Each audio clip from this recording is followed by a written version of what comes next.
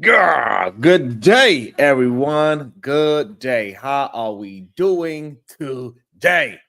I am your host, Sharon Bracy. Welcome to the Wildest Wake Up Show. I'm your host, Sharon Bracy. And every single day, Shiesty, I rebel against remedial rhetoric. And today will be no different. And just like always, we like to open up the panel to get people's opinions, but you cannot regurgitate information that you heard from elsewhere. No, you cannot. You got to be able to communicate. What up, Shicey? What up, Young? Hey. Don't worry, I'm going to work on the night bot. I'll figure that out. I'm trying to do things. God damn it. Oh, Shicey, you got down tonight? What up, Haitian? Good day, sir. How you doing, Black Beauty? Good day to you. Y'all know how we like to start the day. When I say good day to you, make sure you say back so I can feel that great, productive energy coming through the screens because I can feel it, God damn it. Shicey, we got to talk, Shicey. What up, Hank? Oh, man. These men are wild. Hey, Shicey, I be trying to stay away. I'll be trying to leave them alone, but they keep calling, they keep pulling me back, Shiesty. Correct, good day. They keep on pulling me back. I'll be trying to leave them alone. I'll be trying to leave the Rim Bros alone, but there's something wrong with them. I don't know what's wrong with them. I don't know what's wrong with them, but they be doing some weirdness. They be saying some craziness. Hey, make sure we are halfway to 500 on the new channel. Please make sure y'all spam it out, hit that share button so we can get to 500. I need y'all help with that, so I really appreciate y'all. We are almost there to remonetization, so I need y'all help, please and thank you. What's up, Dawn? So I need you. Damn, the men lied to each other, huh, Shiesty? Don't worry, I'm gonna work on the I guess I have to figure out how I can get Nightbot to not worry about emojis. I guess that's what is upset about. I'll just start this thing. I never actually used the Nightbot. It's my first time. So we'll see how that works. What's up, girl? You better. Let me drink some of these damn tears. Shout out to Young. T-Dub. Yeah, it's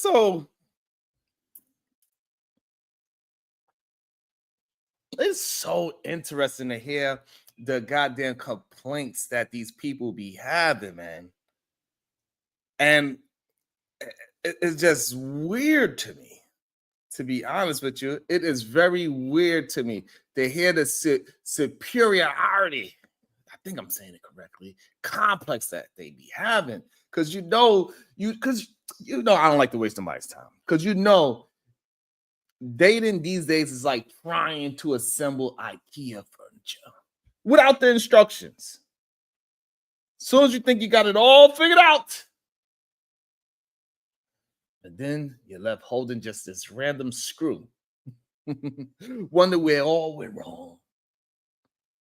And we got the men out here, like we hear them talking, and I've been on my political for a couple of days now. But I'm guessing we're gonna have to dedicate Thursdays to Relationship Thursday. God damn it, I don't know, because I just can't take it anymore. They keep calling me back, and the men are out here acting like they are they're acting like they are Allen wrench, right? I don't know if y'all know what that is. That holds the whole thing together.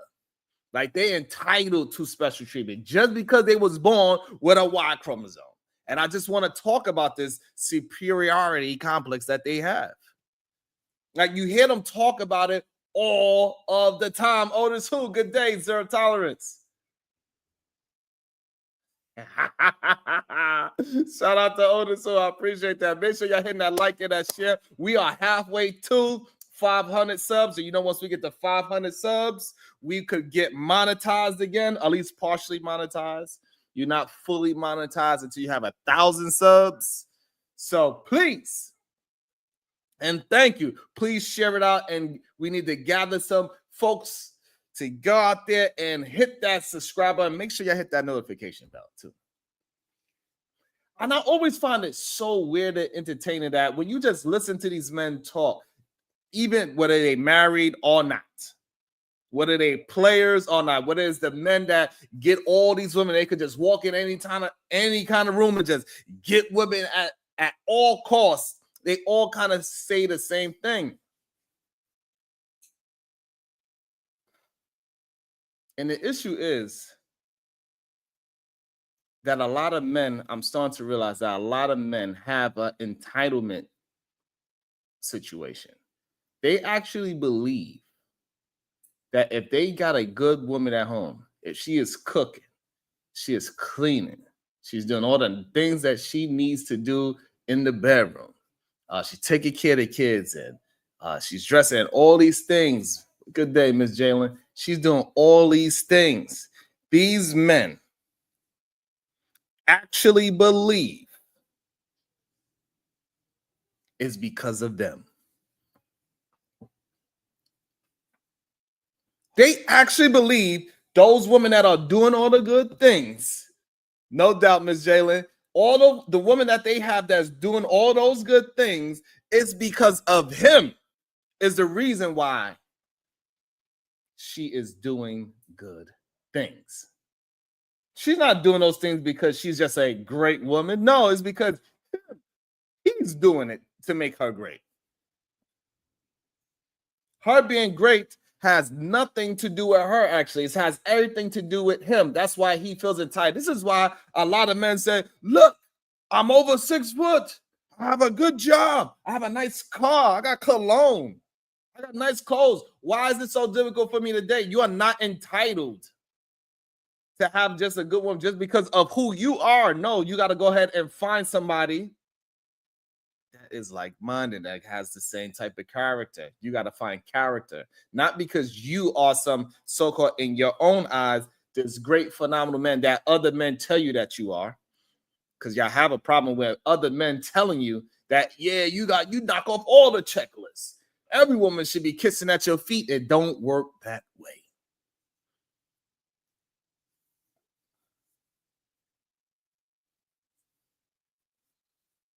It doesn't work that way. Yo, if you have a good woman, she is a good woman because she is that. Not because you did something that make her good. These men are too entitled.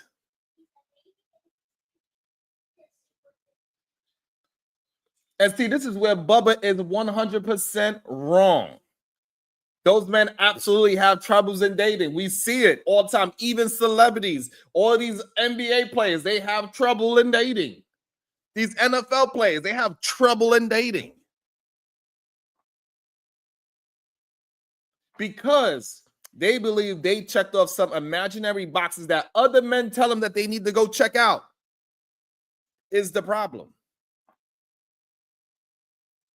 So they believe because they check off all these so-called boxes that other men tell them to go check, not women, by the way, that they are entitled to women, that they are entitled to a good woman because they have all these good attributes. Women are only good because of the things that they do for that woman, instead of her just being naturally good. This is the problem that most men have. They actually believe this.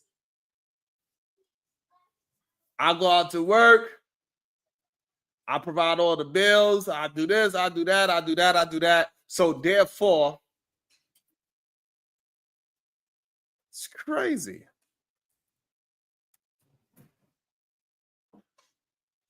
So therefore, the new this girlfriend, she's supposed to just do these things. Babe.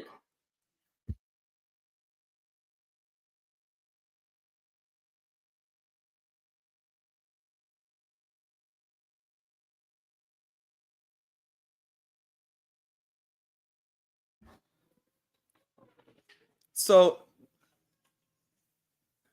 Jalen, I have children. If I was a virgin, that would be very strange. So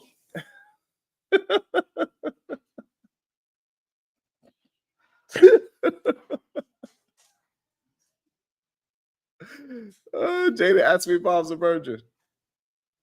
He's crazy as hell. Ah, boy, that's crazy. Make sure y'all hitting the like and the share button. Make sure y'all running over to the new channel. I appreciate y'all. We're gonna keep building that channel up. We are halfway to monetization over there. Let me drink some water.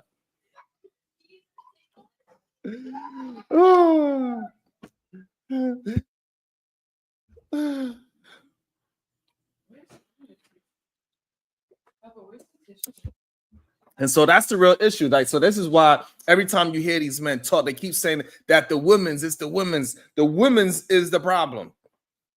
Because they feel like they doing all the right things. This is why the other day when I was having a conversation on DJ Witch Doctor, they were saying, yeah, he work in a warehouse. He's doing good. He's a good man. And so because he got a job, he deserves a good woman. It don't work that way.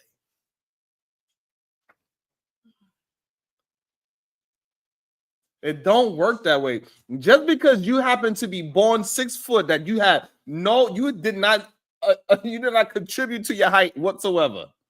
You happen to be over 6 foot. Thank you, Haitian. I really appreciate that. Just because you're 6 foot, you think that, oh, I don't understand why I can't get a date. No, it don't work like that way, bro. Sorry.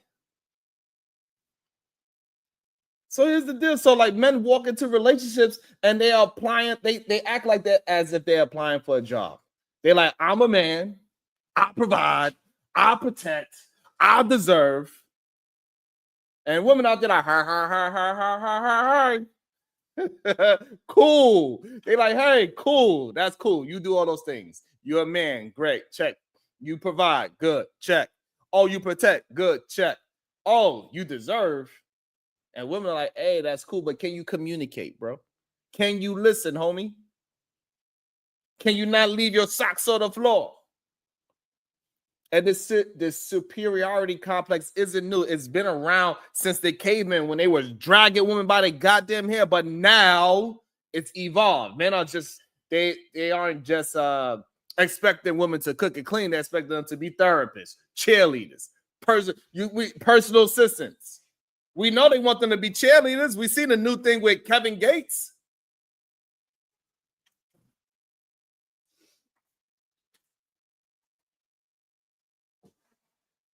And also, I guess symbols too. So somebody just got Nightbot just did something for somebody because they did the same symbol over and over. Yeah. We've seen this shit with Kevin Gates and LeBron James. If your girl is not looking at you like how this girl was looking at LeBron James, she ain't the one for you. That's bullshit. Hey, Davey Dix, I'm sorry, but he was on some bullshit talking about LeBron James. Savannah's not looking at LeBron James the way how that woman was looking at LeBron. Get the F out of here.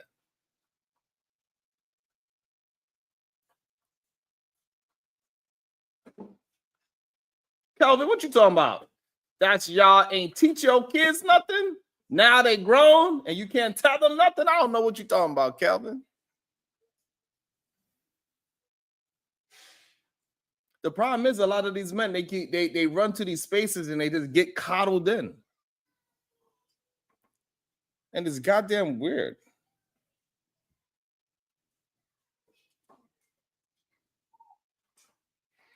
And it's absolutely weird. Make sure y'all hitting that share button. We are halfway to getting 500. Please and thank you. Make sure we share it out. Type in new so you can find the new channel. Thank you.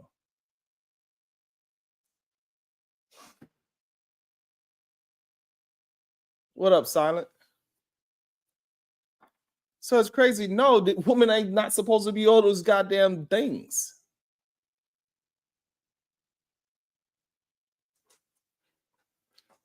Like I said, this shit been around since the cavemen and when they was dragging women by the hair. That men are they expect their women to cook, clean, therapists, cheerleaders, personal assistants. And then when a woman does well in race, that men are like, hey, see, she's thriving because I'm doing the right thing. Okay. Thank you, babe. Shout out to my beautiful wife that she does the things that she does because she's great, not because I'm great. She's just a great person by herself individually. This is a problem with a lot of these men. They feel like because they are doing something, they are doing their job, that makes the other person. No, bro. She's just a good person, just like you supposed to be just a good person. There's a problem with a lot of these men. They be out here just pounding on their goddamn chest. It's insane to me. All they do is want to complain about the wrong one, but a lot of these married men, they are doing the same thing, talking down on all these women. They call them women liars and this, that. Bro, how did you find the one woman that ain't all these goddamn things? Are you saying that your woman is doing those things? I think a lot of them, they are just complaining about their wife in a freeze place. That's the real thing that they're doing. This is the only place they could complain about their wife, because when they go home, you know what I'm saying? I don't know. Shout out to you. Thank you so much. Just showing support. Have a great show. Thank you so much. I really appreciate that. Thank you. Thank you so much. What's up, Bolo? The entitlement is wild when you really think about it.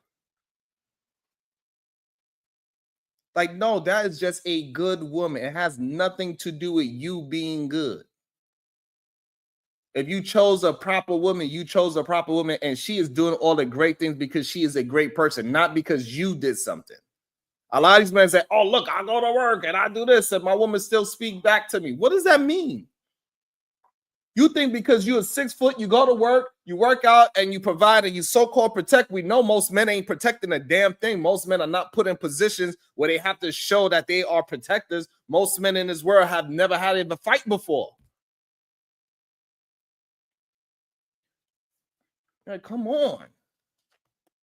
Y'all out there just want to play the blame game because of your shortcomings. You think that you, being 6 foot, 6-pack, 6 this and 6 that or whatever, that a woman is supposed to just what? Bow down to you. That's the problem. This is why a lot of men, when they go ahead and cheat, she don't know I'm cheating, so I don't know why. So you like they act as if, even though they are the ones cheating on their wife, they're like, I don't know why my wife is acting all crazy. She don't know that I'm cheating. I don't know why she acting crazy for. You think people don't know? Like, people could have this sense that they might not know 100% like, hey, this person is doing this thing, right? But something is off. You could feel that in your partner if you pay attention to your partner. If you pay attention to your partner, you see something is off. So when a woman is acting funny and you saying, she keeps saying I'm cheating, but she don't have no proof that I'm cheating, but you are actually cheating, is wild to me. It's one of the wildest things I ever heard a man say on a job site. He's like, yeah, but what think? I was like, but bro, are you cheating? He's like, yeah, but she don't know. If you don't get the F out of here. He said, what? I go to work, I provide, I make sure this, that, and the third. Oh, I get it. Exactly, Earl. All these attributes that you got, it doesn't mean anything if you have a horrible character. That's the truth of the matter. It doesn't matter if you could go to work and you could provide some money, you can protect because you're big and strong. And also, if you can't communicate with your partner and understand what that partner needs, it doesn't mean anything. It doesn't matter if you're a millionaire. Clearly, we see millionaires get divorced too. If you're a horrible person, you're a horrible person. You cannot have this image. This is why I keep saying y'all got to take your mask off and be who you are. Because out there in Front Street, you look like that person. You look like that guy. You do. But then Robin M got And then when we start peeling back that onion, we turn this into a crawfish. We start having conversation with you. We find out that you just a rim bro. You a red pill incel manosphere dude, a no good sucker. And y'all men need to recalibrate.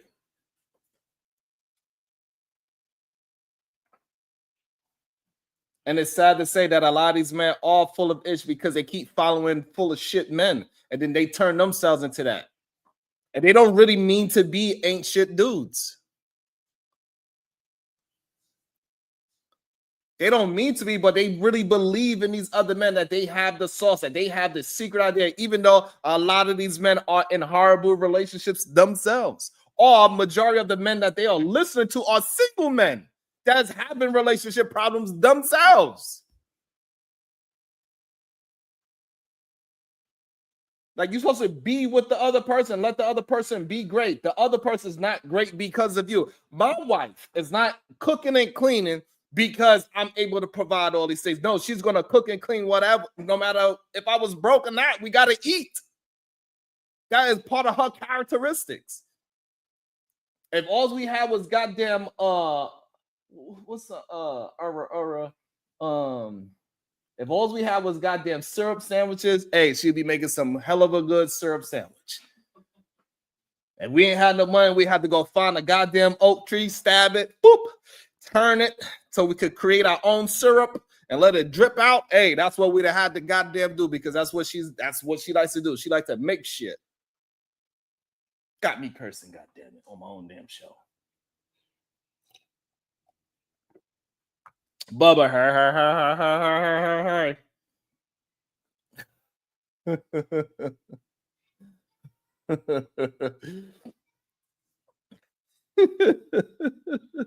So let's go with some let's break this down with some stats, right? We got Pew Research, right? The Center study, right? They found that 55% of women think dating has gotten harder in the last decade compared to 39% of men. Why is the question?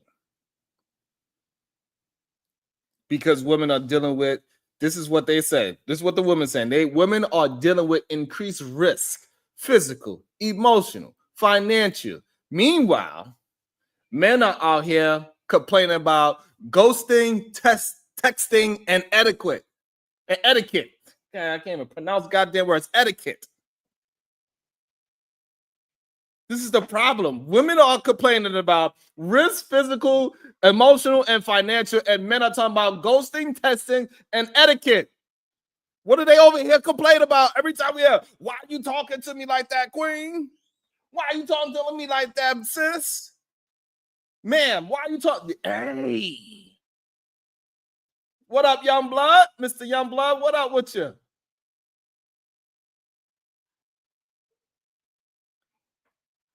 This is the problem. People are not, and they're just not getting it.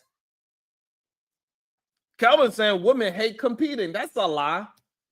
It definitely they don't hate competing in the goddamn workforce because they cooking it up. They whooping men's ass right now. They done caught up with how. Come on, what are we talking? This is the problem. Way too many men would deal with the remedial rhetoric of what other men are saying. So looking out in the world, go outside and say, "Hey, this woman out there competing."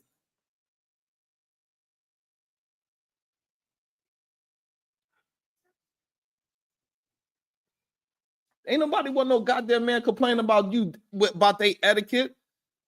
About, hey, you talk to me a little aggressive. I felt a certain way as a man. You talking to me masculine. What the hell are you talking about?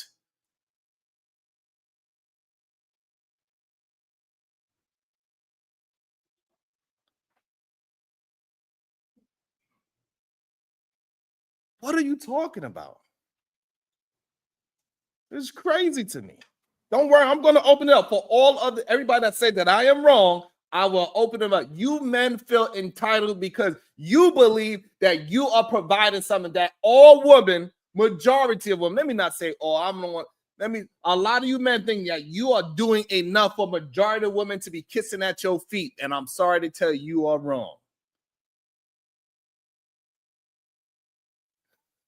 Very White. Ha, ha, ha, ha, ha, ha. We are almost at what we need, Robin M. We are almost what we need. We are almost at 500 subs. We need to get the 500 subs to the new channel, please and thank you. Your wife, your woman, your girlfriend, she is cooking and cleaning because she's a neat and clean person. She got to eat. It ain't because you did something special. This is the problem with entitled men. They actually believe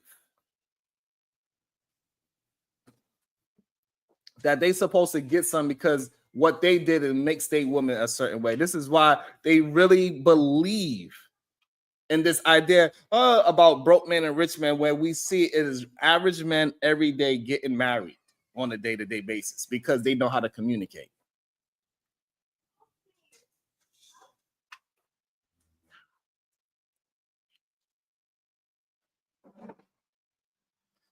Look at this man.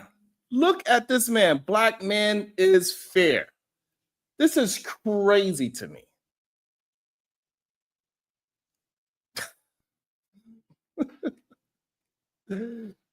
Instead of addressing the words that I am saying, you want to paint some fake ass narrative. This is a problem with some of you men. You're not addressing any of the words that I'm actually saying. Hashtag man is fair. Address what I am saying, not paint some narrative, bro. And this is the problem. A lot of y'all men are dishonest like that.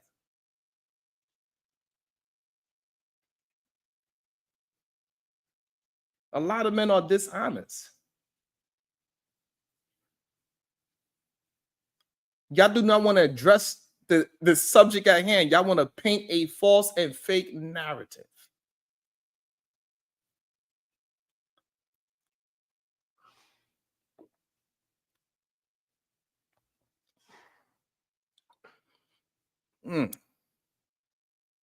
It's crazy to me. Let's go. We need everybody to jump over to the new channel as well. You know, we start off on this channel, but we need everybody to go to the brand new channel. Make sure y'all hit that that notification bell over there. We are almost where we need to be so we can get back up and running, monetize, and we could get things moving in the right direction. In the meantime, you can support by the PayPal. The Cash App. What else? Put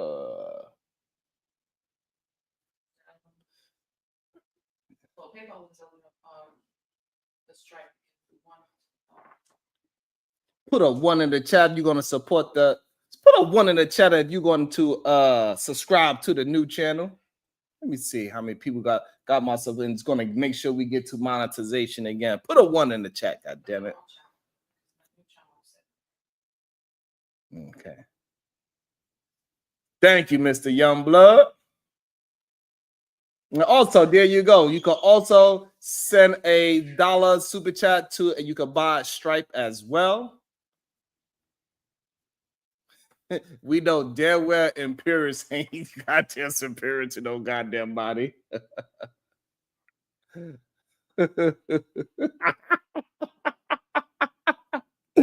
Oh, I feel you. Look at my girl.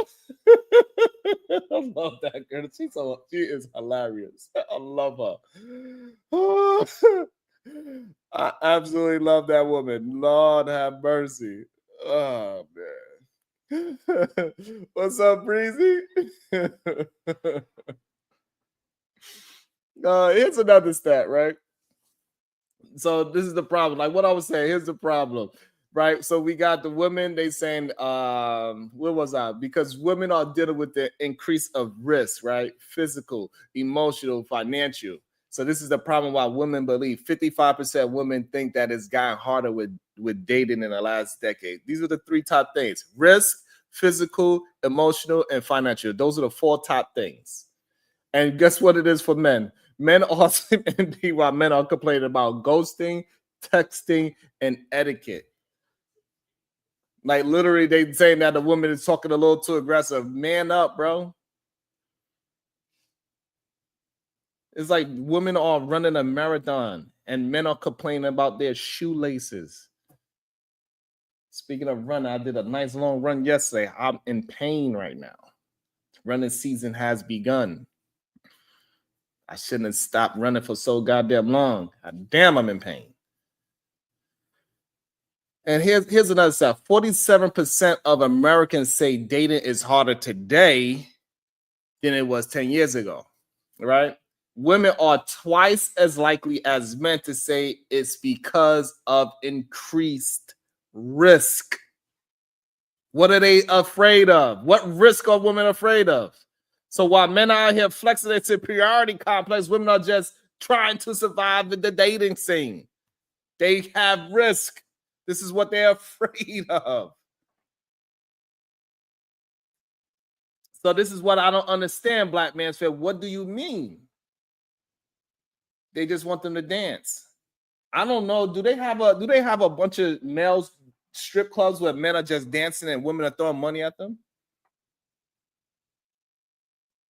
Yo, Davey Dix. Yo, that first mile was crazy. I ain't gonna lie to you. So what rules? So the gal, he said women changed. What rules they changed? What rules have they changed? You sent me something, Miss Jalen?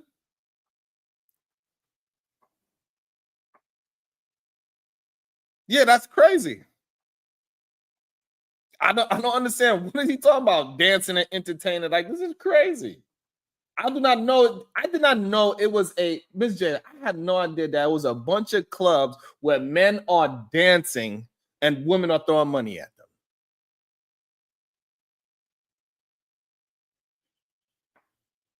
Where is this place? Is a bunch of those? Yeah, I got you, Miss Jana. I see what you're saying. So this idea that he's saying that women want men to dance around like monkeys this is insane. They just saying stuff. They don't really mean what they're saying. He don't even know why he's saying it. He heard somebody else say it and he's just regurgitating. This is why I want them to come up and explain and express what they actually are talking about. Because when we peel back this onion, we turn it to a crawfish, we realize that it's just regurgitation. They actually do not experience these things. That is a bunch of women that say, dance for me. Dance for me, dance for me, dance for me. It doesn't happen. This whole idea that women just want men to be just jumping through hoops and loops for them is not realistic. It doesn't happen. It's crazy. I just want you to substantiate. I will drop the link very shortly, and I want you to come up here and explain to it because maybe I'm off. That is fine. I'm willing to recalibrate and have an understanding. Maybe I'm off about the dating world, but what I'm understanding is that men are complaining about ghosting, texting, and etiquette, while women are complaining about risk, physical, financial, all these other things. Like I said, it seems like women are running marathons and men are complaining about their shoelaces. Exactly, Alex. Did I go, babe? Well, we did kind of meet dancing. We was shaking our asses on each other for sure.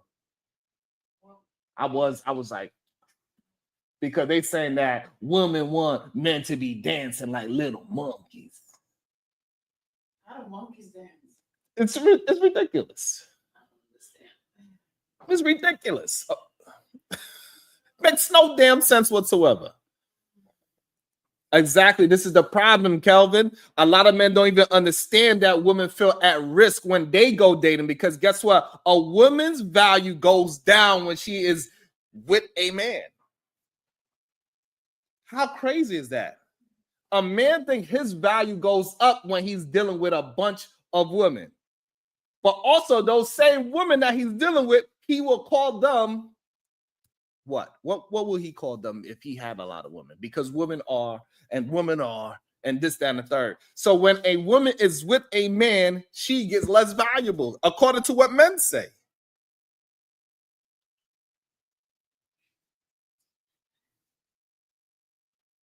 Don't worry. I want to hear the conversation. I want to see. Hopefully I am wrong about the entitlement, but a lot of men feel entitled to things just because they are a man, because he has a good job, because he think he's good, because he's tall. Whatever the Rim Brothers be preaching, whatever the Rim Brothers, the red pill insiders, man, for these no good suckers be preaching. They feel like they deserve, majority of women need to be at their feet. That's the issue. And I'm going to open it up.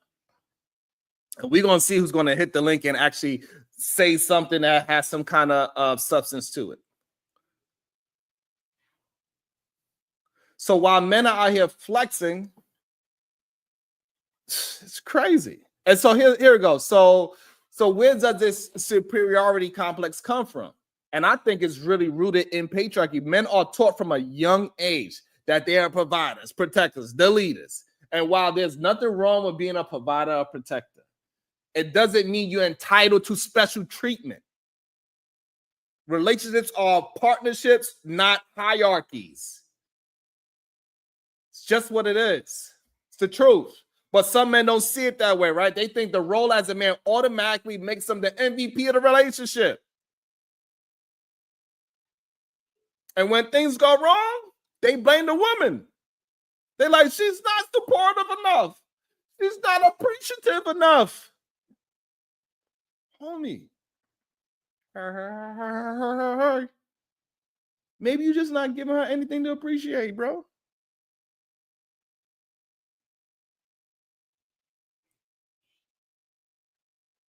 It's not just about dating. It's about how we view gender roles and relationships. It's about how we teach boys and girls to interact with each other, because we keep teaching boys that they're entitled to special treatment. We set them up for failure. And we keep teaching, and we keep teaching girls that they have to cater to men egos. We setting them up for resentment. And relationship, the truth is, the relationships is hard.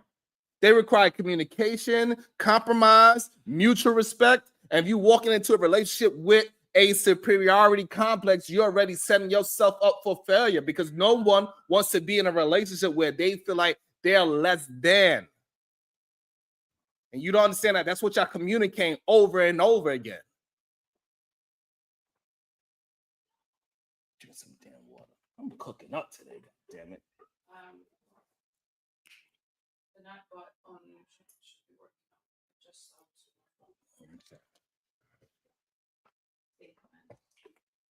I'm cooking up today, god damn it.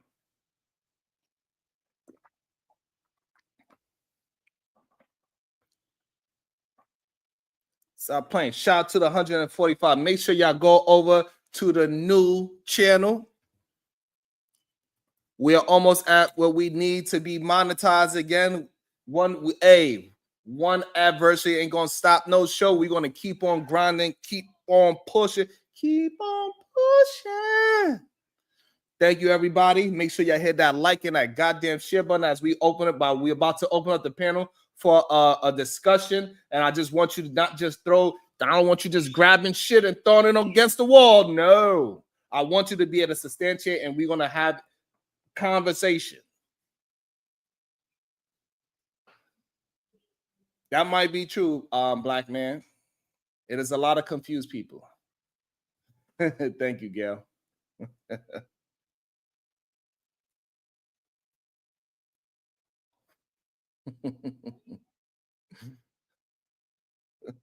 But you can still hit the Cash App, Zelle, PayPal, and all those things. I appreciate anybody that want to show me some love, support. Thank you. And we got one to, yeah. Shout out to you. Hey, what's up, the wild ones? How you feeling? Right?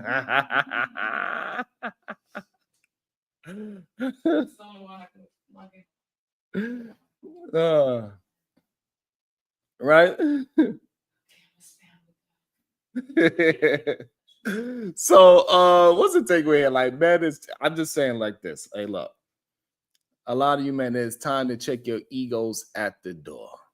Relationships. Let me, I'm gonna drop the link, because well, we 40 minutes in. That's pretty solid.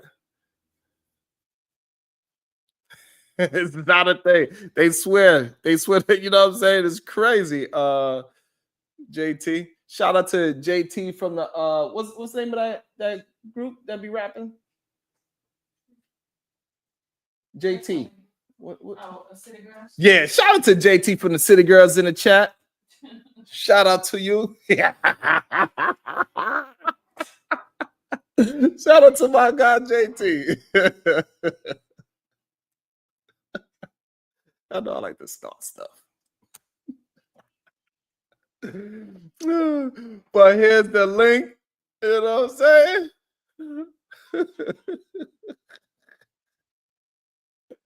Because I want to know where am I wrong at, where am I off at. I want to have the conversation. I want to open it up so we can have the conversation. So this is the takeaway, right?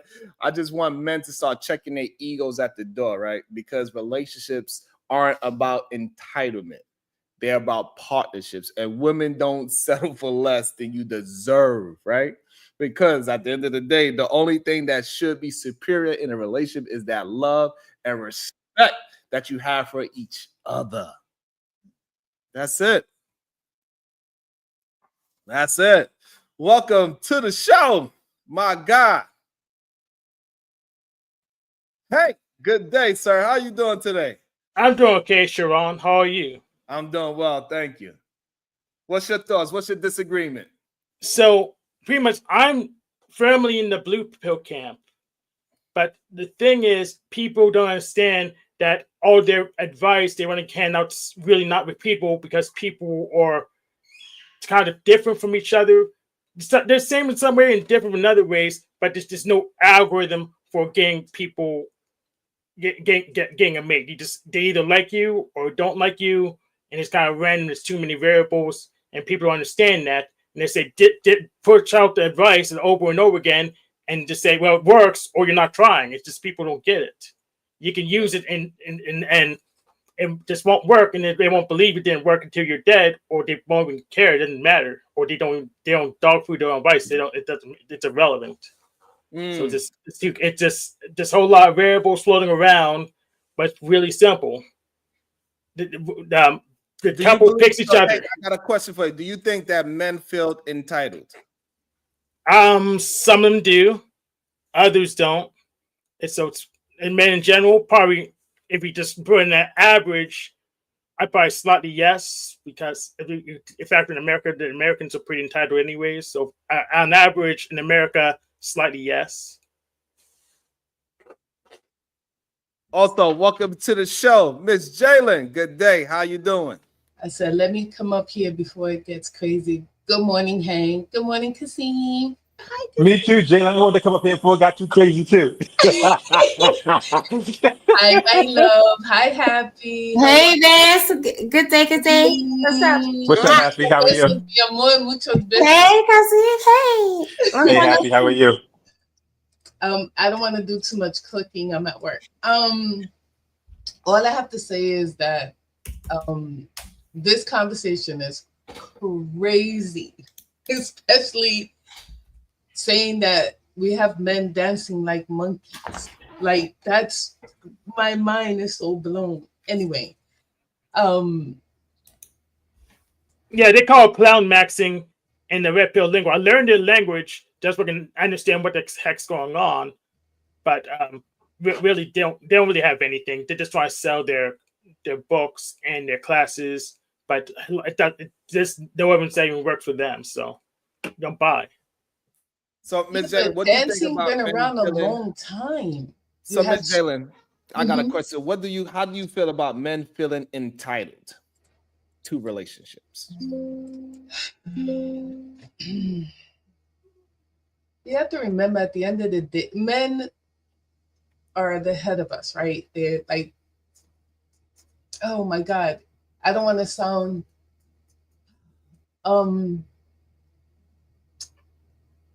I hate this conversation. I really do. Take your time. Take your time, girl. Take your time. You don't even know. Like, men are entitled to feel the way they want to feel. They're gonna do whatever they want as a woman. we have to take accountability of who we are, right? Mm. So as people, as who we are, because I just don't think this is not a man issue, Saran. You have women that want to be superior as well. It happens when there's a group of women, right? That's another whole nother conversation. Men are not entitled. They're entitled to do what they need to do for themselves. How they're going to function, what they want to do, how they want to do it. But to come and tell me, because I get it all the time here, oh, you need to be this way, or you're attacking me. Oh, look how you are, like, how old are you? This, you know what I mean? Like, the way you approach things, you're gonna get what you give.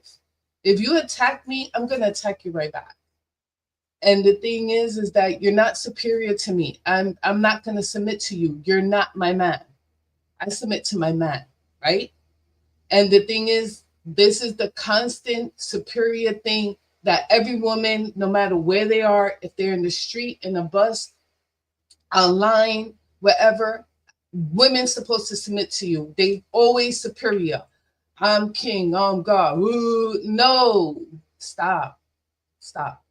If you choose correctly, people around you, it just goes across the board, right? When you're at work, if you have this attitude that you're entitled, nothing is going to go right for you.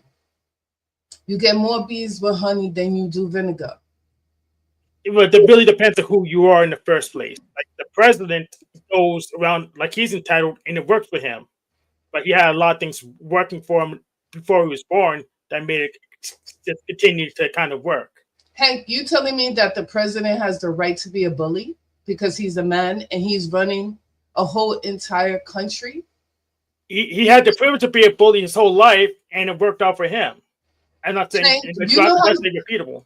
Hank, do you know how stupid that sounds? Did you just hear yourself? Is that a talk? Yes, I know how stupid it sounds, but it's literally a fact. We just look at it. So you dummy, follow the president. You think how far you gonna get? No, I couldn't repeat. It's not repeatable. It's not repeatable. I didn't have a rich daddy. I'm not over 6 feet tall. I couldn't act like him and get the same success he could. So you're saying to me, because he's the president of the United States, he's entitled to do what he's doing? Oh, he has no. It's in the reverse. It's because he just things worked out for him where he could feel entitled and he still gets by. He has a marker. And he signs his name. He has a marker, a pen, and he signs his name. And he's telling you what to do. It's not just the woman, it's the man too. Yeah, I have a pen too, but it doesn't mean I had the same privileges as he does. It's just, it worked out for him. It doesn't necessarily mean it worked out for me if I repeat his behavior. Hey.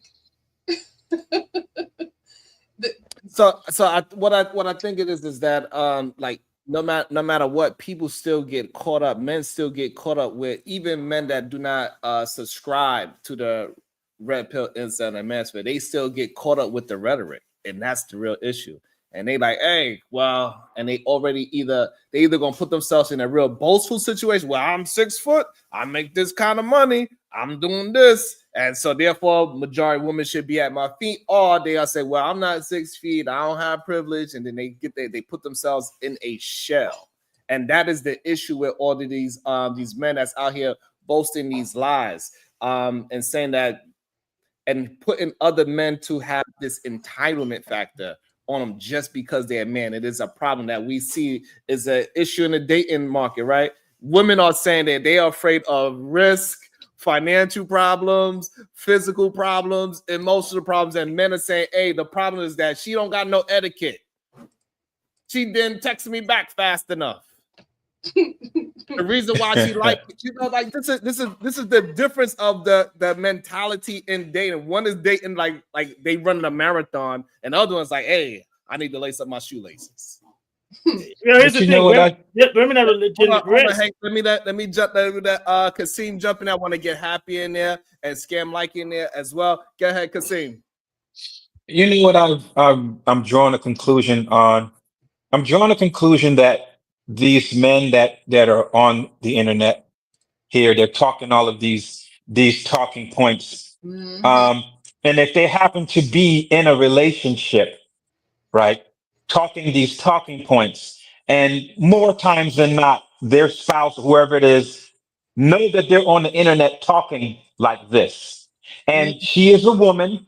She's hearing all of these things and she's ingesting all of these things. So when he clicks off the button, he's the total opposite. He's the sweetheart, the nice guy. He's probably he's simping a little bit for her, doing all the things that he tells the blueprint not to do, because he understands that being involved in a relationship in a woman, there's no way that she will stay with you if she knows you have that particular mindset and that view about women. So I'm putting two and two together. Like, yeah, these guys that come on the internet, they talk all these talking points, and they say all these things about women. I bet you, when they're with their girl, they are not like that because they don't want to lose that He woman. wrong. Casino In wrong. Feed my regards, time. He wrong again. What's eat up, a man, Casino? eat a man. You mean to tell me that a man that is on this platform in a relationship with a woman, spewing all of these points, Yes. that Yes. wait a minute, that she No, won't feel he's some right. type of way, and he has to prove to her that he's not that man on the No, internet. see, let me tell you what it is. They think that they was special and they got a special woman and she's different. Listen, like if you listen to how they talk, they think, I'm telling you, I hear it all the time. They're like, Mm. well, all the married men must be the lucky ones. All the men with women, it's like, you know what? We just got lucky. And now I got millions of lucky people around the world that they think that they got a different one. When they really talk, it's almost like when I hear women talk about men, they think their son is different. Like they be talking this like not my son, and the men think the same way. They're like not my woman. I'm just talking about the other women out there. So I treat her different because I think she's different. That's all I'm saying, Kasim. I don't know about that.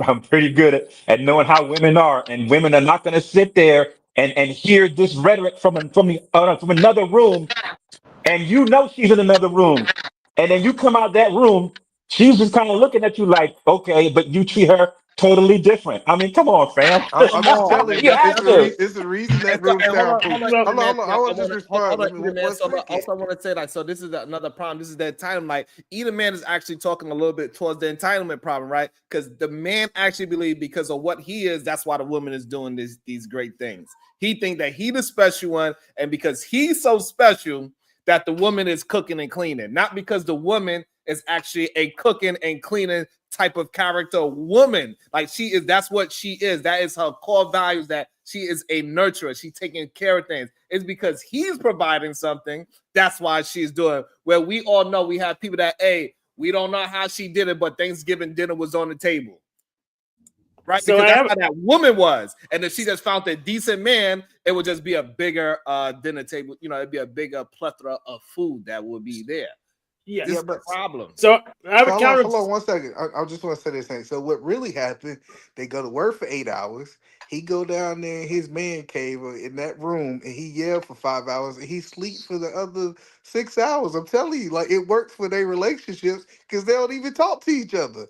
He yell at us. He go to work, and I'm telling y'all, like when you really look into it, them two don't even have an interaction. Her bills getting paid. I'm just telling you what really happened.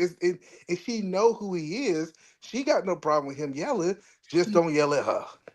Mm. So basically, their relationship dynamic is pretty much, it's not it's it, they it's not they're not there's not a closeness to it. They're not close Yeah, with each other. yeah. For Yeah, example, they go Stephen on dates Crowder. every 2 weeks. You know, they do all the minimum, but they don't normally spend that much time together. Mm. So she could deal with a man like that if she don't have to really spend that much time with. They might have sex, they might go on dates, but for the yelling part, he get that out on him. This is his therapy. He just come yell at y'all and then go back to her. Yeah, you just put Yeah, being but proud of yeah, it. but eat a man, eat a man, I want eat a man. 29.5. Either man, there's no way in the world that a woman that is sitting in the next room hearing this man yell and denigrate and talk about women the way that he's talking about them, that she's cool with that intrinsically. There's She no is freaking okay. way you can tell me I'm Women that. have their telling own you, No opinions, bro. way. Eugene. Listen, They're not listen. a monolith. They have their own opinions. All right, so also let Yes. me open it up because other people want to try to jump in. Go ahead, Voice of Venus. I see you was trying to jump in there as well. But the problem is that no, if I'm talking crazy about women in general, there's no way that my wife is not gonna be like, so what is it that you think about me? And now that's gonna spark up conversations where it's gonna put you in a crazy light because now you're gonna have to stand on something that you have said that was reckless about women. And she's like, Right. so And that's how then you you look at right. me? And then your action, Sharon, you have to do extra to convince her that you're not that man.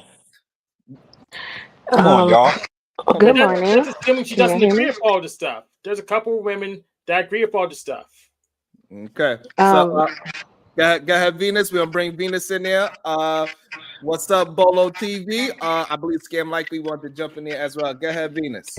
good morning. Can y'all hear me? Again before she goes because I was next. I'm Hello, sorry, Happy. Yes, I got Oh, you. happy. Don't do and it then you're today. gonna We throw Scam apologize before from me, and I, Scam was the asking me like, manhood. Hold on, we all okay, gotta hold on. clean it apologize. up, We, This just we, ain't clean it hold up. on. Nobody asked you, E. Be Hold on. Hold quiet. I'm on. talking Hold to on. Hey, you. Happy, I'm hold on. entitled. Hold on. Hold on. So you Happy? You have a problem with the way I'm running the show? I just asked you a question. These other people started jumping in, so if you couldn't hear me because they were jumping in, that's on that. That's Okay, on I them. got That you. ain't got you to do with me. I was talking to Siobhan, not E the man. I got you. All I right. just Go ahead. apologize from the brotherhood. I'm All sorry. right, Go all right. ahead, happy. Oh no. She was gone, but I'm just saying I'm Scam is trying not to have. gonna I'm go trying and to hit have me a too and conversation. everybody else. I'm trying to have a I'm conversation. entitled. Go All ahead. right. Okay. I'm gonna start dropping you. Y'all just gonna act. Whatever. Happy, I know you got something to say. I know you didn't stop us and not got nothing to say. Go, happy. Excuse me. I Why do asked y'all? Siobhan a Why? Okay. question. Why? Okay. So I gave an order of who needs to talk. Why y'all trying to redirect how I want my show to go? Because Venus I don't left. need nobody to help me and tell who needs to start talking. I don't need help with that. I'm Please sorry. don't I'm do saying that. sorry to everybody there. I'm sorry to Sharon. Sorry. You forgive me? Oh my god, this is crazy to me. Go ahead, Happy. You want to speak? Go ahead, Happy. No, I actually asked when the order because I wanted to make sure you weren't gonna put everybody ahead of me. Okay, That go was ahead. it. I was not in a rush to quote Okay, unquote go next. Is this other people started jumping in, and then that's how we got here now, okay. So which is what sick and sad. okay. Okay, so What would you like to say on the topic? I'm gonna wait till Edelman goes. Okay. Go ahead, Let's Sharon. have Run a your half show. response for 2 minutes. That sounds fun. Welcome to the show, Bolo TV. What's your thoughts? I think, first of all, salutations, everybody. Thank you for having me on. Hello, ladies. How you doing? I think that cats get caught up into entitlement, man. Especially when you are a husband. Being a husband is not an entitlement; it's a service. And I think we get caught up with entitlement versus equity, right? When we look at equity, equity is about fairness, and there are positions that I'm going to play and positions that she's going to play. Now, again, gender roles can be fluid, especially in this day and age now, right? It's not like back in the days, way back in the days. Gender roles can be fluid, right? So if my woman if she know how to fix cars better than I do, guess who's changing the oil? She is. If I cook better than her, guess who's cooking? I am. So I think the conversation gets kind of convoluted. I think that, we need to be talking about the position of a man and as far as leadership, integrity, character, intention, direction, leading with sincerity, leading with scholarship, understanding, empathy and sympathy, all these different things that, in this day and age, we're looked at as being weak if we do exhibit or if we do show. So again, I've said this on your show before and I'll stand to it. The man's job is to worry about the kingdom. The queen's job is to worry about the king. And that's how it should work, because when I start worrying about myself, then we leave the door open to selfishness, right? So if I'm worried about my wife and she's worried about me and we're continuing to work that way, selfishness doesn't reign. So, as long as we continue to argue and point fingers at who's to blame and who's to blame, opposed to looking in the mirror and saying, what dysfunction did I bring to this situation, we're not going to get nowhere. It's just going to be a circular conversation that we always have every day, every week. I like that. Scam Likely, what's your thoughts? Somebody else can go before me. Okay, I'd love to. Thank you very much. Okay. Initially, I agree with what Miss Jalen said and what Kasim said in the beginning. For the most part, back and to just the end of what Bolo just said, as far as it goes on and on and on, that's the only part. But I don't agree with why he said it. But we already understood that, it's gonna go continuously on and on because people aren't being accepting of the fact. But I agree with what both Kasim and Miss Jalen said. And to take it a little step further, I hate the fact that people try to ignore it or make it a joke. And what I mean by that is, okay, you hear the facts, but you ignore the facts. And then back to what Bolo said, that's the only way it's going around and around, is because people keep ignoring it. They don't want to do anything with it. They refuse to believe it. And my thing is this, right? To all the men out there that think they're so superior and all of this and all that, how about you guys just go do it on your own? Don't speak on a woman. Don't ask for a woman. Don't think about a woman and see how far that gets you in life. Awesome. Can I respond to that, Sean? Sure. Yeah, me too. Yeah. Sure. This, my response to that, because I didn't hear the whole, topic on what Kasim or Jalen was saying. So just hearing portions of what Happy said, we have to understand that there are positions that men play and there are positions that women play. We can't convolute the conversation and say that, we're equal. We're not at all. We're not equal. There's no man or no woman on this planet that is equal, right? There are no people equal here. Everyone plays a position. And that's the problem that we're having. Men are getting upset of the position that they're playing because they're getting lazy, and there's a new standard of mediocrity. And they're pointing the finger at women, and women want to play the position of saying we want to be called equal to men. And then when they're put in that position and giving the equality of men, then they want to say, I'm a woman, I shouldn't have this. We can't do this. So there has to be there has to be positions. The eagle isn't on the higher on the food chain than the mouse because the eagle does anything different. No, the eagle is just there because the eagle is an eagle.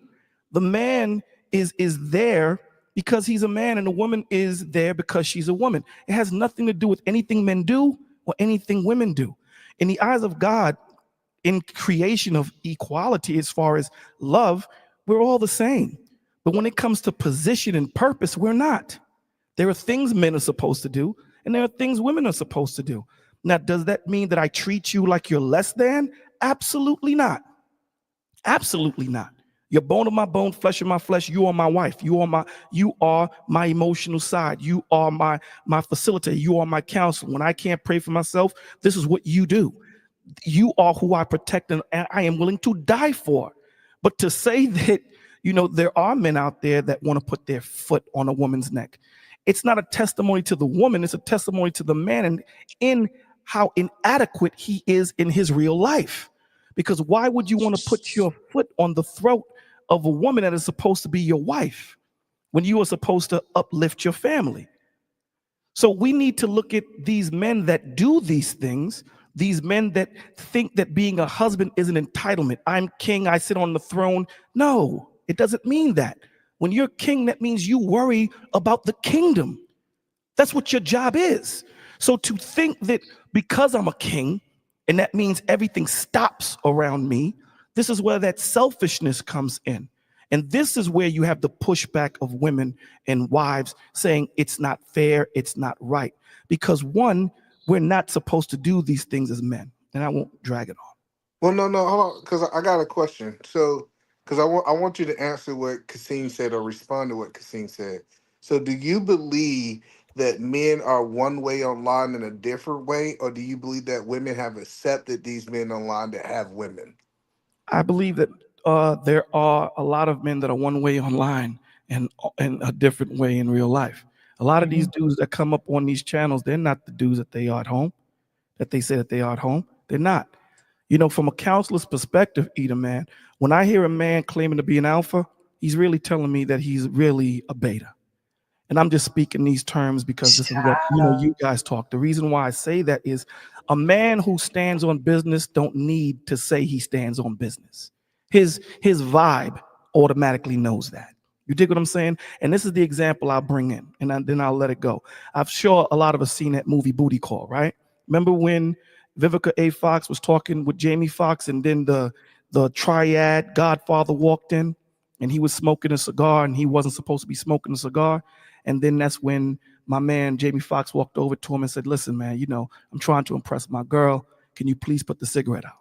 Now, because this man is the Godfather, could have wiped out Jamie Foxx. The Godfather, he can point at him, have him killed. You know what he did? Put the cigarette out. See, being a man is knowing that you have the power to do something, but still have the humility not to do it, right? So there's a lot that comes with just being a man. And when you hear these cats online, they're able to repurpose themselves online. And I guess that's what Kasim was saying.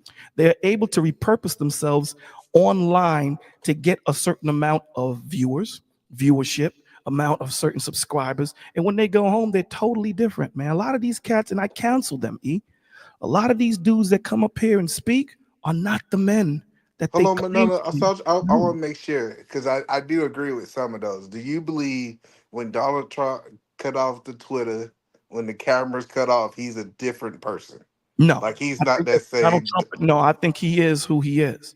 All But right, so yeah, I get what you said. You said maybe in this space. I got it. right. I was No, thinking this I speech. got you. I got because I know people. What I'm saying is, I'm just thinking on the broadest. I know dudes who are a holes, and Right. women just have accepted them as a holes. That's just what those women have accepted. But you're saying in Correct. this space, I got In you. this space, now, I if you're talking about broad like Donald Trump, then Donald Trump being an a-hole, that I wouldn't look at him as being sick. I would look at his wife as being sick.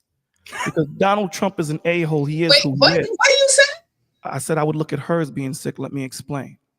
The reason why I would look at her as being sick is because you have accepted this dude who's an a-hole and you live with it, right? So I look at you as being off. Does that make sense? yeah, that makes sense. No. So Okay. hold on. Okay. Let me explain why. Let me explain what I'm saying. If Kasim is my brother, okay, and Kasim does not, let's say I live with Kasim, okay, that's my brother, all right, and I'm having a hard time with finding my way. And Kasim says, "Listen, Bolo, I got a spare bedroom. You can have the spare bedroom." And I live like a pig. I live like a pig. Kasim, he's a clean dude. And he accepts me living like a pig in his home. Who's the problem? Me or Kasim? I am Well, both of you. because I allow it. But I understand I'm the problem because I walked in with the problem, Hank. I walked in with it. Kasim is the bigger problem because he's allowing it in his home, in his area, in his domicile. He should take Bolo and put him to the side and say, "Yo, Duke, I'm not dealing with this."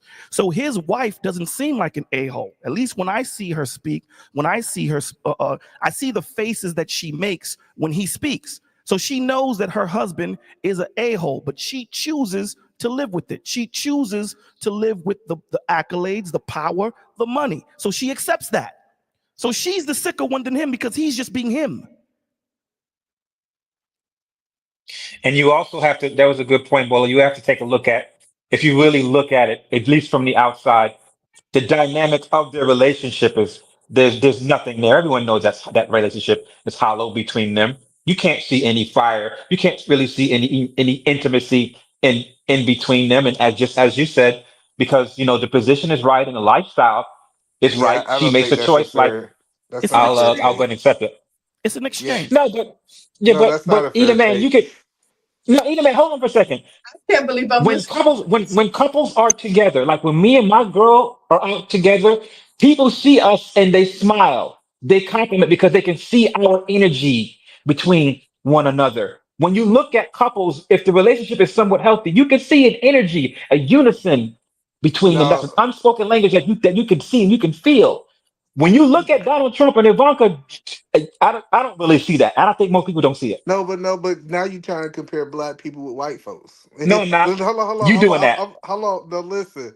I done seen a whole bunch of presidents that we don't think that there's no fire in them, and then the people who we say we saw fire with was who? Michelle and Obama. But I ain't seen no fire in Clinton. Like it's a certain way they carry themselves. So I think it's unfair to say, hey, since they don't have the chemistry that black people have, that they don't love each other. I just think It ain't that's about unfair. black people and white people either, man. It's not.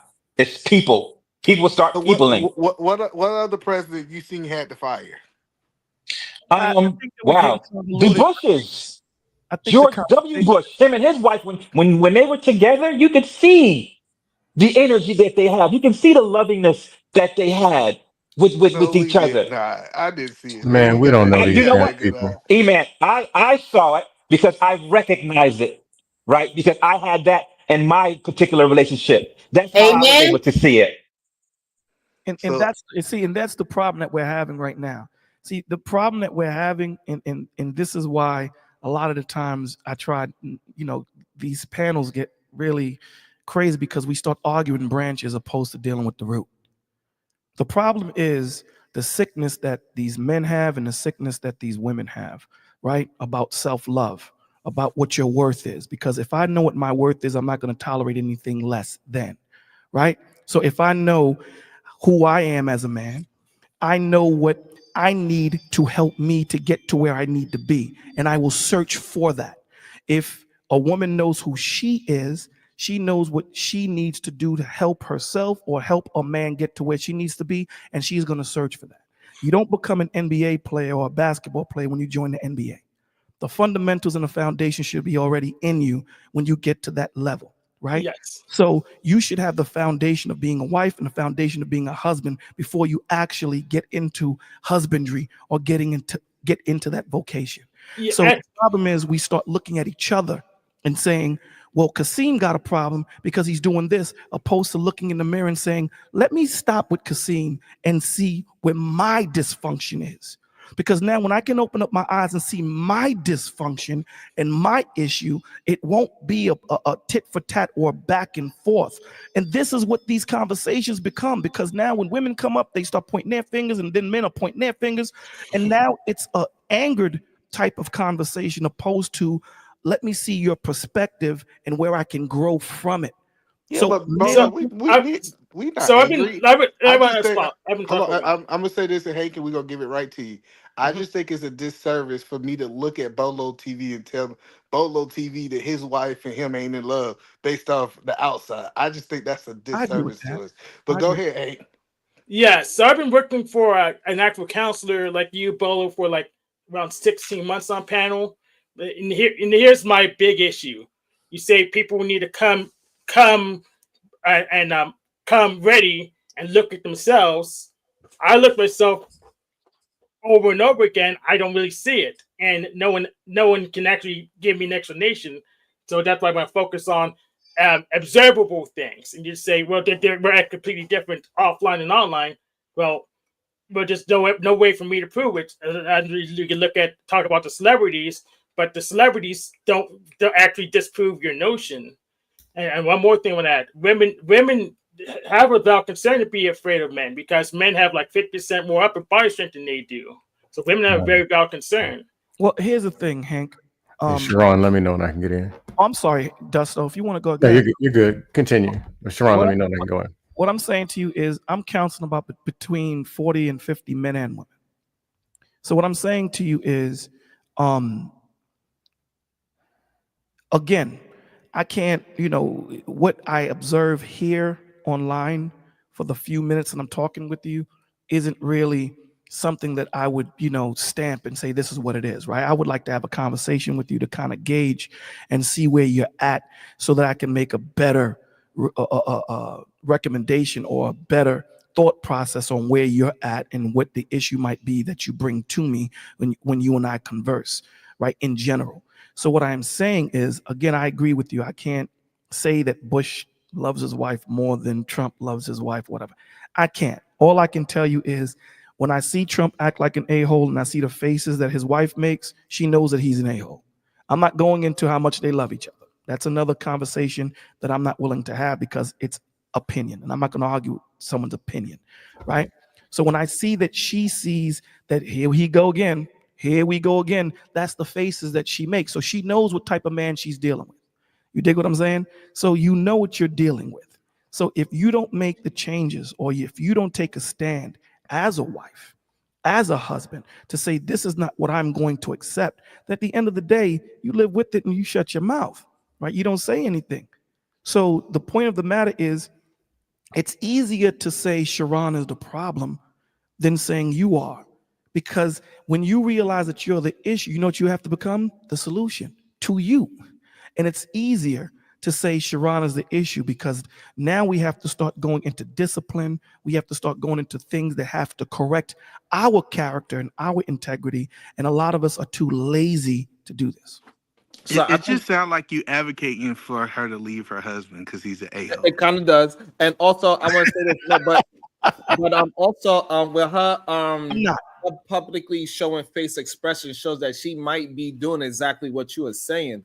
And so, and that's why we cannot say that she is the problem for accepting, because clearly her face expression showing that she is not accepting. She's probably having conversations like, hey, you got to stop doing this, that, and a third. And she's actively working with her husband, and like what Eda Man saying, she don't want to leave her husband because maybe she feel that she is committed to her husband, so she don't want to just leave him. So I think that's where it gets difficult. Just like you being a counselor and you telling the person to do all the right things, but day to day they keep coming back and telling how all the wrong things that they did. It's not necessarily a reflection on you as a counselor, but it's a reflection on this person just want to stay in whatever that degeneracy is, or that negative thing that person want to project onto the world. And so she might be actively attempting to get him to move forward and be more of a generally nice guy. Well, that's a good point. That's a very good point. Well, remember, we speak in general opposed to speaking, specific, right? We speak towards the rule opposed to the exception. What I am saying is, you're absolutely right. They can be actively working on whatever issues might be there. Absolutely, 100%. In general, the people that I do see, and I'm sure the people that you guys might have in your life that you talk to and give help to, a lot of the times we have to look at ourselves and understand what we're worth so that we can take that stand. And understanding what your worth means, now you're going to show grace towards that other person, because now when you can realize where you are, you then have all your power and faculties to understand where that man or woman is, and you're able to understand their flaw or whatever, and you're able to give them more grace and mercy, opposed to you not understanding where you might have been at one time. Yes, and the problem is that you assume worth is purely psychological when we can verify empirically that worth is socially constructed. It's not. You can't. No man's an island. People. It can. Worth only exists in communities. And also, we have 178 people watching on both channels. Please hit that like and that share button. We are almost at 500 subs. We are almost at monetization again. So please, I need your help with that. Thank y'all so much. And I think also when we have these conversations, we got to understand that men are usually the one that is trying to chase the woman. So that's how women get confused and get caught up in a man that possibly is a negative man, because he will have the mask on for at least 2 years. Some men could do it for. Some men could do it up to 5 years. And then by that time, 5 years in, you are mostly involved in this so-called degenerate type of man. And then now you got to make a strong decision when you're trying to, help him move into a better understanding, and you love the man, or you love the, love the relationship, or love the things that he provides. And the problem that I'm really having when I'm seeing is that majority of the men that are single, they feel like because they have a decent job or because they look decent, they get a haircut, that's when they say, hey, majority of women should be bowing down to me because I'm this good man. I'm good. Look at me. I don't even have friends that is this, that, and the third. But they're not realizing that, no, you still got to learn how to communicate and compromise with the individual. It don't got nothing to do with your job and you being 6 foot. Well, that's the problem. We've dumbed down relationships so bad that, even with men, when I counsel a man, I tell them, listen, if your relationship is based off what you make and that's what you lead with, and that's your position in the home, what happens when you lose the job and she starts making the money? Does that make her the man? And this is when he actually sees, and I say, you got to understand, your position as leader is not just built off you being able to provide. It's built off you being able to sustain. It's built off you being able to spiritually, emotionally, mentally, and spiritually lead. It doesn't just only mean monetarily. And this is where it gets dumb, where you think that just because you're able to pay the bill, that makes me the leader. It doesn't at all. It does not. But the couple has the privilege to determine the terms of their own relationship, though. But even though they have the terms, there's still a universal thought process that goes through most relationships. There's still a universal foundation in most relationships. In other words, meaning if I'm upstairs with my wife and someone breaks into the house, the universal understanding is I'm going downstairs to go check that out. It ain't her, it's me. In general. So when you're saying that it's based off, their own discretion, I get it, but there's still a universal foundation that all relationships are built on. And what we're trying to get these men out of is thinking that just because you make the money and that's it, that your character is flawed, your integrity is flawed, your connection to God is off, your leadership is off, and all that, it doesn't make you a man just because you know how to pay a bill. So who gets to determine the terms of a relationship? Who determines the universal terms? The universal terms is, at the end of the day, my job is to love my wife more than she can ever love me, because my job is to die for her. You didn't answer the question. Okay, so that's the problem, that majority of men are not willing to do that. And that's the problem. The problem is you're saying who determines? God determines. There you go. The problem is that exactly. No, I'm talking to Hank. I'm not talking to you, Sharon. I'm talking to Hank. Like what you just said, right? So the problem is that men will hear you say that, and then they would try to boast that out as well, what you said, and knowing that in real life they do not believe that, they will not do it at all. They would not jump up in front and put their life on a line for their wife. And this is where the entitlement problem happens, right? Because you say it so well, they're like, yeah. And then now they go ahead and regurgitate that men is out there willing to die for their wives. Like, no, Bolo's willing to die for his wife. You're not even willing to do what you got to do to get a wife to die for. Therefore, majority of you men are not willing to die for your wife. You're not even willing to do what you got to do to become the man that attracts a woman that wants to be a wife. But then society accepting to die for free, and it doesn't work that way. I'm not going to agree to that. What do you mean die for free? What do you mean? Well, I don't have a wife, so is there a good reason for me to die? I don't think so. But you're saying no, you have to be willing to die just so you can get a wife. And I agree with that, Sam's. This is why the conversation, and again, I'm not trying to be disrespectful. This is why the conversation becomes foolish, because I'm not dying for free. If I made a choice to make Miss Jalen my wife, okay, I made a conscious choice.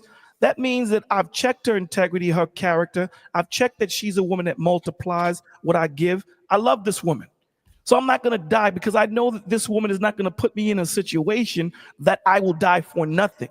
Now, if you are caught up with the woman that puts you in situations where you will die for nothing, then that's not a testimony on her. That's a testimony to you, because you picked her.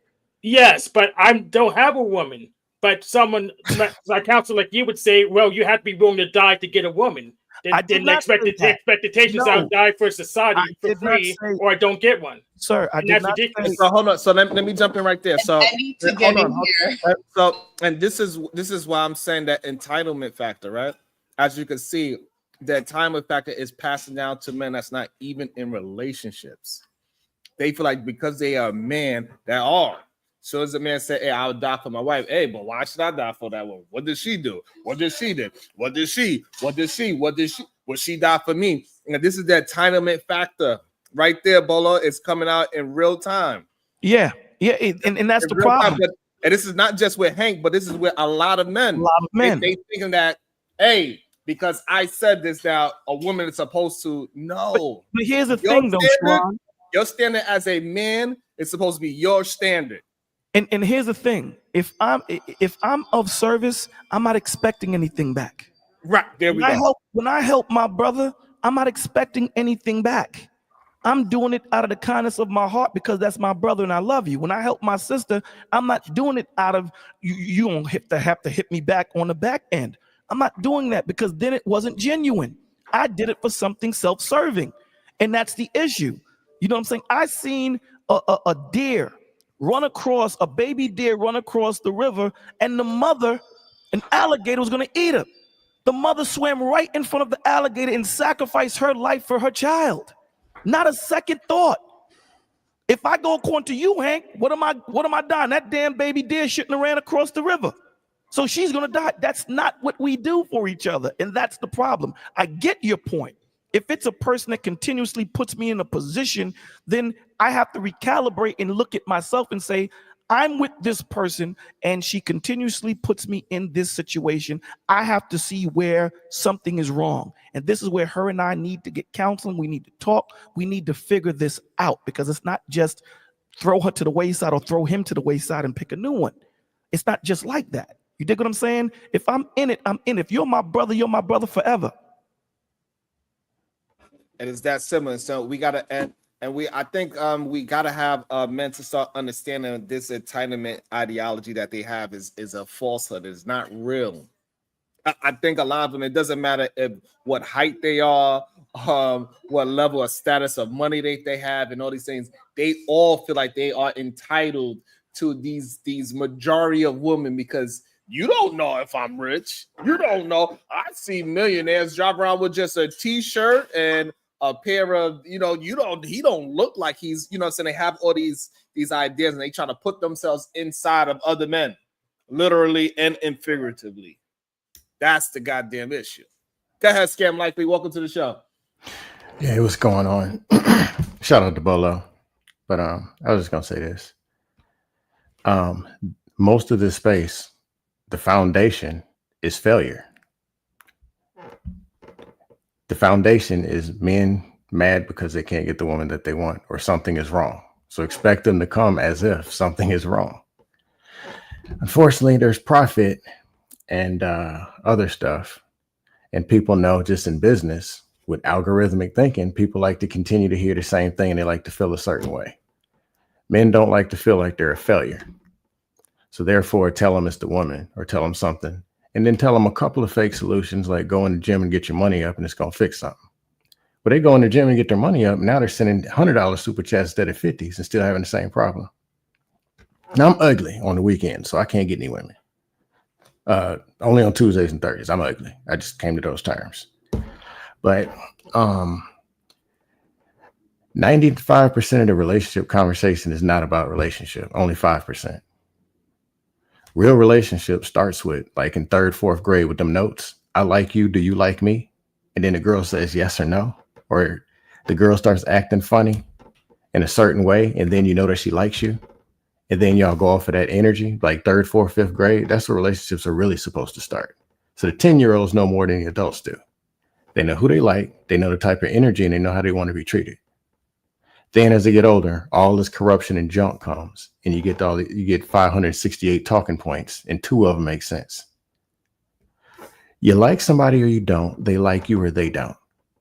Then do you align with each other? They all usually agree. People who skate usually like to go skating together. People who play basketball like to do it together. People go to the gym like to do it together. Or there's a form of opposites attract. Unorganized man, organized woman. Hey, can you organize this for me? Thank you. You know what? I can do this. You can do that. Let's work together. That's real relationship. Now, I will say this, and it's all communities because y'all like saying that black can't do nothing and white is gold. White, black, Hispanic, Middle Eastern, Yugoslavian, other countries, which I've had these conversations in English and Spanish, men and women do not usually get along. Most people are growing up with parents, and y'all talk about 1952. They didn't get along back then. They lied to you. But the real conversations aren't taking place. And I've asked a lot of people, you growing up, however and where you grew up, were you taught? Did y'all have monthly meetings in your household of how to have a functioning relationship? 90% of people say no. 95%. The other 5 are they lying? Or they picked 3 things, or their parents taught them something that wasn't even right, and their parents were struggling to keep their own relationship together. If they had both parents in the household. The ones who didn't, the divorcees, the parents didn't tell them why they really got divorced until it was 28. By then, they've been an adult 10 years, and they were running out here crazy for those 10. But some foundational things that aren't actually being taught and actually even being talked about. 2 people liking each other. 2 people being on the same page. Let's just say he makes $488,000 a year, and he's 6'7", and it's the dudes you want. Well, let's say that woman, because everybody, just because you're black and you have a job, you qualify for a 21-year-old virgin. Let's say she's sitting right there on the couch with you. Now what happens? You got to spend 8 hours per day, 8 days, or however many days for the rest of your life getting along with this person. Are you really equipped to do that? And is this the person that you can do that with? That conversation never happens. Instead, it's, oh, the wigs. And I participate in it because I'm a troll. But hey, if they're going to talk about the bullshit, I might as well get my cut. But all women's, all child support, all the attorneys, the legal systems, the oppressions. Look, she don't like you, man, and you don't like her. And lastly, most people have low self-esteem. The majority of people would rather live in a form of a fiction than a life that they really believe. That's why they're talking about celebrities and all this other stuff that you'll never be and never meet. And even the celebrities got low self-esteem. Make that make sense. I'll land my plane there. I could be here all day. But I think also all those things that you said is good. And I think that's something that we really need to have a conversation about, the low self-esteem. There's a lot of men out there displaying low self-esteem. If men are the ones that is normally, in general, the ones that is chasing the woman, we got to fix that fact, because they are using these other things as their self-esteem. Their job, their car, their jewelry, their watch, and the possibility of women that they slept with. They're using all those things as a false confidence. That is the issue, and this is where I believe the entitlement comes in. This is why a lot of men, they would say, "Oh, women want the bad guy,"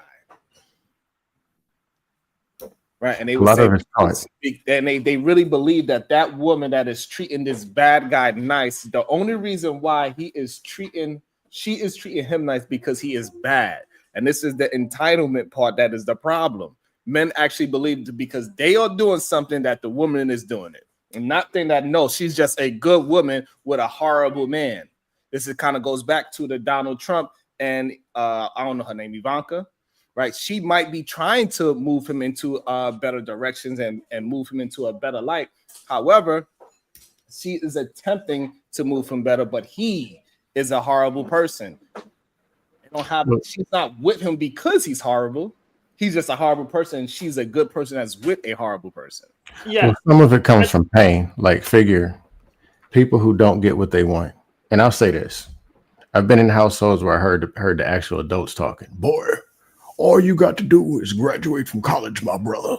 And when you get your degree in your hand, the women's is going to come flocking to get you, my brother.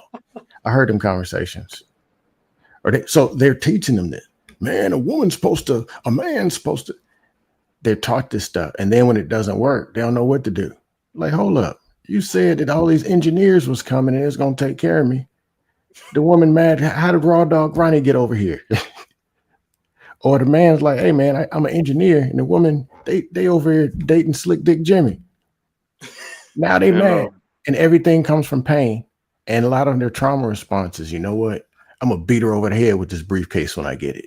So they're looking for the weakest woman they can control, because the last one got away and Slick Dick Jimmy got her. Or they saw this with their parents or their uncles or whatever, and they think it's a form of the right thing to do. Or someone just damn crazy. It's the men's and the women's.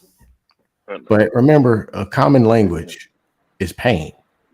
It's So I one think way that's another everyone problem that we have understands. too, Scam, is that we keep saying it's both parties. Yes. The problem is that one party is reacting to the other one. So we cannot say it's both parties. But we can say it's But both no, parties. both parties are still participating. Because Yeah. no, this is the if I slap you, Mhm. you slap me, we cannot say, oh, we both fighting. That's the So- definition of a fight. Actually- Yeah, it is. I get that. No, You- no, you- Okay, no, the problem is one is attacking and one is defending. That's what's really happening. No, Sharon, on Tuesday, that's what's happening. But Thursday, Friday, Saturday, and next month when it's still going on, That's both fine. parties, But we talking and about- even we the talking kids about and the men that dog. have problems, right? So the problem is that again, one person is attacking and one person is defending, and everybody wants to say, well, they both fighting. No, that is not true. This is why we have laws. This is why somebody could get away with self-defense. Yes, one was defending themselves. So Sharon, no, they both wasn't fighting. No, So I No, get I what got it. Hold on, it's not. This is not a boxing match. This is the No, problem. you know- that we Hold on, have. wait, This is wait, the- wait. In a this is the one-time entitlement- situation, yes. This is the entitlement part that happens, right? Hey, I'm trying to have. They like, oh, but she wanted to do it with me, and then he busts another her. She wanted to do it with me. Like this is the problem. The men Sharon. have to take responsibility and stop saying that she was a participant when she is reacting. Well, No, Sharon, the Sharon, problem- I agree on hold a on, one-time hold on, situation.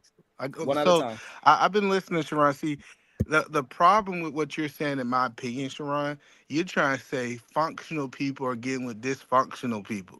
And I don't think that that's the case. I think two dysfunctional people are getting together. When we try to start broad brushing and saying that these women are good, there's nothing wrong with them, they just chose a bad man and they're not dysfunctional, that's the part that I disagree with your argument. Right, and so therefore, I'm not saying that. What I'm saying is that the men are pursuing these women with this mask on, acting like they're good. And then when they get involved with them at a certain point, where they children, this, that, house, apartment, car, whatever, that's when they real stuff come out. Hey, That's now you partially see the real me. that's But I'm partially thinking true. both But parties still, are both pursuing. parties. I can say the men is initiator, and they're supposed to be a form of a leader. And at the end of the day, they went to go and pursue. They ironed their best shirt, went to the club. I give you that. But Tuesday, you found out this dude was a jive turkey. If you're still there on Thursday, now you're a willing participant. Both parties responsible, especially when you drag kids into it. And that is the problem. And this is a part of the male entitlement as well. That's the How problem. is that What part we're of male saying is that entitlement? She Because is- you she also is advise your dysfunctional. daughters of what to do as you advise. I said the men are initiators. Their help should be more And responsible. that's it. So they are Right. the problem. So again, so they are the problem. That's it. Frankenstein is not the problem. The person that created Frankenstein is the problem. They're both the problem. The man No. is more of the problem. Thank you. And this is the problem that men cannot. I said men are more of the problem. They keep trying to explain that But the this- person that created Frankenstein and Frankenstein going outside and doing things, that Frankenstein is the problem. He is not the problem. Frankenstein is not the problem. The person that Vegas must created be the problem. I got it. The person that created it is the problem. They're both the problem. Everybody else is reacting. This is the issue that we have, and this is the part of the male entitlement that I have a problem with. Nobody want to just put the problem on the person that is the problem starter. If somebody It's not- slap me and I slap them back, we cannot say, well, y'all both participated in. No, you cannot. Sharon, if that was the truth, only one man would be the problem. Because there's one man leading and a bunch of people following other men. You'd say, you know what? It's just the man who created it. The other men following are not the problem. Well, here's the So issue. they're participating in it. They're the problem. Then the women following are the problem. Then the kids are the problem. Even the dog and the goldfish. No, But what Sharon's Higher- to, No, what that's Sharon, not what- Sharon's getting to is the catalyst. And here's the thing, how the conversations get convoluted, right? You know, Frankenstein was the creator, right? You know, the name of the monster was Monster. right. It was Frankenstein's Correct. monster. But you know what I meant. Correct. No. What I'm saying is Bring it even up. the No, title. in the title, they're telling you where the catalyst and where the problem, the root of the problem starts from. It was Frankenstein's monster. The monster had no name. A lot of the times we try to call the monster Frankenstein. Frankenstein was the guy that created the monster. So now to what you're saying, Dusto, Scam, yeah, they're reacting or responding to the environment that Frankenstein created. So yes, we're going to deal with them too, but we got to deal with the root. This is why I was telling you that a lot of times we have conversations. So Frankenstein is the issue. Why the hell did you create this mindless monster? And now everybody's freaking out and tripping out. You want to blame them? No, we're going to get to them, but they're reacting to the environment that you created. So if I leave Dusto in charge of a zoo and I say, listen, I need you to take care of the zoo, and you don't clean the cages and all this stuff, the animals are going to acclimate themselves to the environment you put them in. But women are smart creatures. That's why this is such a bad example. What I'm saying to you like is this, like they are they have a mind, they have a will, they have the ability to do these things. So I get that we can say we gonna hold men accountable, but a lot of these issues come way before men actually even become in the picture. If we're being honest, I don't agree with that. I agree. I agree. All right, so hold on. So let me tell you why I disagree. So this I is why agree I with you disagree. to a certain extent. Can I disagree with it? Let me disagree with it. Crabs, what do they do in a bucket? They pull them down. They keep them from escaping. Okay, now do they do the same thing in the ocean? No. Thank you. So stop blaming the fucking bucket and saying crabs are pulling each other down. Crabs do not do that. That's not natural for them. It's the people that put those crabs in this new environment, which is the bucket, and they are all scrambling. It ain't because of anything else. So hold on. I just want to make sure. So you believe a dysfunctional? Never mind. I ain't gonna even ask you that. Okay, it's just men. The women, we ain't gonna have no accountability for the women and their action, even though we say. Okay, I have a question. So we saying that. So we understand that crabs is pulling each other down. But what is the reason why those crabs is pulling each other down? They pulling each other down because they don't want the others to escape. They want them. No, that's the problem. No, they are pulling each other down because they was put in a bucket. The person that put them in a bucket created that. No, the point. Okay, so but let's talk about humans because we keep trying to go to things. Technically, the men are crabs too. Unfortunately, no. We can just blame Satan. I'm just saying. But y'all understand the overarching point, right? So it's a metaphor. So what I'm saying that the men are creating the place for these women to act the way how they acted. The men are engaging in sex. Take the condom off, bust a nut at her, and then they say, hey, we are both willing participants. That's why you got pregnant. You are the reason why she got pregnant. It don't got nothing to do with her. Well, but that's what I'm saying. If we're gonna do that, we could just like Sam said, we could say it was Satan. Satan gave me like this idea. We could keep passing the buck and say that it's somebody else is the reason. It was my father. It was my upbringing. Like this idea that it starts with the man that's in that situation. We got to hold each person in the situation accountable. Sharon. I agree that the men are the primary responsibility and more responsible, and as the initiators. And I'm definitely not a blame women's person, but I'm blaming her for what her actual role in participating is. And I do agree, if you put them in the wrong environment, they're going to act worse. Just like we can keep saying it was the parents' fault because they put the man in the wrong. We can keep going up. No, you can't. You can't. So again, this is a problem when we don't stay to the subject, right? Then now this is what Bolo said. Now I gave it, you just added water to it, and this is the problem. When we just stick to the issue that we are having, you cannot move it up and say it's God and the devil. That was the same thing as the Frankenstein example. No, it's not, because Frankenstein created the monster. Satan created the monster. So now everybody that is running away from the monster or trying to kill the monster is not the problem. Frankenstein is the problem. I was correct. I stand corrected. Right? So Frankenstein, the scientist, he created the problem. Frankenstein is the problem. So here's the thing, Sharon. I didn't create the patriarchy. How am I supposed to fix it? Not the person that's interacting with it. If somebody slapped me, I'm not fighting. I'm defending myself. but I didn't create the patriarchy. How am I supposed to fix it? How am I responsible? I don't understand why this is such a problem of a concept to understand who is doing what. Because I didn't create the patriarchy. How am I responsible for fixing it if I didn't create it? The reason why is because you are participating in it. You are doing the same thing that they're doing. Just because this is the entitlement. I'm not even married. Hold on, this is the entitlement. I'm not married. Part. How am I participating in the patriarchy? This is the entitlement part. If you are pushing out the same ideologies as every other man that is a part of this negative thing, whatever that is, you are part of it. So that's why they get mad when I call them rim bros. Red pill, incel, manosphere, these no good suckers. They all have the same ideology, whether they're married, single, young, or old. It doesn't fucking matter if you have you just proved our point. They are still pushing and producing the same outcomes. This is a problem, and men feel entitled that I am different. But you are doing the same thing. But Sharon, you just did it. Me while I am talking? I don't understand that. I don't stop y'all from talking. Stop it. Have some respect for and responsibility that you are doing it. I'm not doing it.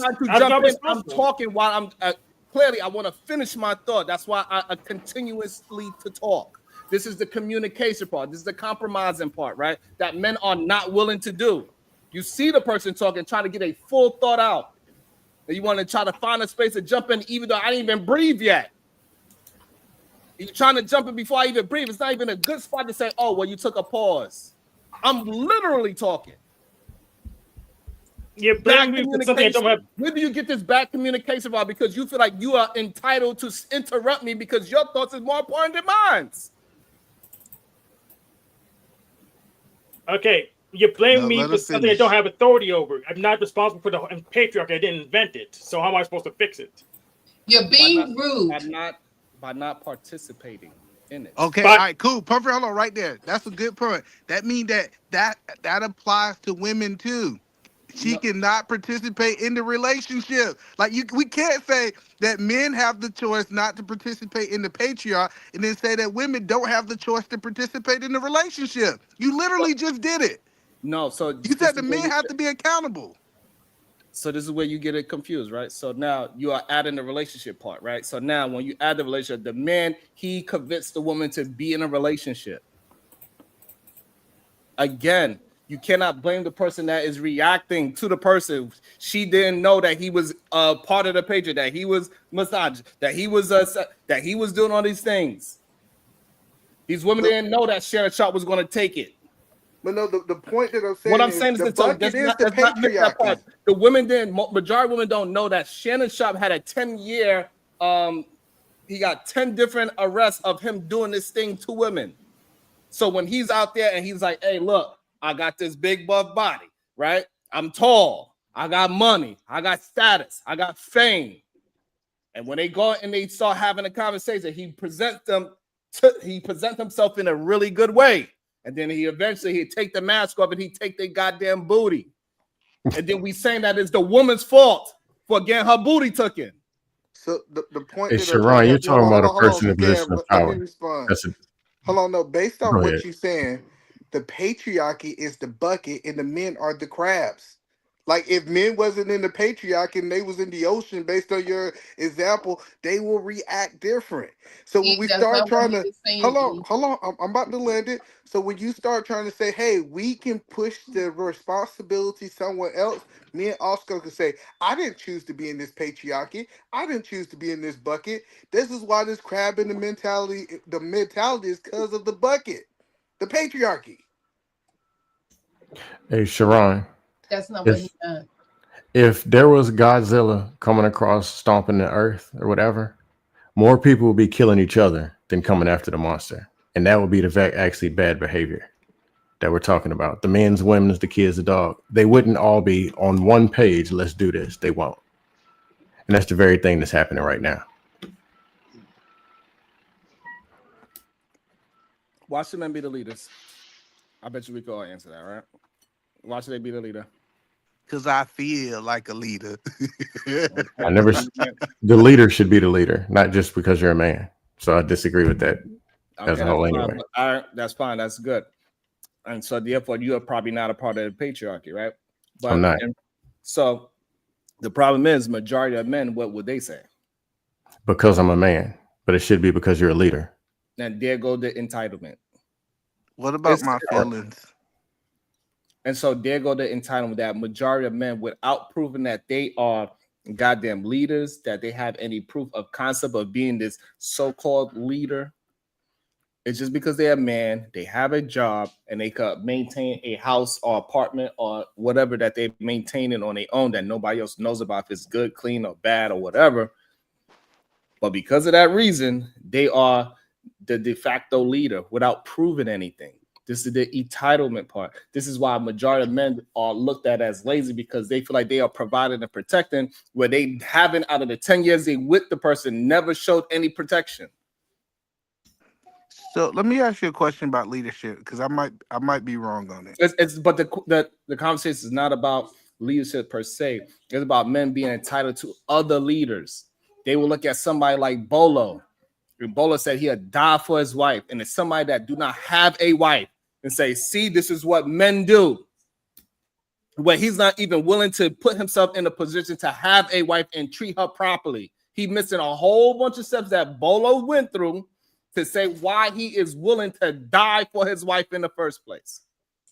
That makes sense. Taking credit for somebody else. I got that. This is full circle. I agree with that also. Yeah, this is full circle, because the only way I can prove that I'm worthy of getting a wife without having one is to die for the society. So I'm never going to get one. What? What are you talking about? What? No, listen. So when me, go ahead, Jalen. I gotta go. I can't do this no more. You guys have a good day. Have a good show. I'm going down in the comments. Bye-bye. Hey, can you speak some dust before you go? Oh well, she's out. No, hey, hold on. Let me help you understand, Hank. So I understand when I got a wife, the responsibility that came with it as being a husband. And just one of the things is, if something happened, I have to be willing to lay down my life, right? That doesn't mean that automatically gonna happen just because I had to die for her. That don't mean that I can get a wife. It's just that I think what Bolo was saying earlier, and Bolo can speak for himself, is that it's just certain things come with when you actually take on a wife that you have to be willing to do. Not saying this is gonna happen, but you gotta be willing. It's not like how you just assume that you automatically have to die so you can't get a wife. I don't even understand how that mindset. Yeah, it's not my assumption, because you said, well, if you're willing to die, then someone will just magically know that and come to you, and that's absurd. Okay, so here's again. This is why we need to have a man's class. We need to have a man's class, man. We need to have a class where it's just men, and men get to talk. And when I say men, I mean men. And the other guys listen and ask questions, because a lot of the times cats listen with the emotional ear opposed to a logistical heart, right? They don't hear. What I'm saying is, you have to spend time. Dating and courting is two different things, and just bear with me for a second, right? Courting is you have a purpose in this relationship and what I'm doing. My purpose is I'm mindset for marriage. I'm not mindset just to smash. So any woman that comes into my vicinity, this is what we're dealing with. And if you can't handle that, it's cool. I'll just wait for the next one to come, or whatever it is. So this woman that I'm choosing to die for is the same woman who chose to give me submission. Submission is a choice. It's a choice. You dudes ain't giving no women to submit to. Listen to this conversation. Right? Now, again, I dig what Eda Man is saying, and I agree with what Eda Man is saying. But when we're dealing with a leak in a house and a fire with the house, I'm going to attack the fire, because the fire will destroy the house much quicker. And in this scenario, men are the fire. Doesn't mean that we ain't going to deal with the woman. Doesn't mean that we're not going to deal with the monster. But we need to deal with Frankenstein. You know why? Because he can create another monster. Right now, all we have is one monster. If we don't deal with Frankenstein, we'll have 8. So the monster's running amok. We're going to try and contain the monster. Not saying that the monster ain't a problem. The monster is a problem, but Frankenstein created the problem, right? It wasn't sin until Adam took of the fruit. It was sin when he did it. Why? Because he was the head. So you guys that keep claiming that you want to be kings, czars, leaders, and all these different names and thinking that there's an entitlement to it, there's a sacrifice that comes with it. So we need to get ourselves together. Doesn't mean that we're not going to hold women accountable. That's not what I'm saying.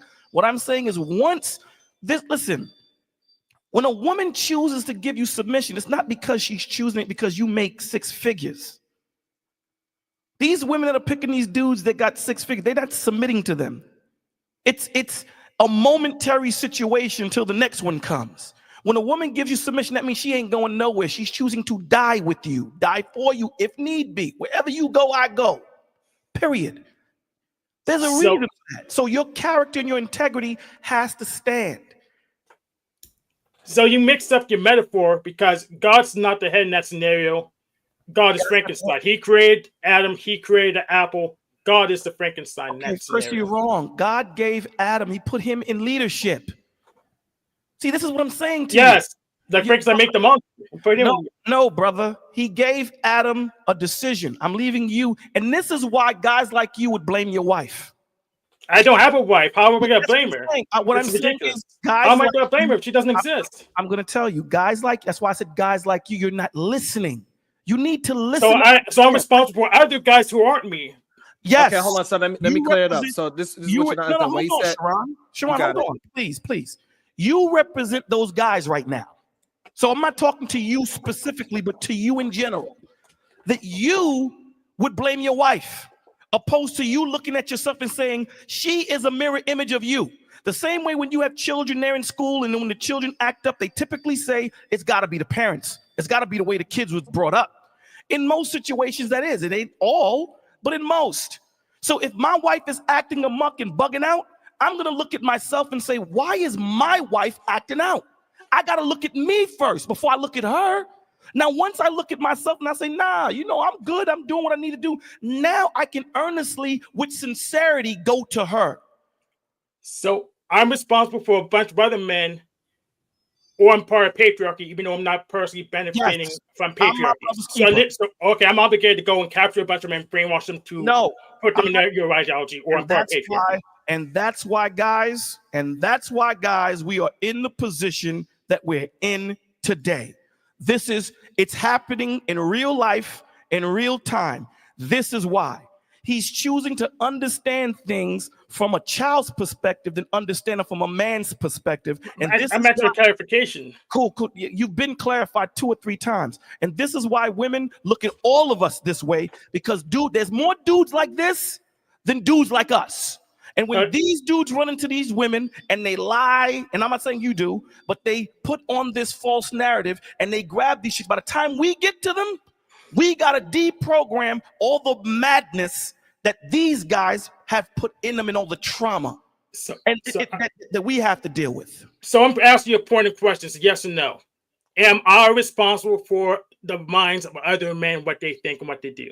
Yes. Indirectly, yes. You know why? Because I'm my brother's keeper. Because if I don't take care of Kasim's son, that cat might be the one that robs me in the street. That's the community. That's why we're in the position that we're in. There's no community no more, right? I'm responsible for Venus. Yes, if I see Venus in the street, yes, I'm going to help. That's my sister. You guys are my brothers. So if yes, Bolo, help me, okay? Help me. Then you're enabling patriarchy because those guys also exist while you exist. So you're benefiting from patriarchy too. Say it again? You're benefiting from patriarchy too because those guys still exist. You didn't clean up all the mess. Listen, brother, I can only clean up in the proximity that I'm in, and that's the problem. You're coming in here with a situation, or you're doing what women do, and I'm not trying to compare, and I'm not trying to disrespect you. Women always come with the pessimism of a situation opposed to looking at the optimism of a situation. You're looking at all of the issues opposed to saying, let's figure out solutions. And you're a leader. You're a man, bro. I'm trying to figure out solutions, but dog, not with the thought process you coming with right now. Hold it, bud. You're making a whole bunch of assumptions. I'm trying to figure out solutions, but you're kind of just making me responsible for stuff that's I'm really not responsible for. I can't control the actions of all other men. I'm not God. I never told you can control. Let me ask you a question. We automatically assume that women are responsible for certain things, right? Women are responsible for taking care of the home, the children, nurturing the children, this, that, and the third. That's something that we automatically put on them. And it's the same thing that's automatically put on us. We are supposed to protect, we're supposed to lead, we're supposed to nurture, we're supposed to guide, and if need be, die. These are things that are inherently put on us. Because you have a penis, because you're a man. The same way there are certain things because she has a vagina, because she's a woman. There are certain things that inherently that are put on her. There are certain things that are inherently put on us. And here's the problem. The problem is in our neighborhoods, if somebody that we didn't know came in, the whole town knew, right? And I'm from Flatbush, Brooklyn. The whole area knew. So we had an eye on that cat just in case if he was trying to do something bad to one of the women, the girls in the neighborhood or whatever. That's gone. That's gone. There is no I'm my brother's or I am my sister's keeper. There is no community no more. It's about you do you and I'm going to do me. But you know when you want to talk community? When you're getting robbed and black people are watching you opposed to taking out, that they're watching you taking out their cameras opposed to getting involved. That's when we sit there and say, well, how come y'all didn't get involved? You know why? You didn't push community. That's the problem. When we're on platforms like this, we're supposed to push community. The reason why women move the way they move because there's no sense of safety. When we can create a safe haven where brothers, listen, we're up here. There is no disrespect. I'm not trying to put one brother down. Now these brothers don't put on that facade of being cats that knock down buildings with one punch. They can be open and say, yo, I'm having a bad day, man. But you know what these brothers are afraid of? Being called weak, sucker, simp.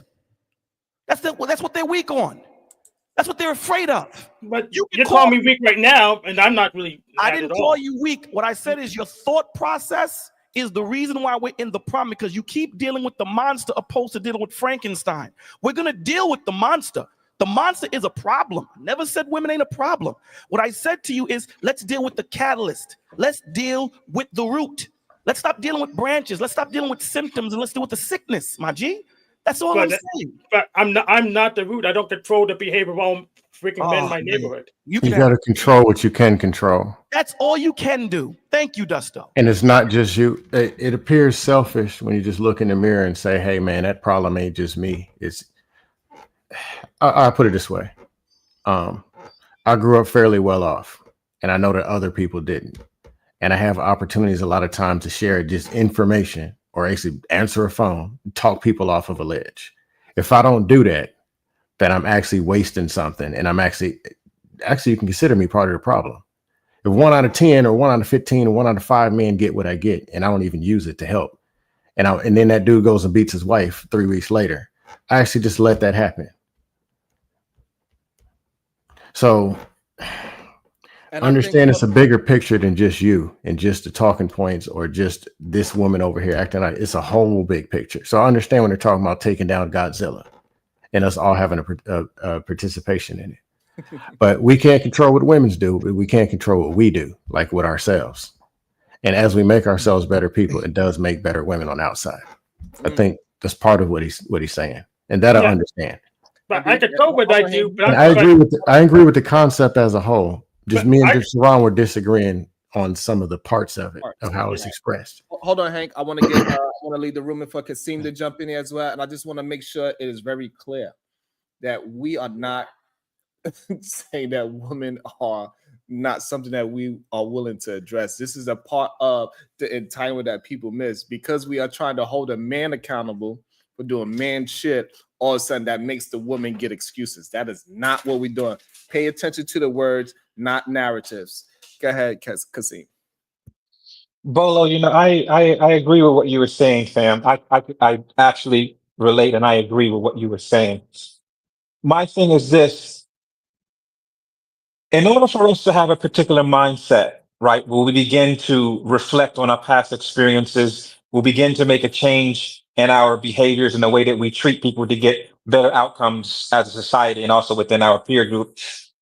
Do you believe that it can be hitting our head against a brick wall with men of a certain age if they have not gone through a really good relationship experience and took accountability for what they contributed. Like, for instance, I think you probably deal with younger men, got a little bit more palatable, a little bit more open to kind of mold before they get along a certain path. Do you believe that that stops at a certain age where men just won't receive it?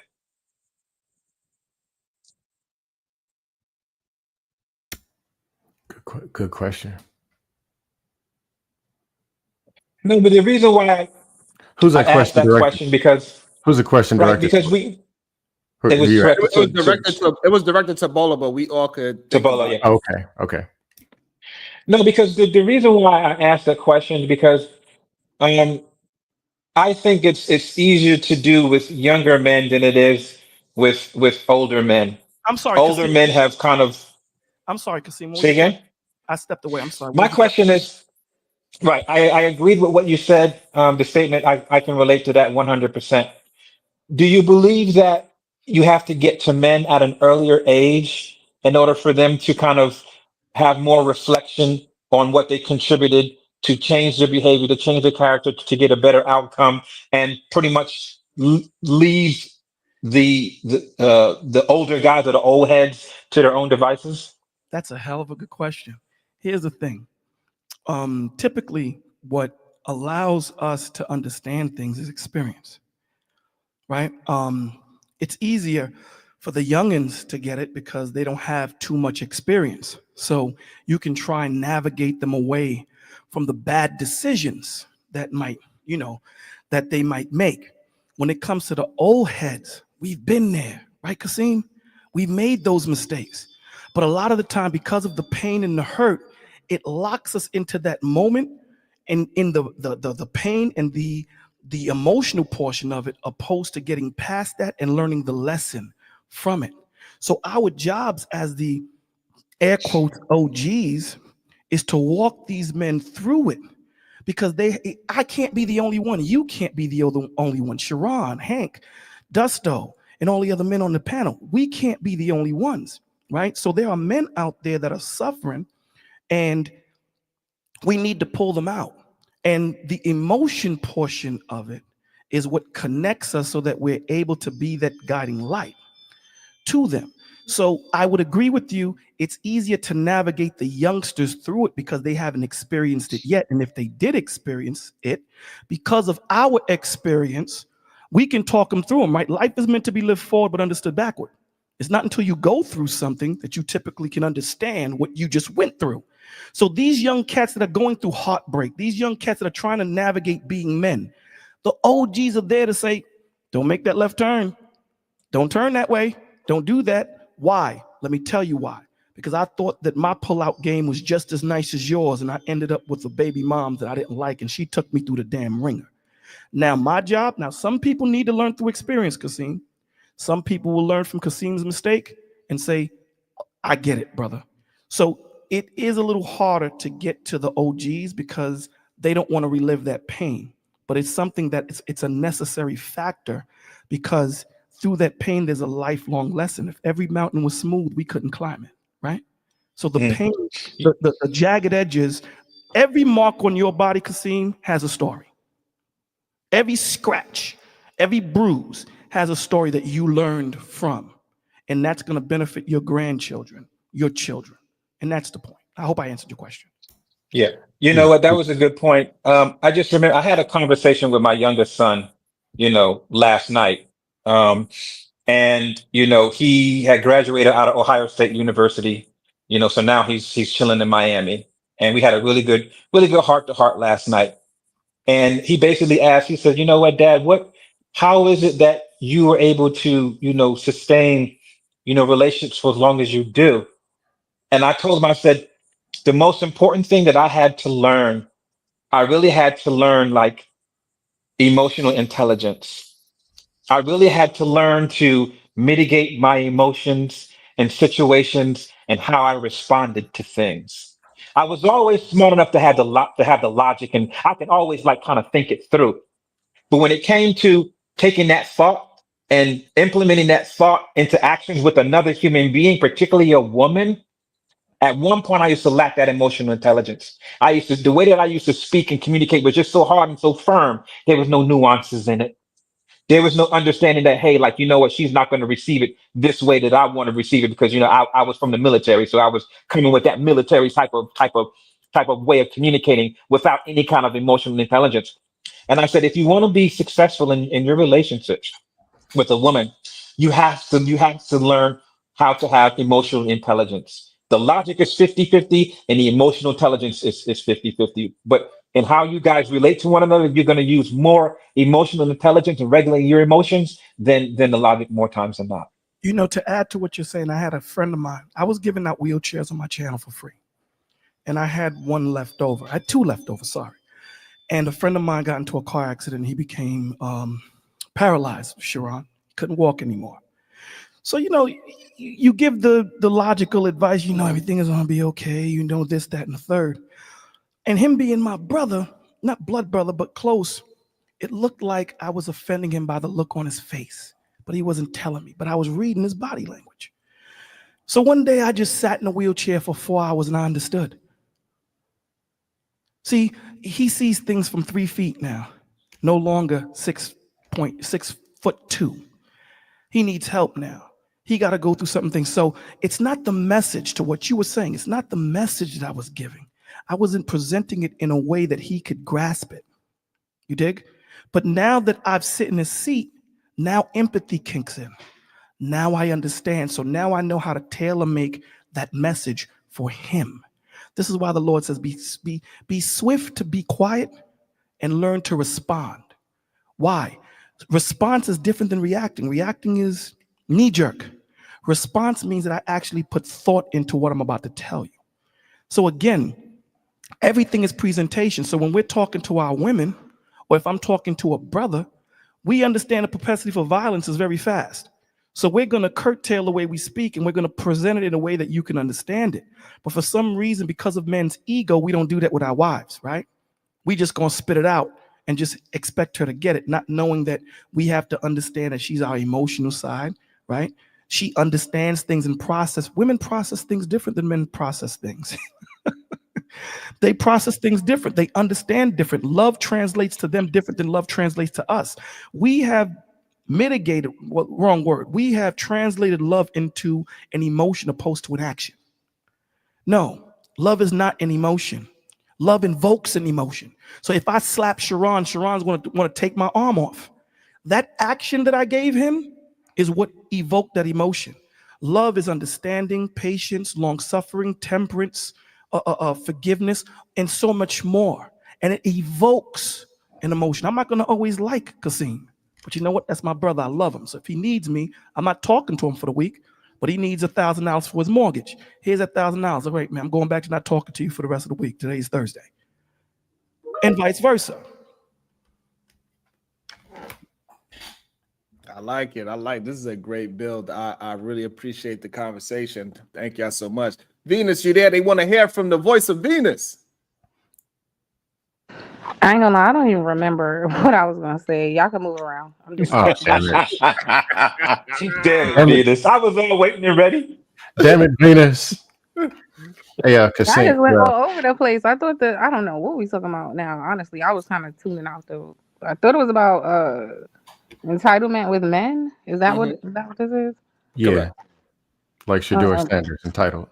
Wow, that's crazy. What do you say? Wow.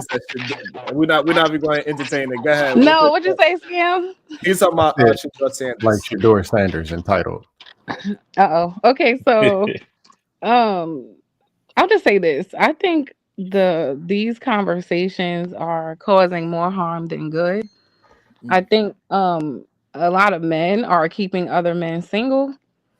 I think Kasim and Either Man were saying it earlier, like the things that are being normalized don't really translate well in real life with women.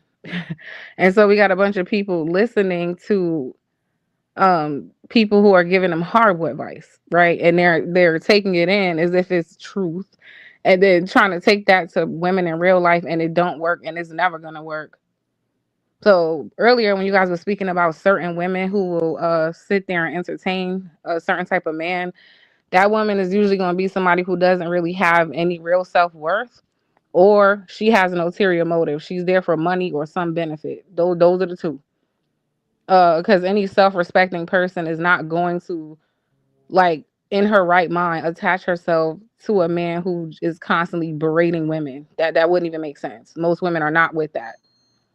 And so one of the issues I see is like men don't even check in with women and see what makes sense, right? It's like I'm high value because I said these are the benchmarks and I'm getting that from men, but I don't date men. So that makes no, so you're letting men tell you what they deem valuable, right? But the disconnect is they're not telling you what women deem valuable. So you're taking those things that the men told you are valuable over to women and then wondering why it's not working out. Like someone said earlier, well, I'm an engineer. I make 6 figures. Why am I not getting what I want? Because that's part of it, but that's not all of it. And those men who are telling you those very surface level, materialistic, shallow ass things and sending you out into the world, they are not equipped. They're not like preparing you to being any to be in any meaningful anything with anybody. Because none of that shit don't mean nothing. Like, yes, you need to be a provider. Yes, attraction is a thing, but that gets you in the door. Nobody teaches you what sustains anything because they don't know. Exactly. Hey, Venus, I got a question. Just curious. Because you represent the women's. The women's.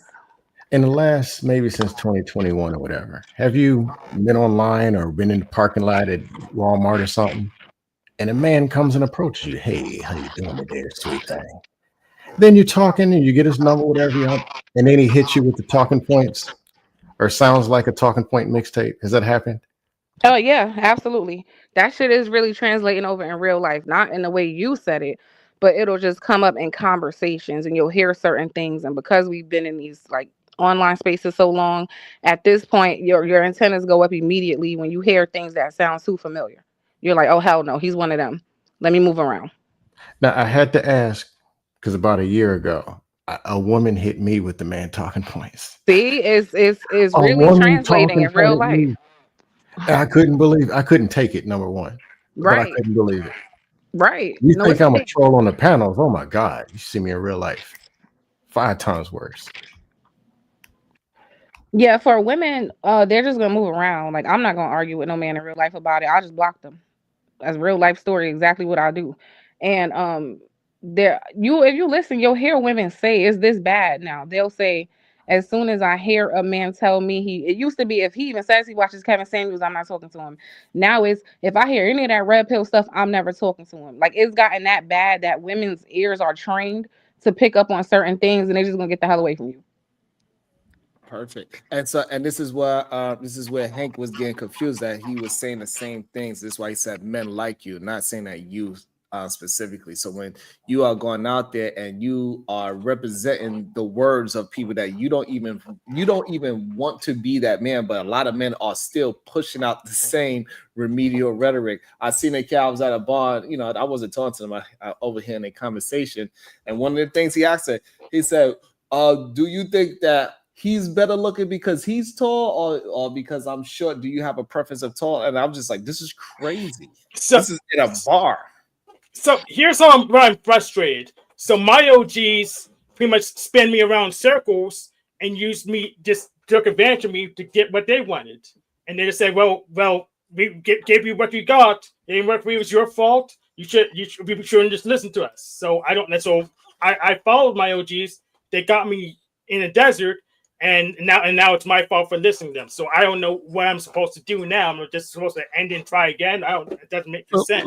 Let me say this to you. I can say this, Hank. Can I say this, Hank? Kasim first. Hank, I'd like to apologize to you because for them leading you the way they did and putting you in that thought process of asking questions, which you should, and not trusting, I like to apologize on the side of us as men leading you astray and taking advantage of you. So again, let me extend that hand and say, for the OGs that took advantage of you and left you astray and didn't give you the information that you needed so that you can grow and flourish in this world, I apologize on behalf of them, brother. So at this point, I understand that you're very, analytical, but sometimes you can get paralysis of analysis, right? That can happen also. You can get so analytical that, you can freeze and become over analytical. And there's nothing wrong with being analytical of something, right? It's, search well to your goings. Let me first say, I apologize. That's the first thing. And learn to forgive, because you didn't know. You were young, right? You trusted these men to lead you and give you the advice that you as a young man would need to flourish. So forgiveness is not about forgiving them. It's about forgiving yourself and giving yourself permission so that you're able to move on and learn from that pain. Because that pain, like we were talking about earlier, that emotional portion of it, like Kasim was saying, that emotional portion of it will keep you from being the man that you need to be and learn the lesson from that situation. So again, I apologize, brother. Okay, Kasim. Now he just basically, summed it up, for me. And I'll just add a little something.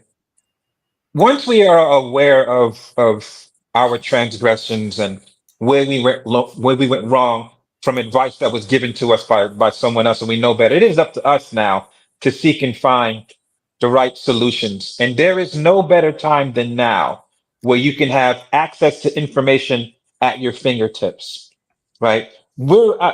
I think probably, Hank, I'm going to guess I'm a little bit older than you are. I'm a Gen Xer. I just turned 54 on Sunday. Yeah, right. Quite a bit. I'm 33. 20-year difference. Okay. Oh wow. Okay. So right now, you guys have an edge on than what I had. Right. The information that is easily at our disposal with phones, with on the internet, was much different than we were. We'd had to physically either go out and seek someone that has a successful relationship, as we can see a healthy dynamic, and we can see the outcomes of what their thinking is in their profession that relates to what they have and the people that are around them. Now you have access to the internet, and it's up to you to vet very carefully, the information that you get a hold of. You have to be really specific about what it is that you want to achieve. I always think you should start with self first and spirituality first. I think that's like the groundwork, getting your values in line together, and from that root of your values, then your character begins to flourish. I always tell people to start there first, right? But it is always, right now it is really up to you to find out where you can get the help that you need. But reflection and accountability is probably one of the most important things. So yes, I heard you. So I have a technique to get around this. We call it overthinking things, called reductionism. So I try to simplify things to the base level. If I didn't do that, I could have got confused with what Bo said. Oh, you just make men do what you want to do. Then I'd go ahead and try to become a supervillain. But that's not worth the effort, because there's plenty of men who has a woman that aren't supervillains. It's not necessary. So that's why I'm filming the blue pill. People like what they like, and it's really hard to explain. You can't explain it in a general basis. People pick who they pick. Well, here's the thing, man. Let's get, the one thing I would start with is let get away from the red pill and blue pill madness and conversation. Because again, that's where the issue is. There's so many issues when it comes to trauma, and so many issues when it comes to different things in just being men. And let me say this to you, bro. In your weakness, you showed strength, because it took a man to say, it took strength. Let me say that. It took strength to say, the OGs took advantage of me. They took advantage, and they had me twisting around. They had me left out on a desert. A lot of men ain't going to say that. And That's the beginning. That's the start, right? So now what Kasim says kicks in. Now that you know what the wickedness look like, you can now measure the righteousness up against it, right? So I put my number in the background, bro. Holla at me when you got time. Give me a call, and we'll talk offline. We can get into deeper conversation. Because again, this is what we're supposed to be doing, one for one another, so that when these, being able to see what brothers lack, and being able to give them that light. Because again, you may see where I fall short, because I can learn from the youngins too. Don't get it twisted. I don't have it all together, right? So we learn from each other. That's why the Lord tells you, you know what I'm saying, forsake ye not the assembly of one another. Because where I see something wrong, you know, Venus may say, nah, Bolo, how about this? And I'll be like, you know what? That's an awesome idea. Let's freak it that way. But we have to create an environment of love. Now, don't get it twisted. Love doesn't mean that I'm not going to check you. Love doesn't mean I ain't going to shake you up once in a while. You know what I'm saying? Because we might need that. But here's the thing. When you know that Bolo is talking to you through love and Sharon is talking to you through love, there is no room for ego or pride. So we don't even have to have that fight. What you're going to say is, these brothers have a lot to do. They don't need to be here, and they're talking to me. And so you'll be earnest to hear what we're saying, opposed to wanting to fight. And someone wrote in the chat, always being analytical is good. But when you get into paralysis of analysis, it's going further than just being over analytical. You know what I'm saying? Because sometimes things deal with timing. And I want to thank Sharon for allowing me on, and all you guys up here, man. It's been awesome seeing you guys again and talking with you, Venus. Always a pleasure, my love. Bolo, I gotta catch your shows. I'm sorry, I'll be missing out. Yeah, I know you be sleeping, right? Yeah, I just subscribed. If you do this on your show, I'd rather do it on your show, because I'd like to be held accountable for what I said, and I expect the same. Well, you know what, brother? If you want to do that, absolutely. Testimony Fridays, we do that. But again, I understand that a lot of the times, like in my channel, I don't require you to cam up, only because, especially when we're talking about men, because my channel is primarily for men, not exclusively for men. A place where men can come and be their genuine self to get help. So when you show your face, a lot of the times ego and pride flares up because you don't want to cry. Brother, if you would understand the men that I'm talking to that think about suicide, Dusto can tell you, dog, it's crazy, man. It's crazy. We need each other, man. And we can't expect our women to understand when we're messed up. How can we understand them if we're messed up? You dig what I'm saying? So we got to get ourselves together. And that's why I brought up the example of Adam and Eve. Eve messed up first. Absolutely she did. But it wasn't sin until Adam partook, because he was in charge. So if we're going to be held and take the position of king, husband, and all that stuff, it comes with an accountability and a responsibility. So with that, man, I love you all, man. Thank you, Sharon, for having me, man. Yes, sir. Appreciate you. And also, before y'all jump in, hey, I want to shout to the Cash App. It says, for the bad behavior yesterday.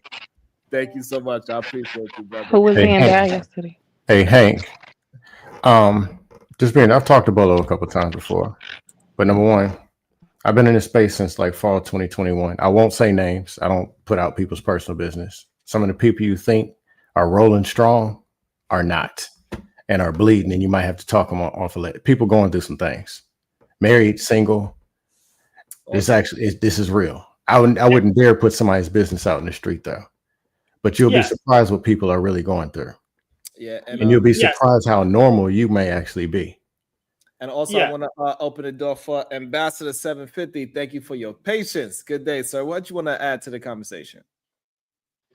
And these conversations are always tough, because there is a growing part for men.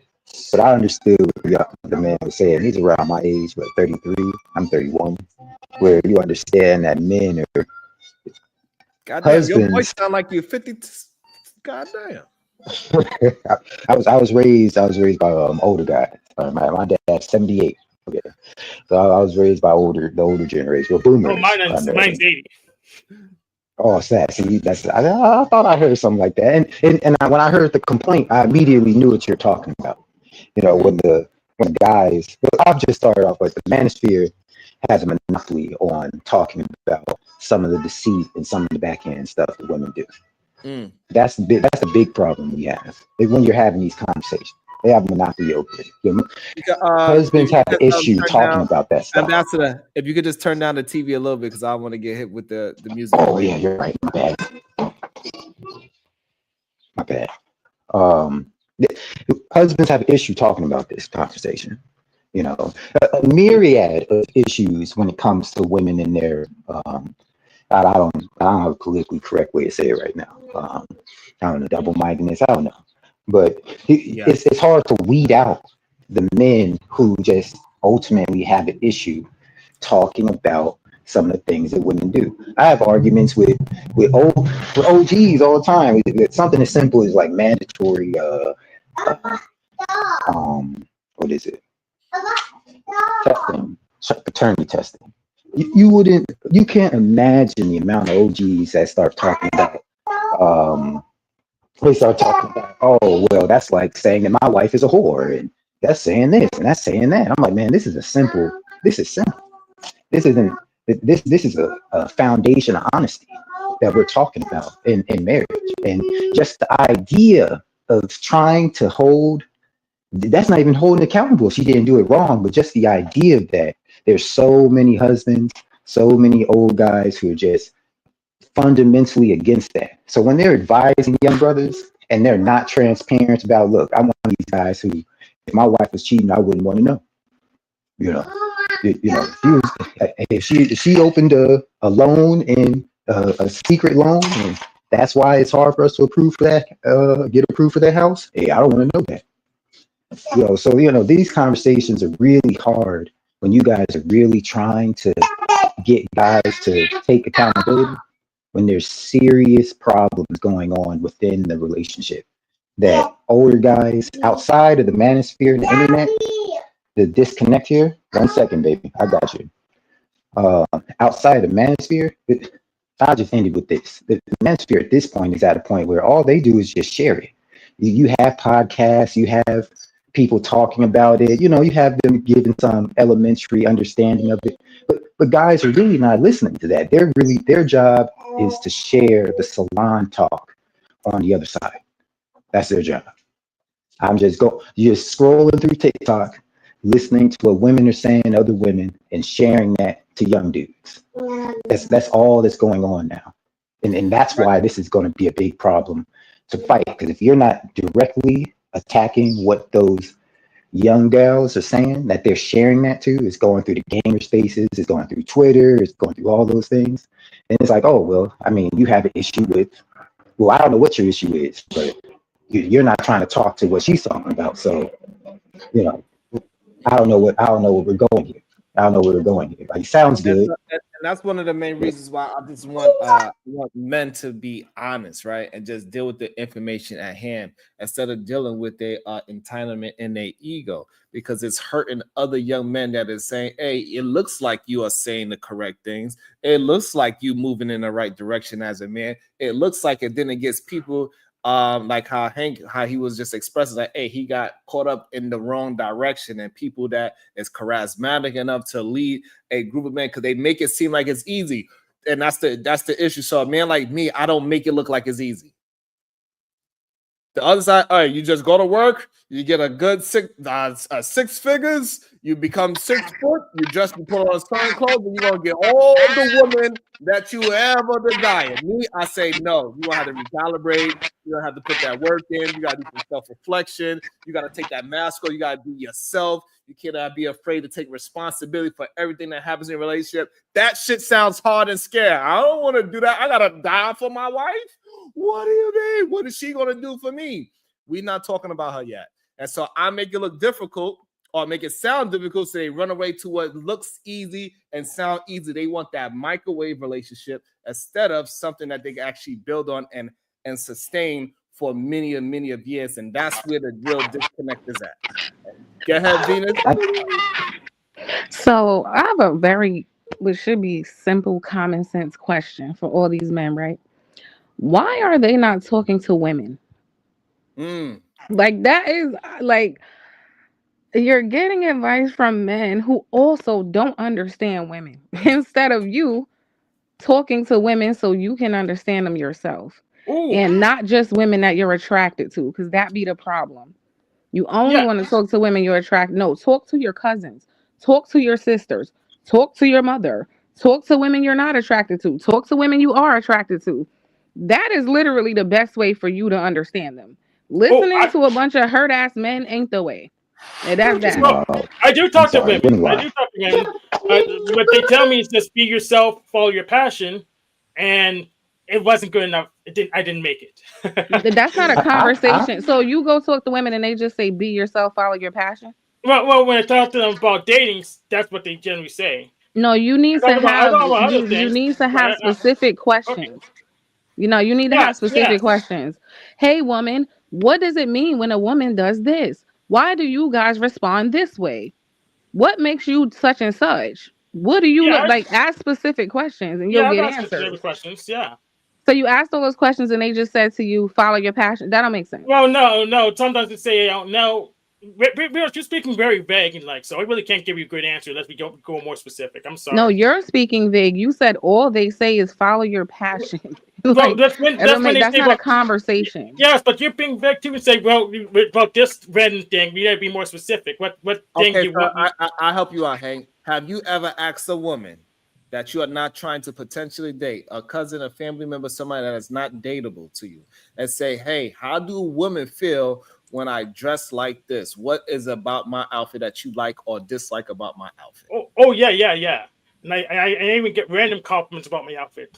No, that's not what I asked you about compliments. So when you ask this lady that you are not attracted to, that is an auntie, cousin, or something of that nature, and you ask her, hey, when I wear my polo shirts like this with a t-shirt underneath and my hat to match, do you think this is attractive? What do they say? Well, I'm confident that I don't regularly have to ask that question. I'm not that worried about. Okay. So now see that this is how easy it is to break down when men say, yeah, I'll be talking to it. No, you didn't ask the question. You said first, yes, you did. And then now when we just, pick it apart a little bit more, you said, no, you have so much confidence that you don't even care about what a woman thinks about how you look. Well, I get compliments about my outfit, and you're saying, I should go to women and say, worry about my outfit. They're just telling people how confident looks good. Hank, hold on. You have to learn how to listen. So this way you could respond to me in full, right? So again, if you are attracted to women, you should be paying attention to what they enjoy in a man. Not what you think men are telling you that men should. This is what women are attracted by. So did you ask a woman how to dress? No. Whatever it is, listen, whatever issues you have. Let me. So this is what you're missing.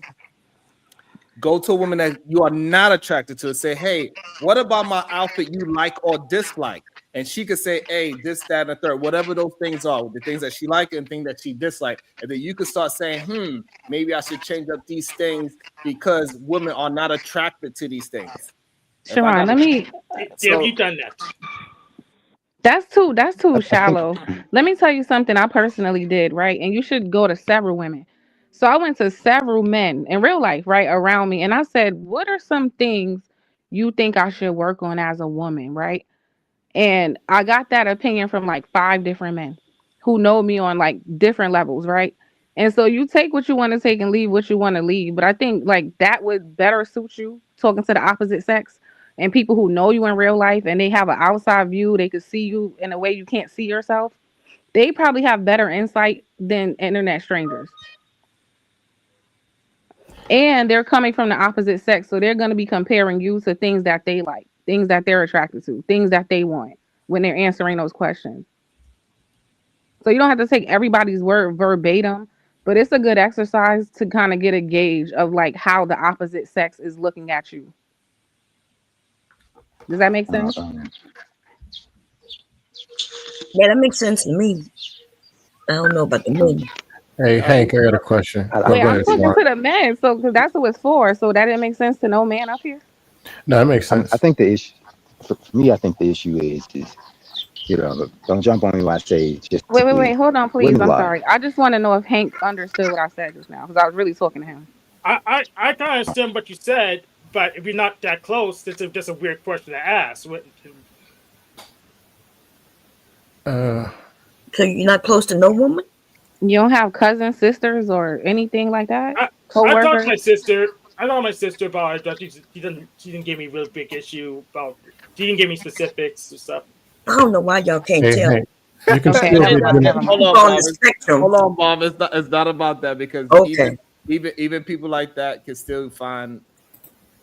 Ambassador. Never mind. Go ahead. I mean, I know I'm on the spectrum. The shrinks aren't going to help me. Don't care. I just want to get the payday. No, you could get help though.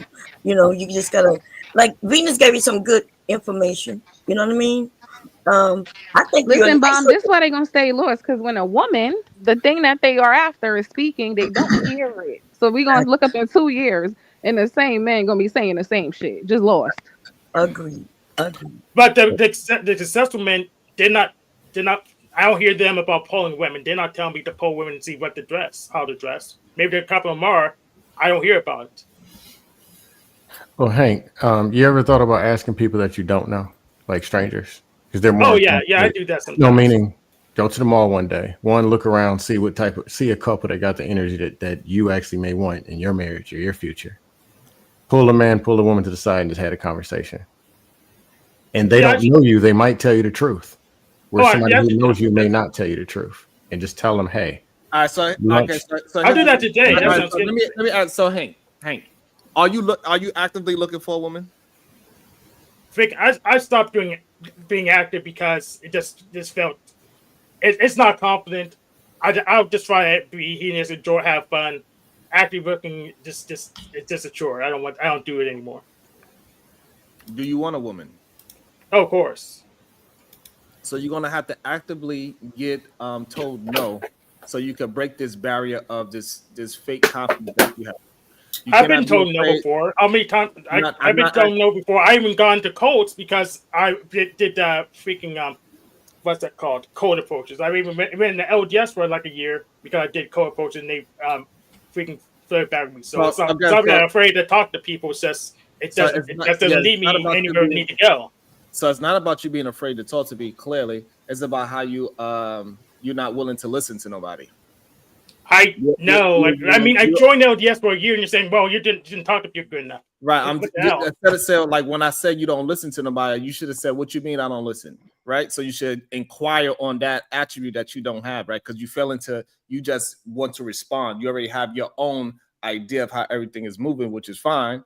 But if it's not working for you, then you should probably take some steps to say, what do you mean? And learn something. So I want to interrogate you because when I say what you mean, I don't get to a specific answer. So I usually point somewhere where I can get you into a box where I can get you to clarify.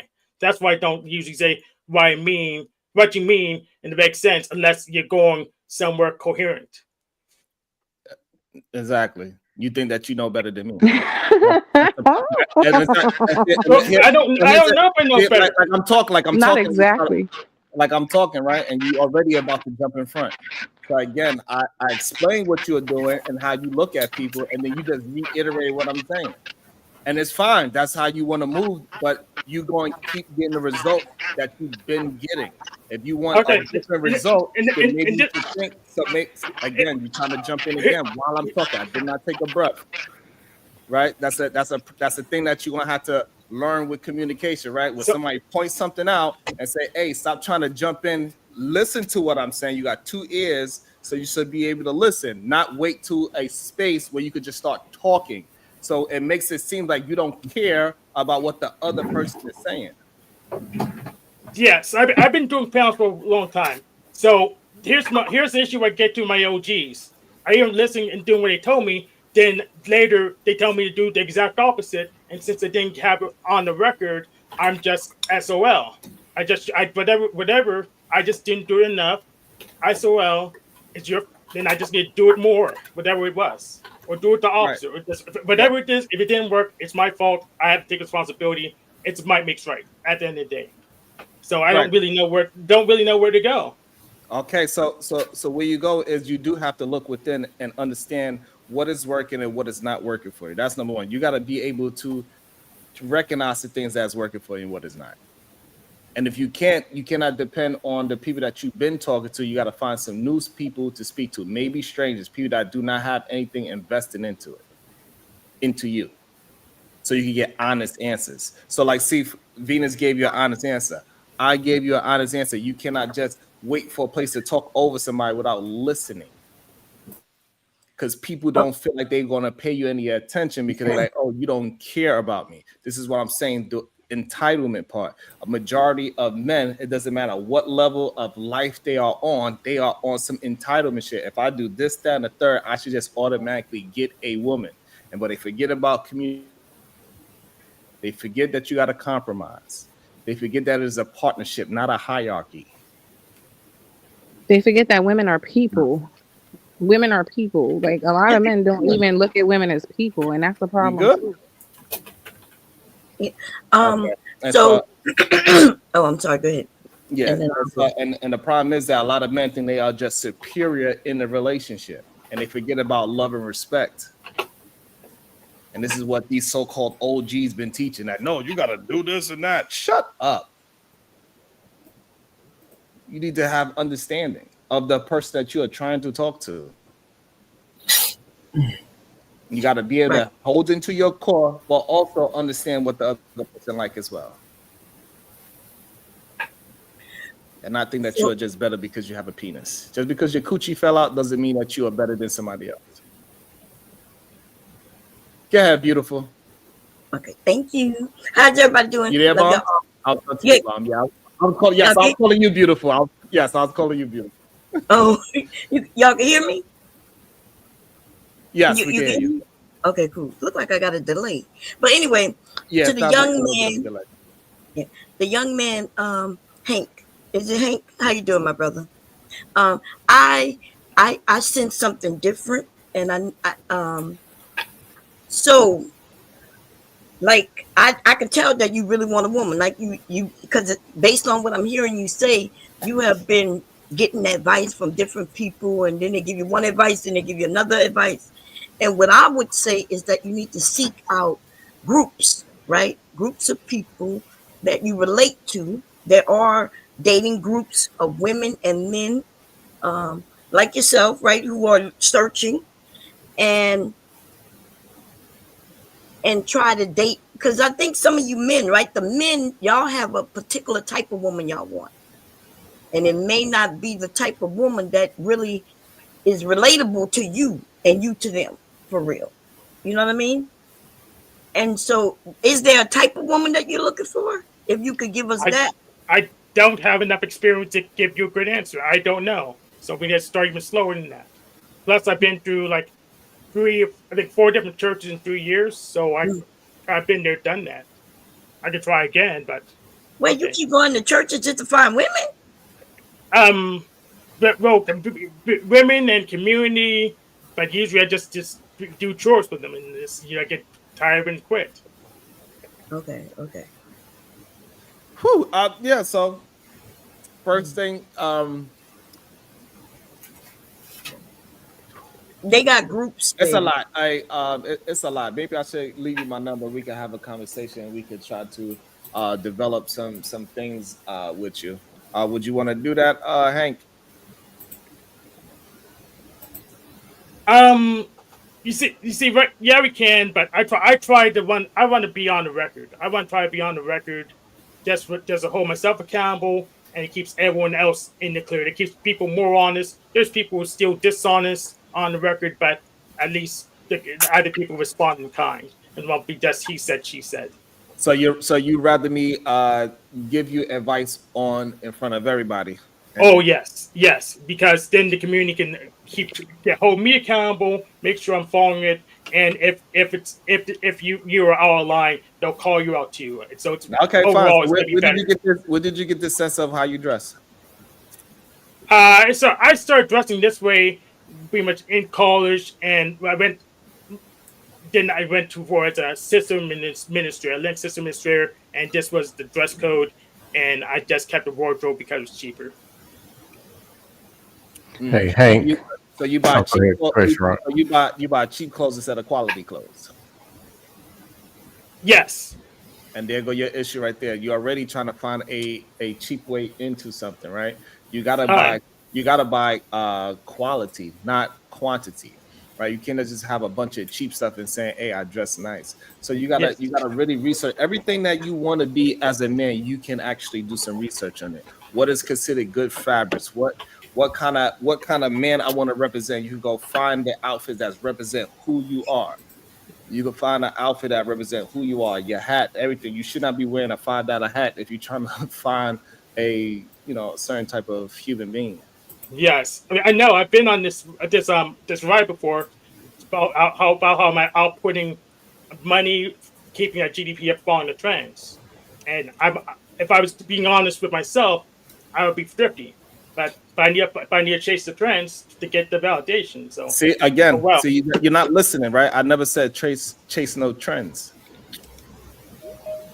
You're not listening. You have to do better at listening and processing what I'm actually communicating with you, instead of talking about what you want to talk about, right? So I'm not talking about trends. I do not dress trendy at all. I don't think Kasim is dressing trendy right now. So definitely it's a way that you could dress like as a man without it being trendy, right? A man from the 1950s to now, he could still look good if he dressed like a man. So we're both wearing black shirts. If I spent like 10 times more on this black shirt than I did, would I look better? No. Exactly. That church outfit is making you look way older than you are. That's why Kasim thought you were his age. Take that shit off. It's appropriate for church, but that's it. Like, it's not appropriate for, like, day to day. You got to switch it up a little bit.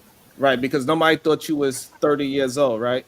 Because the way how you wearing your clothes with your collar sloppy open like that, right? So that's another problem that you are having, right? So you're not presented as a presentable man. You look very sloppy with your shirt just not ironed and it's just wide open like that, right? It's another thing that you're not paying attention to. The way how your hat is designed, it's not the proper hat for the season. It's not the proper hat for the time or what you're wearing. This all these things. Yeah, good point.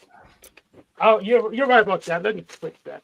And so also the way how your hat is, the way how you have your hat arched in the back and then to the forward is. You got a good point. Ron cannot take this outfit. He ain't been off that shit since it started. You just wearing the hat. The guy's a good point. It's a good point. He's right. But this is the half of the season. All right, and so what's happening? So what I'm saying is that maybe your polo shirt should be buttoned to the 3 buttons if it's the proper size. You need to know your neck size. It's a lot of different things that you could revamp your style of how you look so it can be more appropriate to a grown man and not to a I'm just matching colors. Okay, that's fine, but there's literally guys with the freaking underpants going just down their freaking drawers. You just see it, and they got a woman. So explain that. So now, what did that have to do with you? If I'm trying to get a woman and they're dressed and stopping to get a woman, then what I need to spend a freaking huge amount of money to look better when it doesn't seem to be necessary. So they just want to give me spend my money.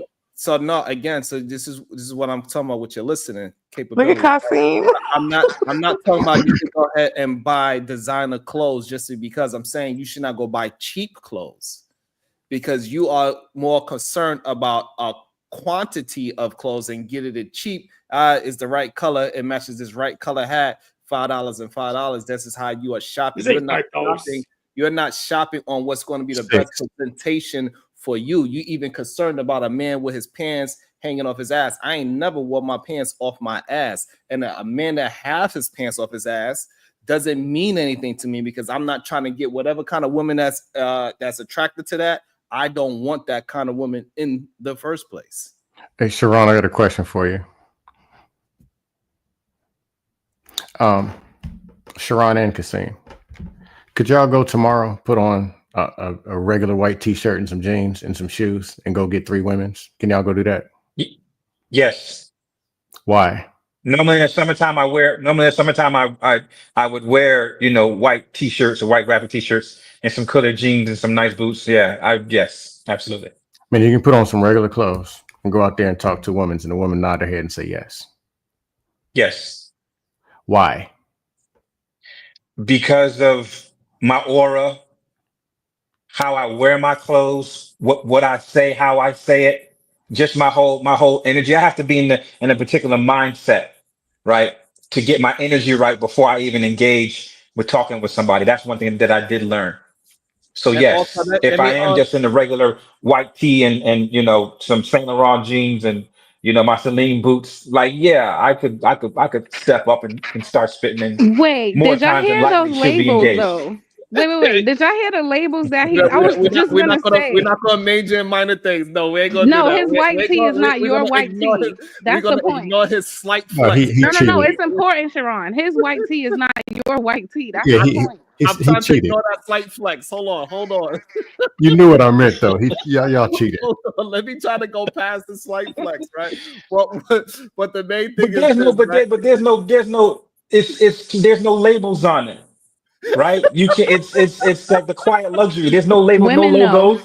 Women know. Yeah, We know. We Hold know on. what quality looks like. Jasim, you knew what I meant, though. You cheated. yeah, I know Yeah, what you but meant. Yes, yeah. he also kind of disproved it that quickly too, right? So, but what I'm saying is that when he did throw out the labels, the main thing I understood is the way how it fit on him, right? So he bought something that's going to fit him Yes.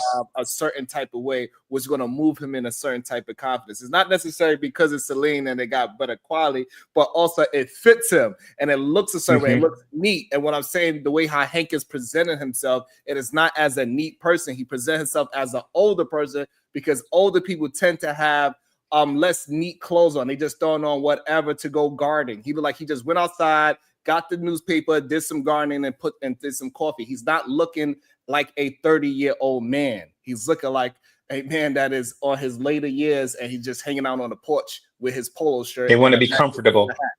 Right. Yeah. Sharon, Generally, older men dress to be more comfortable. And so the problem is that is where Hank is drawing his idea of what he should look like, comfortability and cheapness. So that's the problem. He's not thinking about what is the best representation of me or who I am as a man.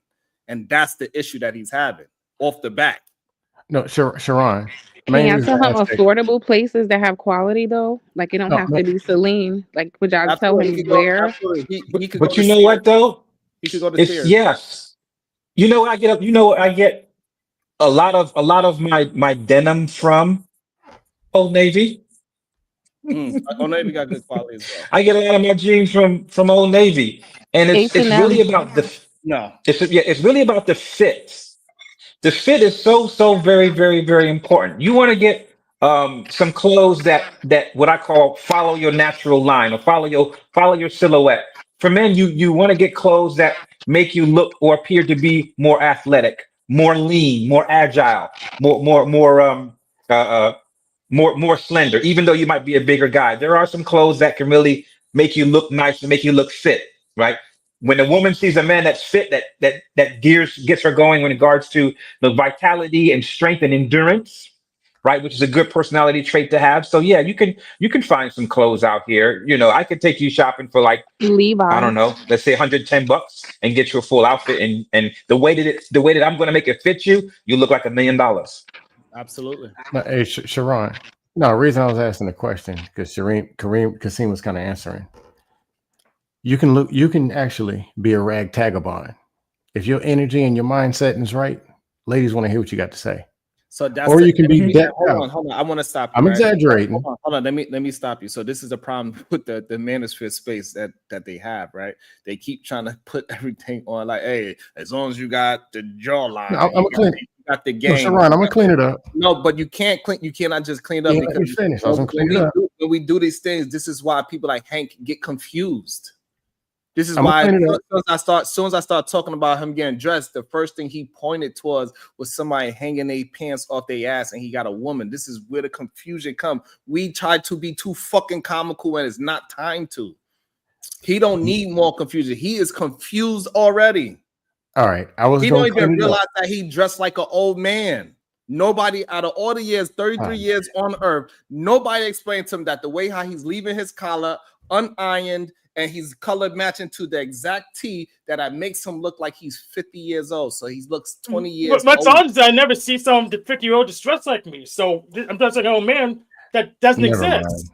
I don't get it. All the old men. My husband dressed like They the all baby. dress like you. Let me answer that. So the I reason don't you see knew what them. I was saying. the reason why you don't see I old do. men that dress like you is because usually they are at home sitting on a goddamn porch. You are going to places where it's people your age is at, and you don't see nobody else dressed like you because people that dress like you are not usually in the public. They are in their garden. There's a That's bunch of why. people at church. I didn't see anyone dressed like me. Kasim, can you clean this up for me? Because you knew what I was saying. Listen, if I go outside right goddamn now and I see the man watering his plant, he look just like you, what would you say? Huh? I need a picture. That's what I say. What I'm asking I don't see them. regardless of whatever you need. If I walk outside, the man You is didn't say garden anything and you he want. is water. He's You wearing said a I'm out plant. and leave outside your And house. let me explain something to you so you can understand. If I go outside and it's an old man, 72 years old, dressed exactly like you, watering his plants, do you think that you have the right outfit on? Wait, hold it. Before you said 50, how old are you? Right, it doesn't matter the age. Older than you. If I go outside, If you said 50 before, are you 50 now? This is another thing that you got to learn how to do. Don't major in minor things, okay? So again, the age is irrelevant. Way older than you, 20 years your senior. If I was to go outside and I show you a man dressed like you, do you still believe you are dressed in an appropriate way? You had to show them to me. I mean, you said 50 before, or you 50 now? Okay, I'm trying. You said you want to help, right? Here's the thing. I want to help if you just tell me to fight. I want to justify what you're saying. Not just follow all my orders. I'm sorry. Because I've been on this ride before. So again, I'm asking you a question. Would you change your idea of how you look if you look just like an older man? An older man or older man in general? Why are you trying to major in something minor? This is why you want me to put a exact age. Okay, 60-year-old man that is watering his goddamn plants that don't go outside. He is dressed just like you. Would you change your idea of how you should be presenting yourself? No, because you found one guy that's dressed like me that makes your description that's really not enough. Okay, so you need a general basis to make your case. Okay, so therefore you are unhelpable. Okay, so because you can find a guy that's dressed like me, and I say I'm not convinced by this one. I just refuse to do everything you say, so I just don't take any advice about. Even though you saw me change hats because you criticized me. You're wearing the same hat. You picked up another hat. Hold on, y'all. Hold on. It's two different hats. It's all the season hat. This is the one for summer. I just changed hats. You said because it was all season. Ain't no way that's a different hat. Hold on, y'all. Hold on. Hank, I'm attempting to help, but if you're not willing to receive it and you just want to say, hey, I already did those things and you are not helpable is what I'm saying. There's nothing wrong with that. You can be stuck in your ways. There's nothing wrong with that. It's not a wrong thing for you to do. So I want to make that clear, but that's just what you want to do. And that's fine. It's not that I'm not helpable. It's just I've been in this ride before. People just use me to make some money, make some clout, and make me in that clown. You came here on your own, though. How's anybody using you? So there's many times I fault. join clubs and I end up being the freaking what's called a pack mule. Couldn't find my own vision, didn't have my own voice, and it's just been a cycle I've been on multiple times before. But you volunteered to be somewhere. Hold on. Hank, have I asked you for money? You asked for donations, but you didn't demand money. No, you're missing the question. Have I asked you for money? You didn't ask me for payment. You asked me for donations because this is okay, because I don't know what you're confused about. You asked for donations for viewers. I've been not your show, so technically you asked me for money. No, it's not. See, this is the problem. Hey, it's okay. So right, so you're not able to really. I tried to tell you. I'm trying to be understanding of the whole situation. So again, when I asked you to hit me in the back, right? You said no. I want to do everything on the front street. So yeah, I did. Okay, so now from that point on, right? We having a conversation. Have I asked you for $1? You have not asked me for payment for services. You need to clarify. You asked for donation. You didn't ask for payment for services. Okay, so I didn't even ask you for a donation. I didn't ask you for anything. I'm sitting here on the panel, right? And I said, hey, I dropped my number in the back and you could call me. You said, no, do everything out in the open. And so now that we are out in the open, everybody can see that I never asked you for $1. Yeah, you didn't ask for payment for services. Okay, so it's okay for us to be honest and deal with the information in front of us. As I'm dealing with the information in front of us, you do not want to actually be helped. And it's okay. I don't want to ask me help because I didn't do everything you commanded me to do. No, that's not what help is about. It was about you dealing with the information, right? So I'm telling you, the way how you dress like an older man. You're not dressing in your age bracket. You need to change that first. You need to. You're an older man. So again, I'm not asking. You're an older man. I'm not. I'll dress like you, but just take off this. Look, watch this. Hold on. You're missing it. There you go. Now I'm dressed just like you. That looks better. Hold on. Hank, you just took off 20 years. Now I'm dressed like an old man. You're 20 years older than I am. You just took off 20 years. Just that quick. Now I'm dressed like an old man. I'm trying to explain this. Okay, let me say it again. Let me slow it down for you. You just took off 20 years. You look like you 30-something years old. You look your age now. That quickly. I look like you. I'm dressed like you. Okay, that's fine. So which one is it? Which one it is that you don't look 50 anymore.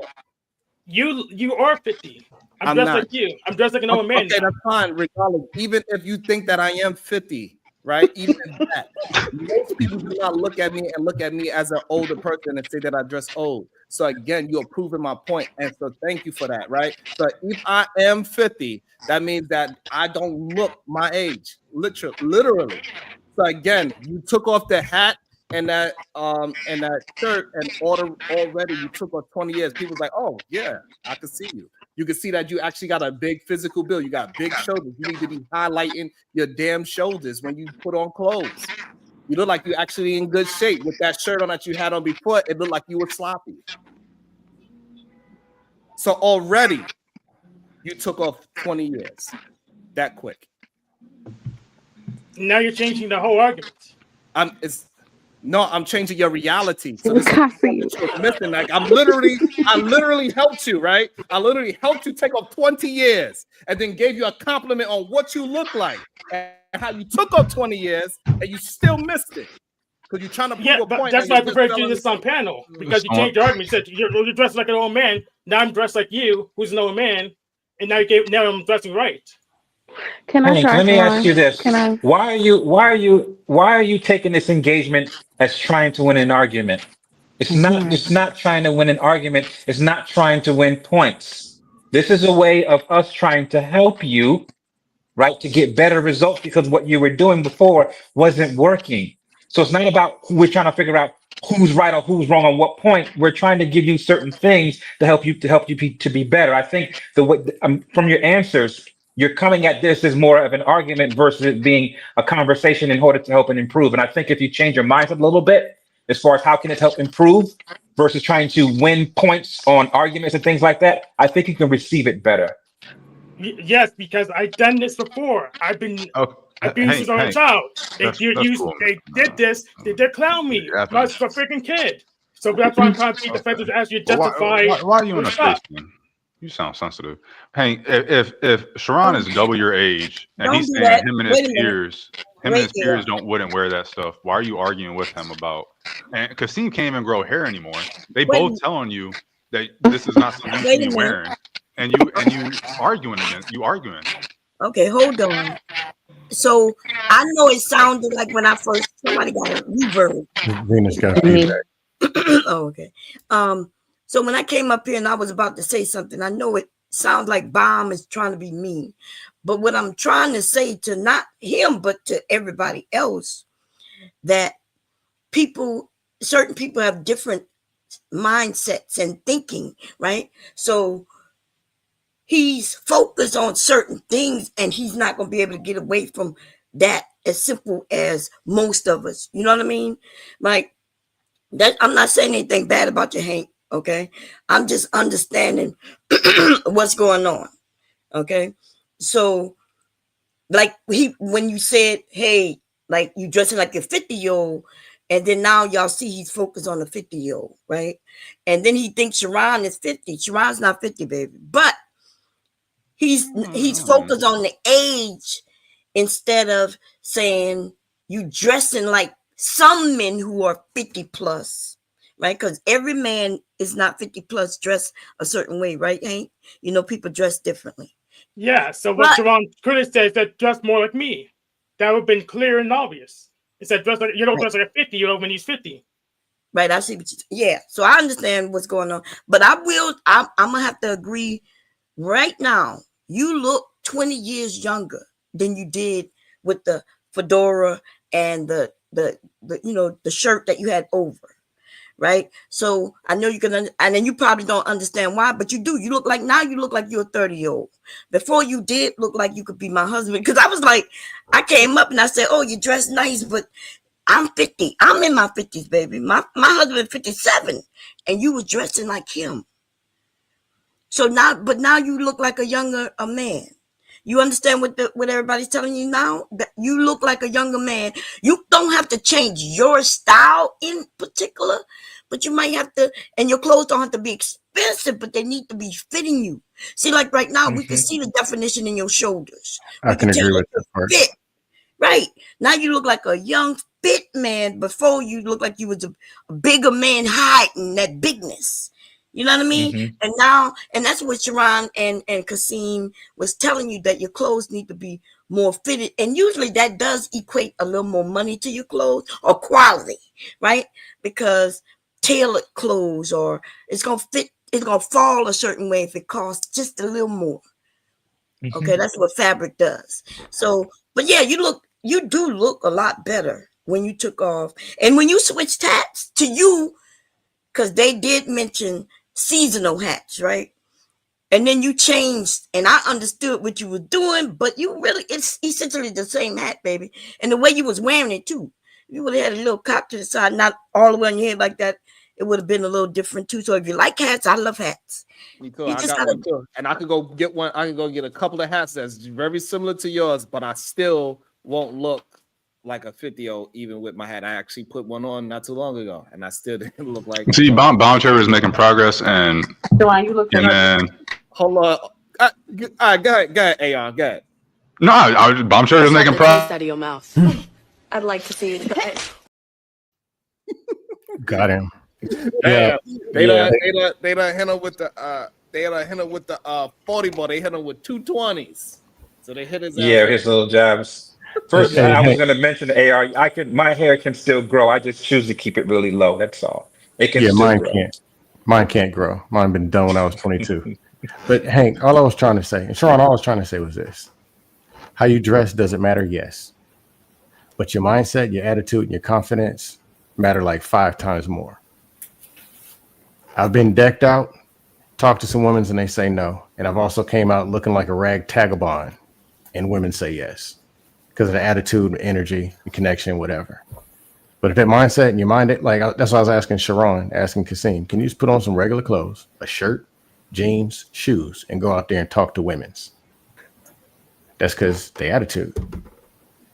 Yeah, but it could be connected to the clothes too, right? I said it does matter. Kasim, baby, had some boots, and I was like, God damn, I need to be his best friend, baby. That mother right there could dress. I got the hookup for you, Bob. I holler at your boy. I got the hookup. I got a little. I can hook you up. I'm saying literally, I've wore clothes that women's didn't even like, and they didn't tell me, man, what the hell's with them shoes? What's with it? But they still rocking with me. Yeah, because you had the confidence with them on. See, you don't care what they think, right? You fly in your clothes, in your mind.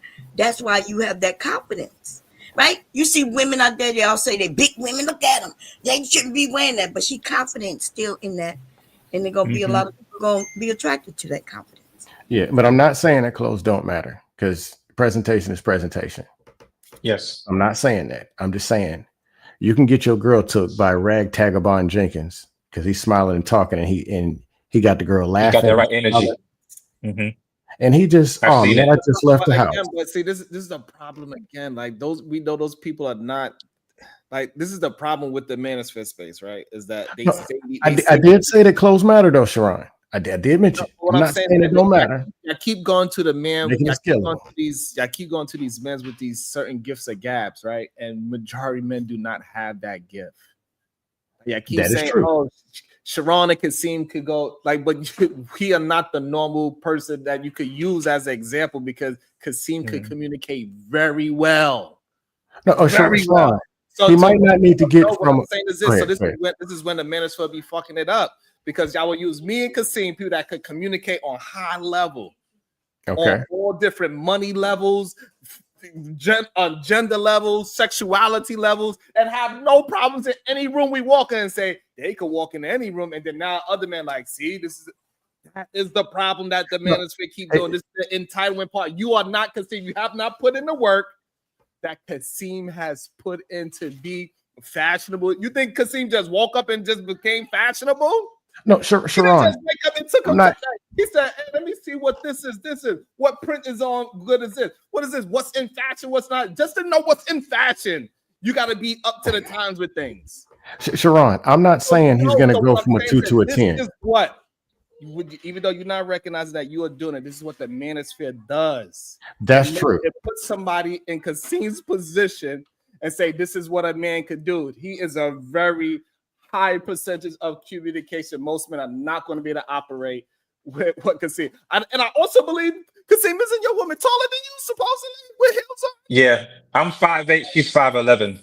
Like y'all don't understand what y'all be saying, man. Sharon, I didn't say for him to do it over. I didn't say overnight. Not a normal confidence pusher.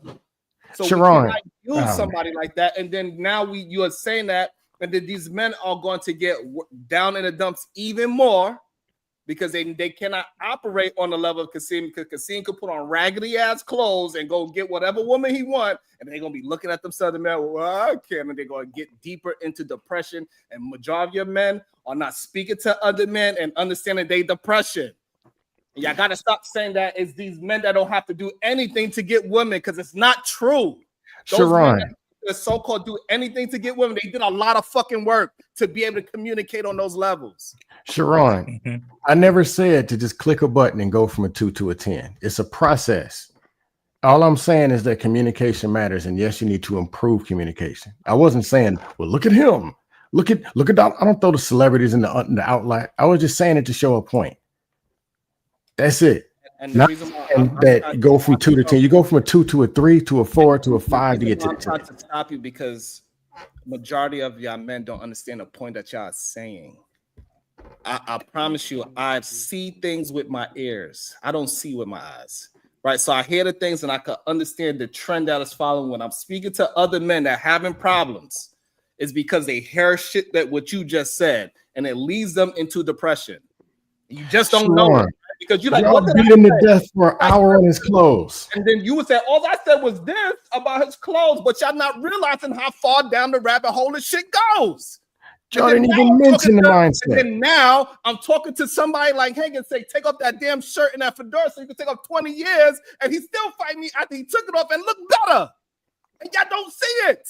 And it happened in real fucking time. Oh my God. So I keep having with y'all. 2 hours on his shirt. This is damaging. Y'all don't, because y'all are bad communicators. 3 hours on his shirt. And not even mention his attitude. Years down the line. Things that I said to my children at 10 years old, they still hold on to that one saying. Today, he's 25. He's like, yeah, I never try anything because to try is to fail. He holds on to that. So when you say this little bullshit because you're trying to be fucking funny and say, see, you don't understand producing somebody to be fucking depressed. You're actually explaining the opposite of what I'm doing. Understand what and you throwing me into the manosphere bullshit. Maybe your ass is on the spectrum too. Yeah, I'm on the spectrum. You should know that.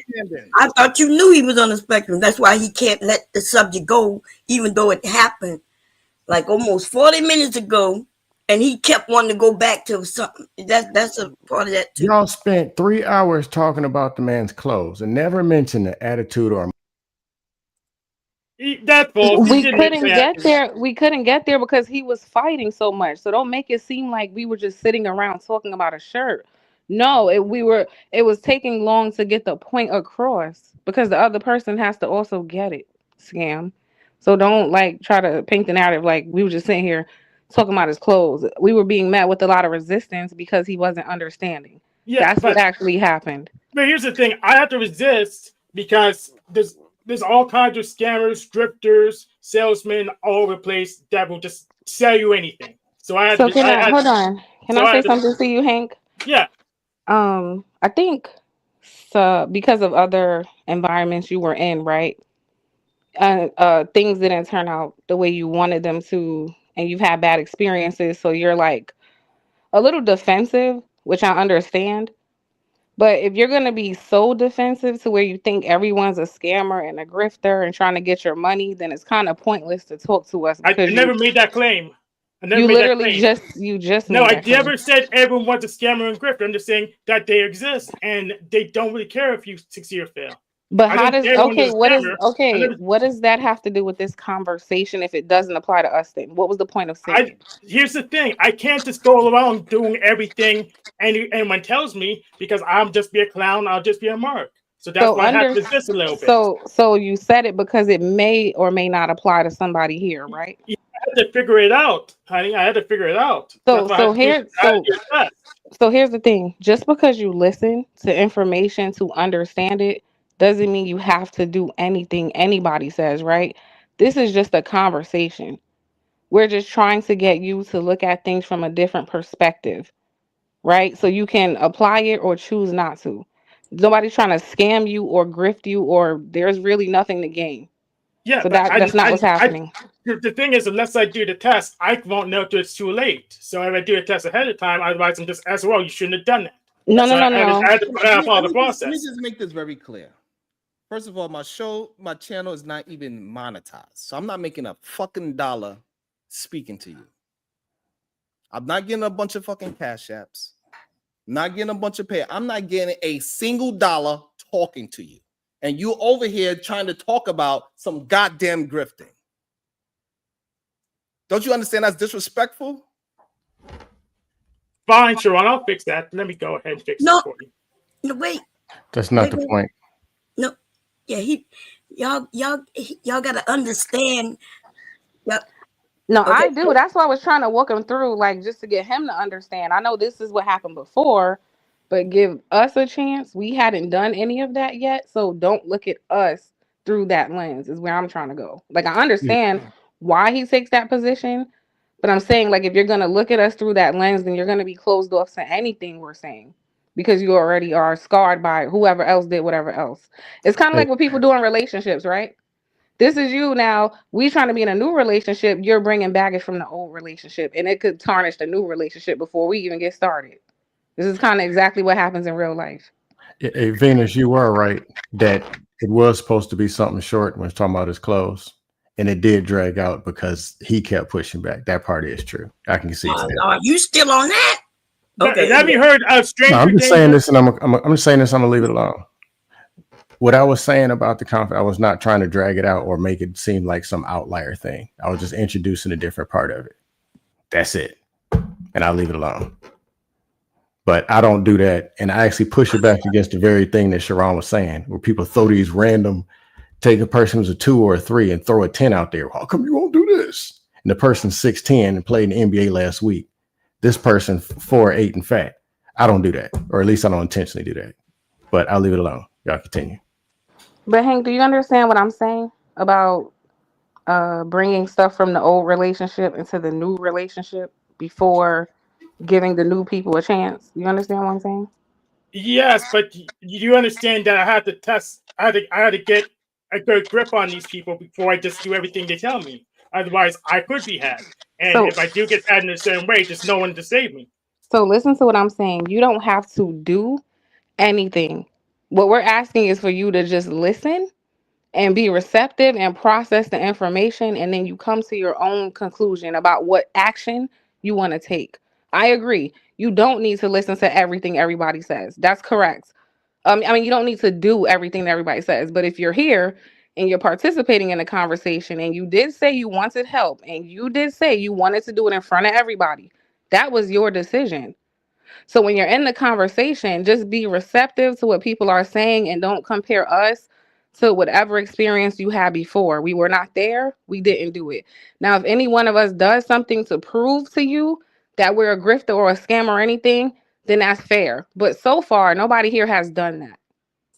I here's the thing. I had to go to the process and check myself. I had to take responsibility. I can't just go ahead and I just had and said, well, it's all other people's fault. You can't trust any people. I had to do the process. Otherwise, I really can't know. Hey, Hank, I strongly suggest call Bolo, call Sharon outside of on a panel, because you can have an actual slow conversation, all information. You can get all your thoughts out, and it won't be. And you are gonna have to listen. I'm gonna tell you that straight up. Regardless, you're gonna have to listen. But he said he don't want to do that. Look, this is a grown man. He can do what you want to. No, he can do what he want to do. Right. So he's a grown man. He said he didn't want to do that, and he gave a valid reason why. Right? Because others has taken advantage. Okay, so all right, I'll leave it alone. Venus just gave him great advice. We just have to make sure he understands it. Where he's here to listen, but he don't have to. You understood what she said. You don't have to do anything. Like you don't have to go out and buy no clothes, but just be open to the suggestions. You see what she was saying to you, Hank? You understood, babe? Yeah, but that's why I try to get clarifications ahead, because otherwise I'm just wasting time, wasting money. And it turns out if I think I did everything you told me to do and I didn't hear it correctly because I didn't clarify, it's on me. Right, no, we understand. But you see, you don't even have to go buy, like you don't have to go buy no black t-shirt because you got one, right? You took off some things and you already done released 20 years off it. Do you agree with that? Like, do you understand that by you just taking off those two things, you look younger, or do you disagree with that? I don't know yet. I had to figure it out for myself, but I'm just gonna go with it. Okay, I see what you said. And also, let me shout out to the catch. It says you made a good case. Thank you so much. I really appreciate that. Thank you. And sometimes I think people just need to understand. Hey, look, I'm not Bolo. I'm not as patient. I'm a little bit more fiery. I do not handle people with kid gloves. I don't care what ailment they have. I'm going to make sure they're going to get through to what is need to be communicated. And he does not deserve to be treated with kid gloves if he actually wants to make some changes in his life. I do not treat you with kid gloves. And I kind of understand that, but sometimes, like if I didn't have arms, let's say I'm handicapped with no arms, I would ask you to pick something up for me. Yes, I know, and but you. And then I'd be like, but I can't pick it up. I ain't got no arms, Sharon. You know, so sometimes you just gotta maybe change it just a little bit. You know, so maybe I won't. You know what? I would not ask you to pick things up. I ask you, can you give me a hand, please, voluntary?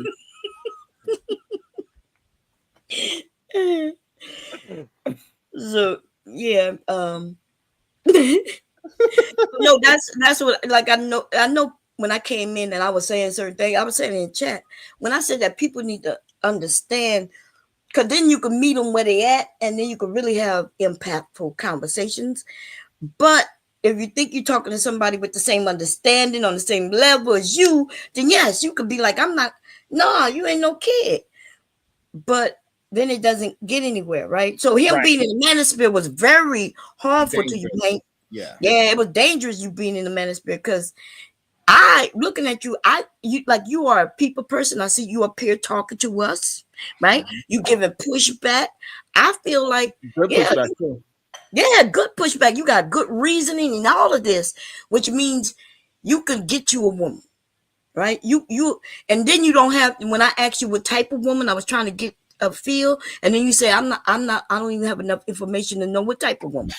That was a great answer. That was. Right?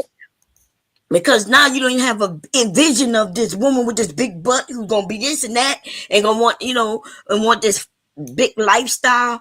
You just like, I don't even know what type and so what's the thing for me, Bomb, as well. So I have a friend that is very similar to Hank's position of how he communicates, and he think of himself as lower than somebody, thinks somebody's teasing him and things of that nature. But I know that friend, just like him, that has all this logic behind the things that he is saying and feeling, like that confidence got destroyed by somebody. And it's not that he is slow or the spectrum and all this other bullshit that people try to put in his head that is holding him back. It don't got nothing to do with that at all. He just had to deal with who he is as a person and make him the best version of himself. I know, because one of my really good friends has this same type of confidence problem when he was younger. And I beat it out of his ass. Not physically, of course. Right. But because we was having conversations the way I was having with Hank. I never treated him like he was on some spectrum or he had some kind of nothing like that. And guess what? He learned. He's like, you know what? Right. You're right. No, I agree with you. I have cousins. I have 3 cousins, same family, and they're on different levels, right? There's different levels. And because they was raised with us, they 1 or 2 of them is you wouldn't even know. But then, I think Hank is I think you're gonna do well if you get the right information, baby. You get the right, yeah. And Sharon and these men over here, some of these men over here, okay, they gonna steer you in the right way. And Sharon didn't ask you for money, but when he said you asked for donation, what Sharon was saying, did he ask you in particular, you as an individual? He did. Yeah, he didn't clarify. He should clarify. Did he ask me for payment? He did not ask me for payment. He asked me for money as a viewer, and I think people should donate to the show. Wait, but there's a difference between him telling people, hey, send donations, versus him asking you in particular. Like, did he say, Hank, send me some donations? Yeah, and I know there is a difference, and I just he should have clarified. He should have asked you for payment for services, and no, that's not the case. You only ask for donation for entertainment. That's a different thing, but that is technically asking for money. It's okay. Go ahead. I think we at the same. I think we at the same point. I think it's just he cannot just say yes or no. It's not a yes or no. He don't. He's confused, Sharon. He's heard you say you asked for donation. I'm trying to get him to understand that you didn't ask him as an individual for donation. Yeah, I said it. I agree. This is the 3rd time. He did not ask me for payment for services. I already agree with that 30 minutes ago. No, you keep saying payment of service. We are talking about the donation. We're talking the word donation, right? Did he ask you for donation? Yes, he asked viewers for donations, and I'm a viewer. But he did not ask for payment for services. Because he can't separate himself from the viewer, Bob. The viewer. And I wanted you to understand that, Sharon. Not I understand. Okay. I understand. And also, shout out to the couch that says for support, continue to help men move forward. 100. Thank you so much. I really appreciate that. Thank you. So I have a question. Were those other people asking you specifically for money, or were they asking people to donate to the show and you perceive that as them grifting and scamming? So there's a whole bunch of places I've been. So there's always like church thing. They always ask for donations. They ask for volunteer. They ask for this friendship, that kind of thing, and this obligation stuff. That's a whole thing. There's also the course thing that people that focus on advice. They would sell you books and sell you courses and stuff. And there's just random people just want you to just spend more money. There's a whole bunch of cases. It would take I had to write out a whole presentation to kind of explain all the typology of it. So it's gonna be a long conversation. So do you understand that this is business for a lot of people? Yes. Okay. So it doesn't mean you don't have to participate, right? Like you don't have to spend $1. But just understand that this is business for a lot of those people. doesn't necessarily mean they're scamming and grifting all the time. Yeah, It's but just so you what they're understand. offering doesn't actually help me. Then it may possibly, it's not guarantee, no guarantee. It could just be, it could be a scam. It's not necessarily. Maybe it just didn't apply to me. But they're selling me the stuff, and I have to use my discernment. That's why I had to do the test. I had to follow the process. Otherwise, it's my fault. I got something that wouldn't help me. All right. Yeah, So yeah, understood. let's try to take it off, Hank. So we just try to get back to an open conversation. Thank you, Hank, for being patient. Thank you, Venus, for all your honesty too today. That's awesome because you get a bad rap for whatever reason. Listen, I'm the realest person on here. These people will judge me in the comments for saying that, but you know what they're gonna do in real life, Sharon? What They're gonna gonna do? go to the women around them and ask that question silently and never give me credit, but they take my advice all the time while simultaneously talking shit about me. Yeah, I'm fake. Welcome to the show, KT to go. What's your thoughts? Why do you have this entitlement problem? KT to go. Go ahead. Damn, what entitlement I ever show. But nah, I don't really know. I don't know if it's an entitlement or more or less I don't know what's the word to say, but I think people want us to accept more responsibility. And I think in us maybe not all of us accepting that's where the perceived entitlement comes. More responsibility as in what? What you mean? Expand on that. I apologize. I was eating my cigarette real quick.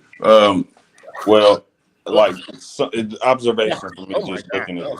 What you said you was doing? What to your who? I said I was hitting my cigarette. Ugh. Oh my god. Yeah. What kind of cigarette? Newports. 100? I am a Negro. Yeah, you already know. You already know. 100? Would it be better if it was short? It would have been a little bit better. You bet. Mechanic approved, sir. Anyway, I just like observation from you kiss people with his mouth?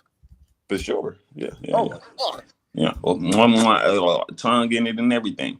But the responsibility, like just the observation from the space. I'm not saying that it's like a guaranteed, right? But like how sometimes we might say, men have to accept the responsibility for this in order for things to be changed, which I understand it in a certain aspect, but at the same time, it'll be a falsehood because I do feel like nothing's about like you can change what you can change about yourself. When we're talking about societal things, well, we all have to work as a society, and a society doesn't just depend on the men or the women for wholly one thing. Like everybody has jobs and roles to play.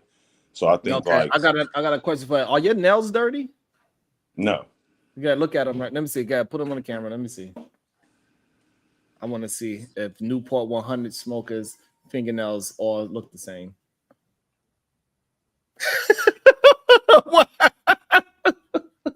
What? He ran away? What happened? Yeah. What? He went to go wash his. He went to go clean them. Venus, how you ever? Oh, there you go. Hold on. I don't know. You went to go clean them. I apologize.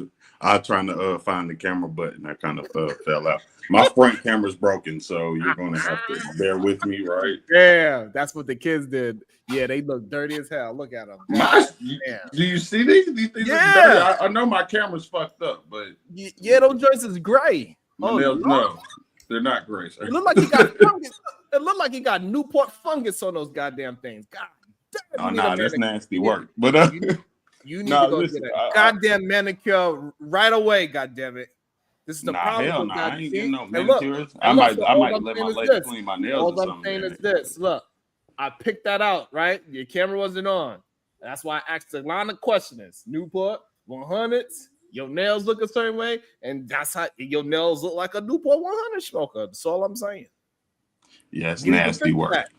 Hell yeah, you need to fix that shit. That looks crazy. Yeah, I don't know how many people got long. First of all, mine's grow very well long. But my nails definitely aren't dirty. The only thing I can say dirty about my nails would be that's the whole problem, that you don't even know that they're dirty. I definitely do. I know what dirty is. I think we all know what dirty is. No, we don't, because I'm telling you that I'm explaining to you, but neither here nor there. You need to go get a manicure. That's number one, so you can see the difference between what your hand look like now and take some before and after shots. It's like, oh damn, nah, my nails. I'm all right. That's number one, right? Number two, no man. I'm gonna give all you men a history lesson. No man should ever show their hands like this. I know I got the jazziest hands, but if once somebody said, "Let me see your nails," you don't do this. You go like this. I told my camera's broke. Jeez, I gotta put it in the angle. If you see like my whole camera was messed up, I can't put it down in my lap. Isn't that number 3? Is that number 3? All I'm saying is like, hey fellas, somebody asked you for, let me see your nails. Just go like this.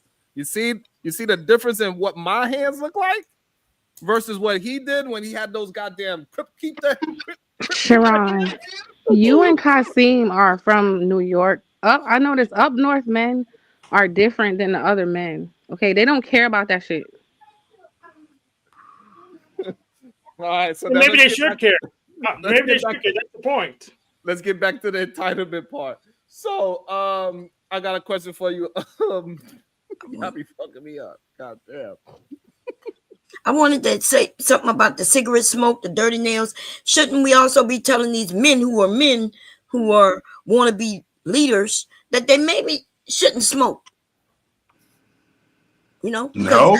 Look, now I'm about to be honest here, right? Even watching the whole thing with y'all and Hank, the problem is y'all saying this is y'all standards and saying this is what other people's standards should be. Even with us talking about communication, being a good communicator doesn't make you a good educator nor teacher. So, like, just because you can communicate well and say, like, what you mean doesn't mean that you can teach that to people. Like, we have to understand, we have to work with what people have and try to make them just the best person they can be. Like, it's not about you saying, oh, this is what the people smoke cigarettes. Everyone has a flaw. Some of y'all up here smoke weed. Some of y'all up here get drunk every weekend. I've never drank a day in my life, right? I'm not going to sit there and talk ill about you, though, because y'all drinking shit. But, like, I get it. But we shouldn't really take the time to say these little minute things that shouldn't be allowed. Now, if we're talking about majority things where it's like you're a bad person who calls all women bitches and shit, don't do that. So, right? Like, cigarettes talking about smoking. Yeah. So I'm about to ask you a question because you said little thing. Do you not agree that they have issued warnings that cigarettes kill? Like cigarettes kill you, right? So you're okay with killing yourself, and then you say it's little. Yeah. Do you drink? So just do you drink? No, I'm asking a question. Do you drink? I don't drink. Have you ever drank? No, I've never drunken, and I never smoked anything. Okay, now I definitely have nothing to say to you. I'm just saying the majority of people have, though, one or the other. And like, we're not going to sit there and drinking in moderation or even smoking weed is better than smoking cigarettes. There's a big difference, right? Well, depending on where you get the disease from. So this is another example, right? This is majoring in minor shit, right? This is another example, right? Like, it's okay that I was able. This is what I'm saying. Like, I could see things with my ears. This is what I'm saying. I knew what your hands look like because of what you said you had did. Like, I knew it when you said I had to put out my cigarette. Most people didn't even catch that. It's a problem that I have, that I pay attention to words, and then I pay attention to when I hear certain words. What is the outcome of those words down the line? Not just what's in front of me, but further down the line. And I asked those questions. I'm just glad you was able to oblige, and you, because you know that I'm doing it out of love. I'm not actually trying to make you feel, a certain way. You know that I'm not, I bother you all the time, right? And it's not out of some kind of trying to clown you type shit, right? It's just we kicking it. And so what I'm saying is that I see things when y'all say shit, and literally you proved it in front of me, and then now you're trying to fight it. And it is okay for us to say, hey, it's certain things that I'm doing is going to get certain outcomes. I believe that'll go back to what Venus was saying to Hank. You're literally saying these are the experiences I had, therefore, and sometimes, a lot of times, y'all then force that same opinion on somebody. Like, how many times y'all said that I've said something somebody said on the manosphere, therefore I'm a manosphere type nigga? Like, before we got to this point where, you know, we just understand I just got my own logic or whatever. And even some people don't accept that. They're still like, nah, you're a manosphere type nigga. Just because one thing I might say be in common with somebody or something. And so, even and with you that's the saying your issue. nails is dirty, I'll accept it, right? But when you say your nails is dirty, well, there's no dirt under my nails. If you're saying my nails aren't pearly white, oh yeah, I will agree with that. That doesn't make them dirty. I mean, I don't. That's all I'm saying. Yeah, because Kasim is much better at communicating to y'all than I could admit it. Like me and Kasim got the same sentiment. Like, this is what we trying to get to, but Kasim can communicate that a little bit better. I just say that there are commonalities and things that get success in all different type of facets and all different type of genres.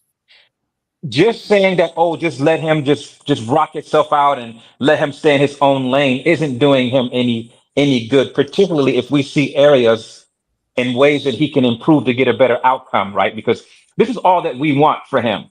You know, Hank, we want you to get better outcomes than what you're getting. We understand that you eventually want to be with a woman, perhaps marry a woman. So these are some of the things that we're telling you, but also the women on the panel are telling you as well, so you can get better chances for success in getting what you actually want. And the way that you receive that information is going to be very, very, very important. Just as Bomb stated, you know, I believe that you're being combative when you hear this information, that you're thinking that it's trying to win a war when actually we're trying to help you to get the best results. Everybody listens to somebody on certain information in order to get the results that they want, right? So it's not about necessarily staying in your own lane if what you're doing hasn't been getting you much success. And from what I hear, it hasn't. So we're just giving you a different way of looking at things, a different perspective that might increase your odds of getting what you want. Yes, I'm here for that, but I had to use my own discernment, because no matter who you're talking to, they're going to say, I want the best for you.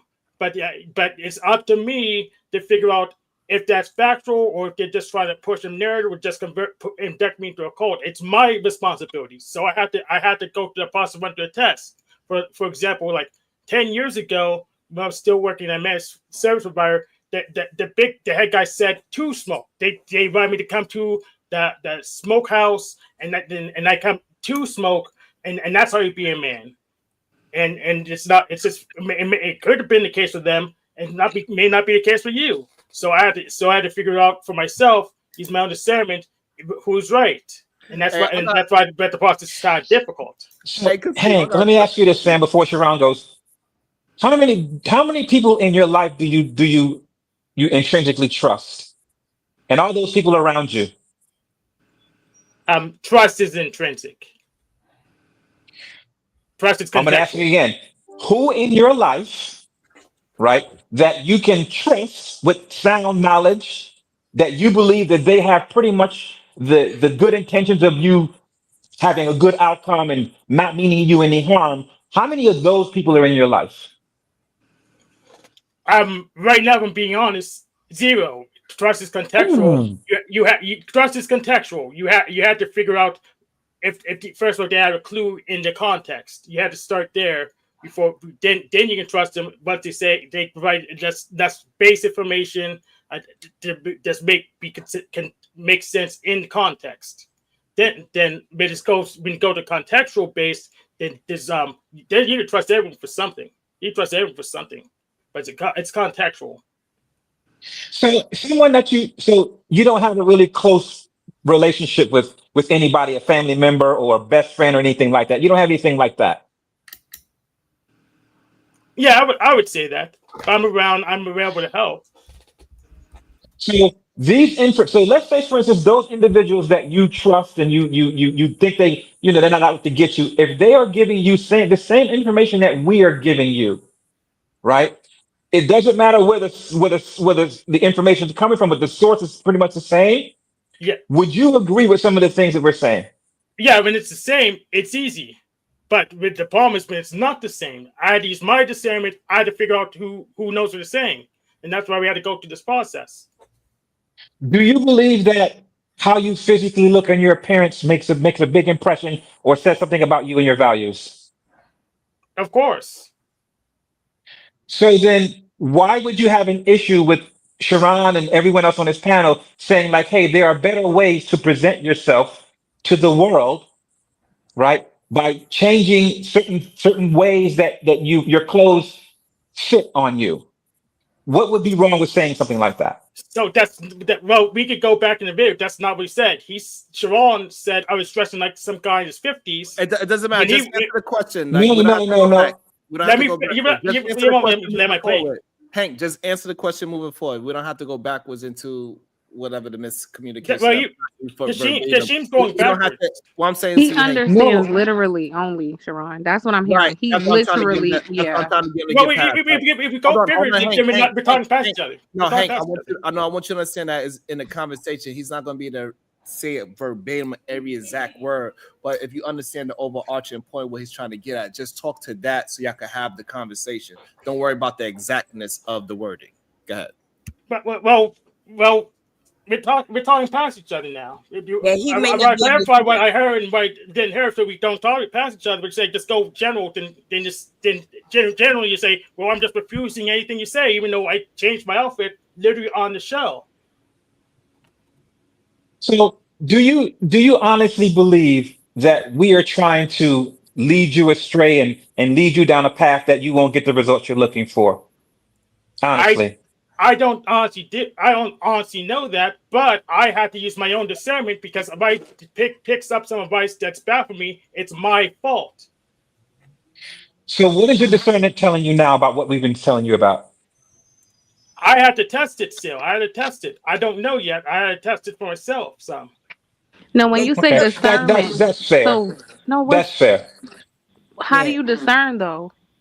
Because you say that a lot. You keep saying I have to discern. So what does that process look like then? But for this, I literally had to go dress like this to see what the response has changed. That's not discernment, honey. Then what is it? Discernment is you already having the ability to come to that conclusion without having to take any further action.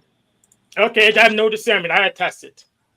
Okay. Yeah, he's literal. So and I know that earlier it made it seem like he's less than, but no, some people on the spectrum are higher, right? They're literal.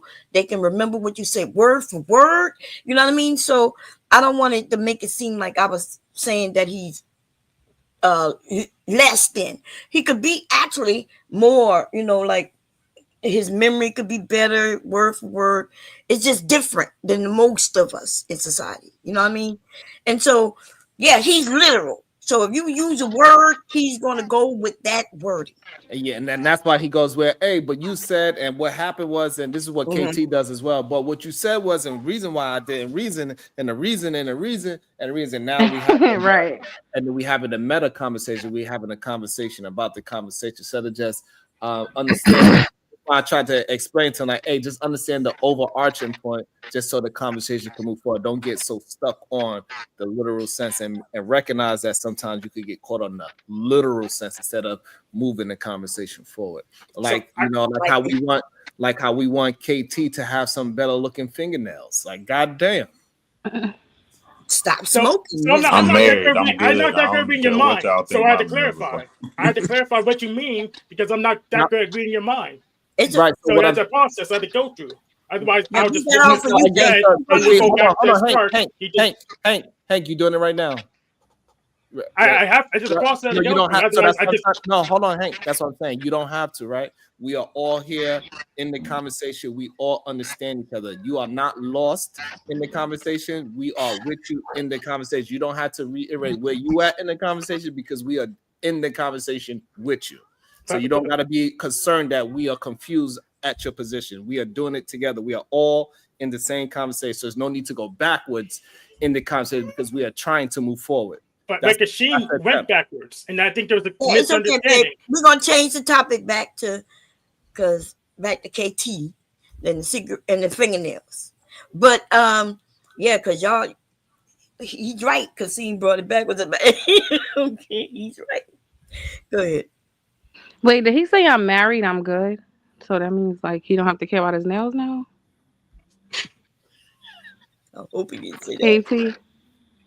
KT, you said that. You said He did say that.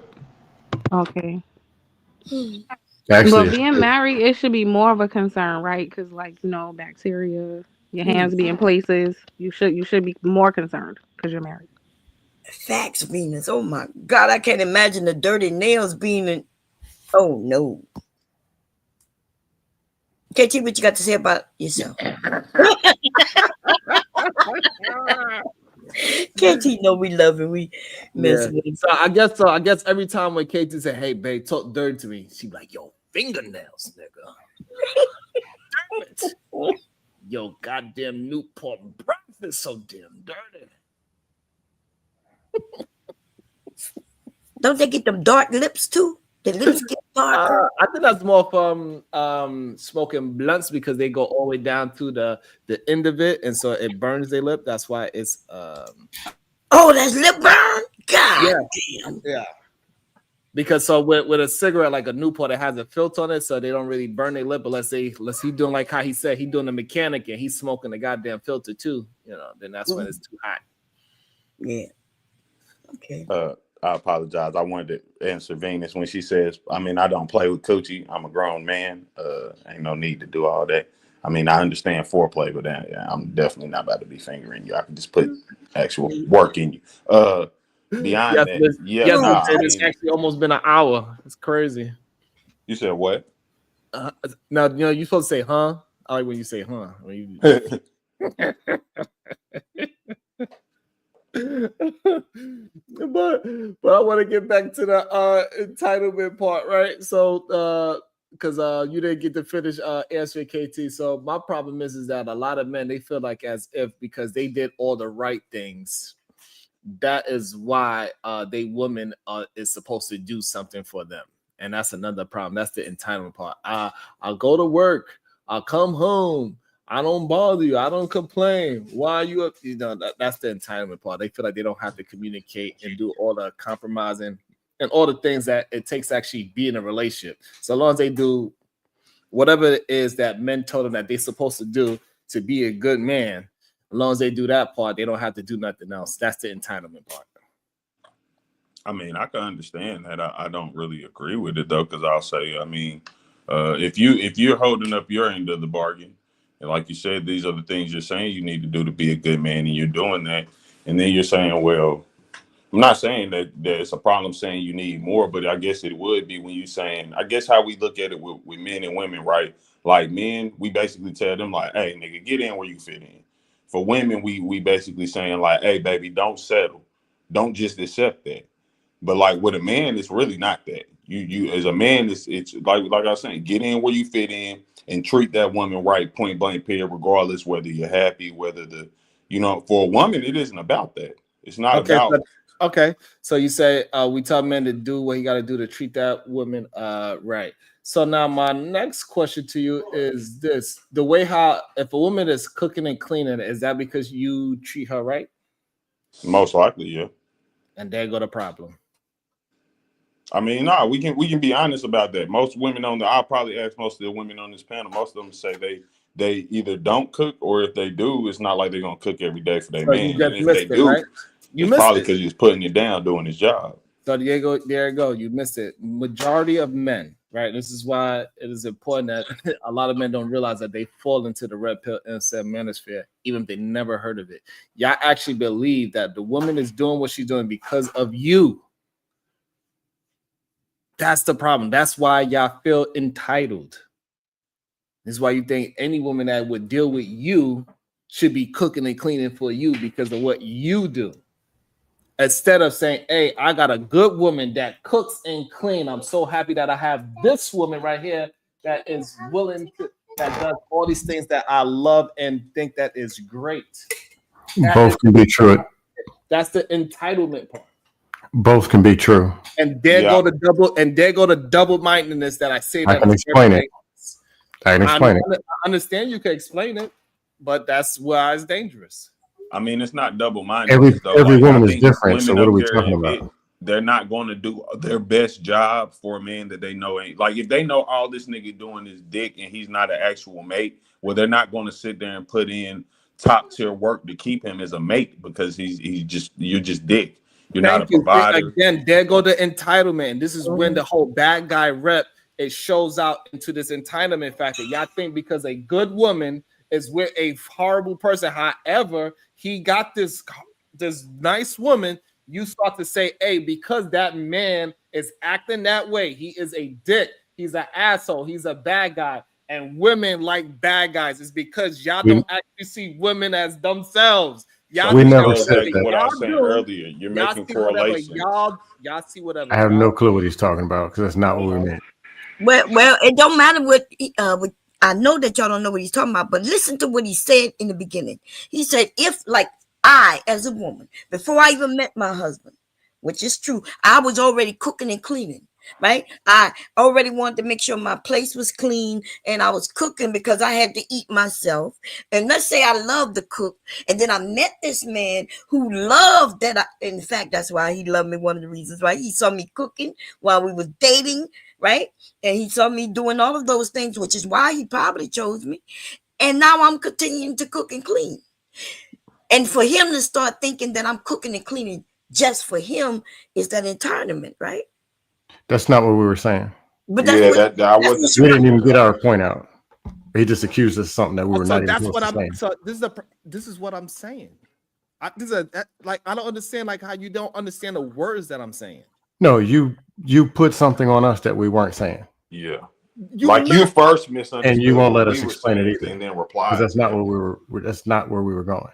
So I was saying what Sharon was saying. Hold on. Literally, I asked KT, do he feel if he's doing all these things, that's the reason why his woman is cooking and cleaning? He said yes. I didn't put nothing on y'all. I asked you. I was saying I pushed back. I wasn't speaking to what KT. Okay, my bad, because I didn't.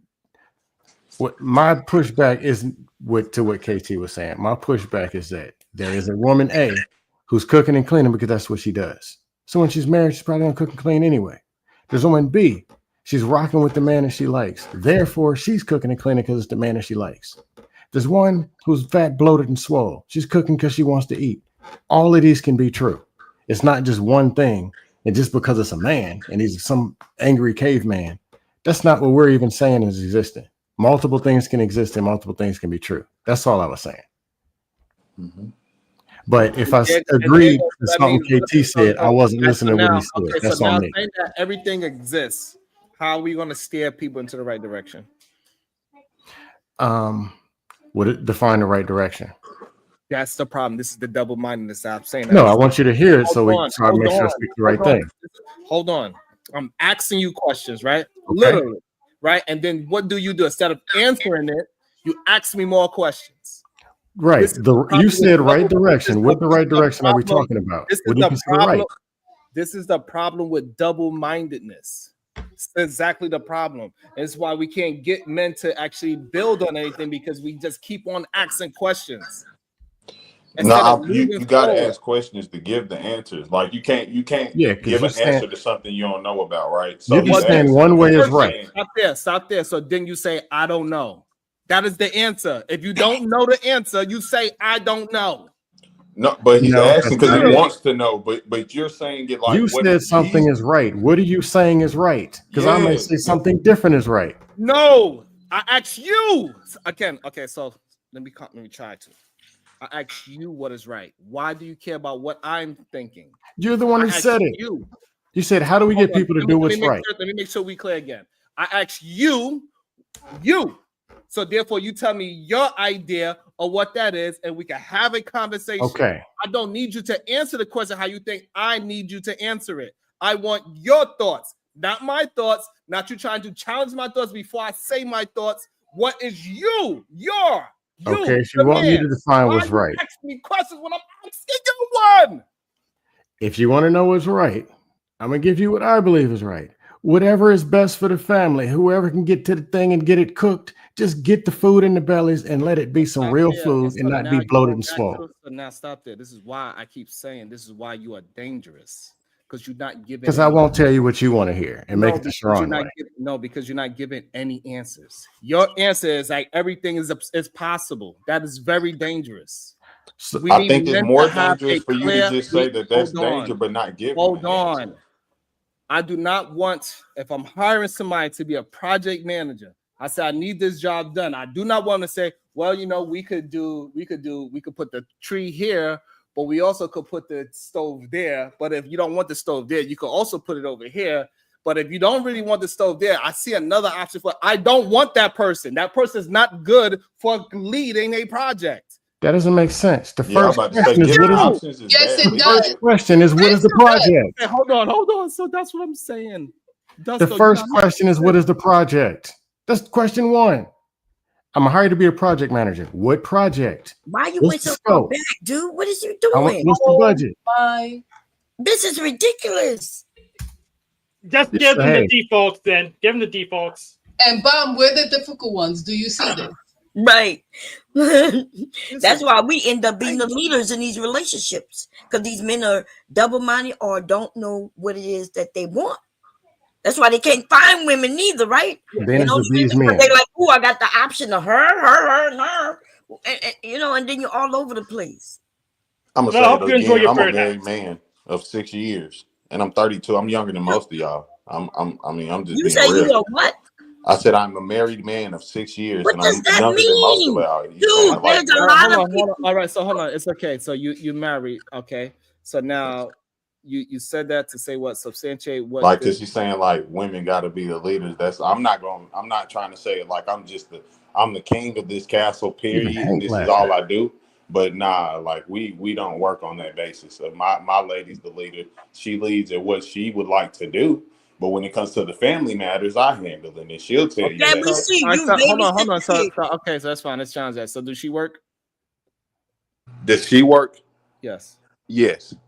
Did you choose her job? No. Lord have mercy. The things Hank, I that don't know what to tell you. they He don't know over there, what they he be laughing. saying. They just say shit. I just said she leads in the things that she would like to do. So why would I be leading her into what job she should have? Yeah, so why are you leading them at anything then? No, I'm leading the family. I can't really lead a person. I can lead you maybe in giving you discretion You and leading advice. the family where? Where are you leading them to? I'm coming. Oh, you coming? Gotta go Sound like get you being registration on my led. car. I will be back. So because he didn't pick the toothpaste that she brushed her teeth with 8 days ago, he's not a leader. No, we're not I talking got about it. no toothpaste. Look, I'm waiting for I'm throwing Sharon anything to out there tag at this me in. point. I don't want to be, stepping up. I'm waiting for Sharon. okay. Well, yeah, these so Sharon was saying something and he asked questions, and then y'all started asking him questions after he asked you a question, because you wanted him to define this, that, and the third, instead of like if he would have This asked is the question he imposed. Did you hear the question he asked? yes. He asked us to explain. He told us we were No, wrong. he What do you didn't. do? He He asked, asked, what do you no, do he said, how for do it to be right? I was what? He asked, some form of what do you do for it to be right? No. Don't you got to first know what right is? Because he got his you opinion of need right to and I know got what right mine. is. Sharon shouldn't have to But define according to what him, right is. what he says is right and what I say I is have to somehow leave, wrong. everybody. I will return. Oh my So you feel we Okay, shouldn't hold have on 1 defined second, what right Hank. is? Hold on 1 second. I want to just address what Doesn't say again. You don't. My right and your right could be. That was my different, point. but it doesn't matter if I ask you. So if I ask you, you need to tell me what is yours. You didn't ask matter me what was right. mine You is. asked for the action. Are you missing what I'm saying? If I'm asking you what is right, it doesn't matter what mine is. And I gave you right, and that wasn't good enough. It gets done effectively is right. What? Yeah, this is what we You're have talking to about cooking and people eating. If the food gets cooked, Hold both on. See, people this is the smile and problem. they're good. Hold on. Stop. This is the problem. This is why I'm saying why you are dangerous. You are Jesus. Keep throwing things in the air until something sticks. Now you're talking about cooking. That's right? what we're talking about. Yeah, What? and from my perspective, that's what we were talking about. Cooking. No. Oh my Hold God. on. That's not this conversation about the cooking and cleaning, right? It wasn't actually about cooking. The conversation is about the man think that he is doing things in his household, and that's what makes the woman cook and clean. That's what the conversation is about, is that men feel entitled for women to be doing things. They believe that because they are good, their wife is good. And then the other men that's doing bad things, right? The people that see the bad guy and they say nice guys finish last, they also believe that that woman is doing that because the man is acting a certain way. Because a lot of men, it doesn't matter, they're in the red pill, the incel, or the manosphere space, they look at themselves to reason why women are doing stuff instead of looking at that woman and say, hey, you are a beautiful, bright woman that's cooking and cleaning. I love that character about you. No, they put it on the man. If he's a bad man, they say, see, women only want to cook and clean for bad men. If he's a good man, they say, look, see, women only want to cook and clean for the good man. Y'all men are double-minded. That's the problem. And y'all not even able to have a coherent conversation to understand what I'm actually talking about. He's putting manosphere stuff on me that I wasn't even saying. Because you you're talking past each other. That's not some stuff I was even saying. You're just throwing it at me. So the reason why is because you are saying the same things that they are saying. No, I'm not. And I'll even give you I'm gonna give you your words. When we're talking, when Bolo was here, we're talking about putting people in an environment with the crabs. You put women in the wrong environment, they act a certain way. So there's something that you can do to bring a certain thing out of women, as well as that's A. And then there's B. There's things of who they are anyway that they'll do anyway. I have to stop you, right? And the reason why. And how you got some manosphere stuff. The reason why I have to stop you. So this is what people that paint narratives do. They say one true statement, right?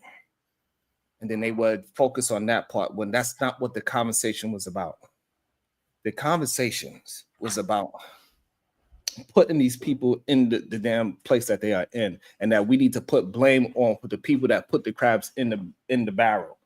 That was the conversation. So you're going to bring up that. So just make sure we understand why we was having a conversation about the crabs in the bucket. We're not going to, well, we were saying that you should not be blaming the crabs for pulling each other down because they're not supposed to be in a bucket. So we have to blame the person that put them in a bucket.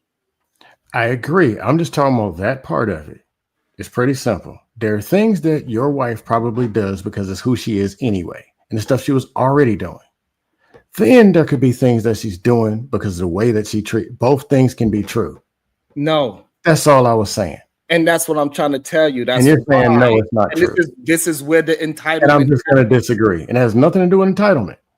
I'm saying you got to do it because of a man. I don't say that. Never said that. So this is crazy to me. I thought he just said it. Even in his statement just now, he said there's things she could be doing because she was already doing them. And then you just said, and there's things she could be doing because of him. You said they both not because of just him being a man, because he chooses to do it because he likes him. So hold on. This is the problem with the double-mindedness is why it's so dangerous. Because y'all cannot stand on anything. Y'all so afraid to stand on something. This is why men are not. I'm standing on it. I said what it said. The problem, you're not. The thing that you are standing on is nothing. You're saying it could be this or it could be that. It could be both. You're correct. Hold on. Let me finish saying what I'm saying. You're not leading nobody in the proper direction by saying it could be all things. Men cannot move that way. You do not create leaders by saying you could do this, that, third, up, down, left, right, up, around. Hey, as long as you do it efficient, it's all good. Because you said as long as it's efficient, it is right. These are the words that you said. Yeah, I said it. I'm standing on it. Right, and that cannot be further from the truth because you could do something wrong very efficiently. Wrong is not efficient because it's wrong. The problem with men that think like you. Well, no, actually, can be efficiently wrong. Yes. But overall, I know that. That's why you got to correct yourself, and it is okay. But what I'm saying is, this is why you, even though you don't believe that you're in the manosphere, you are just as dangerous. You are part of the red pill incel manosphere, no good suckers, because you lead men into double-mindedness, and you don't understand that you are double-minded. Fire up the talking points, then. Let's lead them all in a ditch. You don't understand how dangerous you are, and it's by telling something that made common sense, and it was the truth. People do different things for different reasons. But you want it to be one thing. Hold on. So why are you not addressing anything I'm saying? Again, I'm talking to you, right? And then you start talking about something else again. Because that's what you did. You threw manosphere, incel, all that bullshit. It's very simple what I said. And I substantiate why. It was very simple. Woman decides she again. cooks and Okay, cleans so anyway. okay. Hold on. Again, I'm talking to you, but you're not. I don't know what you are talking about. I'm talking about something, and now you're talking about something different again. I'm bringing it right back to the beginning. The same thing. Why Let's you go to the beginning. Can we do that? Back nowhere. I don't want you to take it back to no beginnings. I'm communicating with you. So Sharon, What the fuck is that? Hold on. I'm talking to you. Instead of addressing what I'm saying, you're trying to move it onto something else. It's very disrespectful. Playing with my intelligence. I brought it to the beginning. Cooking and cleaning. Do you want to go there? That was the original that was the original, right? No. And I already explained that. And it was only an example. And this is the problem with people that want to just paint narratives, right? You keep honing in on a point instead of the conversation, the overarching conversation. Just because I said a mouse doesn't mean that I'm talking about mouse. I don't know if you just can't follow the conversation. I'm not exactly sure what that is. But I'm having an overarching conversation. And you keep trying to turn it into something else just because I said those words. The overarching point means something differently than cooking and cleaning. I agree. And my point stands. Could be cooking and cleaning, could be losing weight, whatever it is. There's things that a woman naturally do because it's who they are. And there's things that they will do and can do because of the person that they're dating. Okay, it's nothing to do with entitlement. What is the point of you saying this? Because you made it one way, and both things can be true. Therefore, it is no need to do anything. That's an option too. People just not do nothing. Exactly. That's my problem. This is why you are dangerous. You don't put you are saying that men just, hey, we're just gonna be, and this is a problem that we have. That's not what I said. That's what you said. I know you don't believe this is what you are saying. I understand that y'all motherfuckers don't understand the words that y'all are using because y'all only can see in front of y'all. Because you can't get the simple concept. Your words, it goes down a timeline, and y'all just can't see the timeline. And that's fine. And I understand that that's a problem that I have, that I can see past your words. I can understand what you're saying, how it affects me, because I actually have conversations with people. Cool. I'm going to give you an example and do what you want. Don't give me no examples. Because you're not getting it. And it's very simple. It's killing me. Woman meets man. This is what I just told you.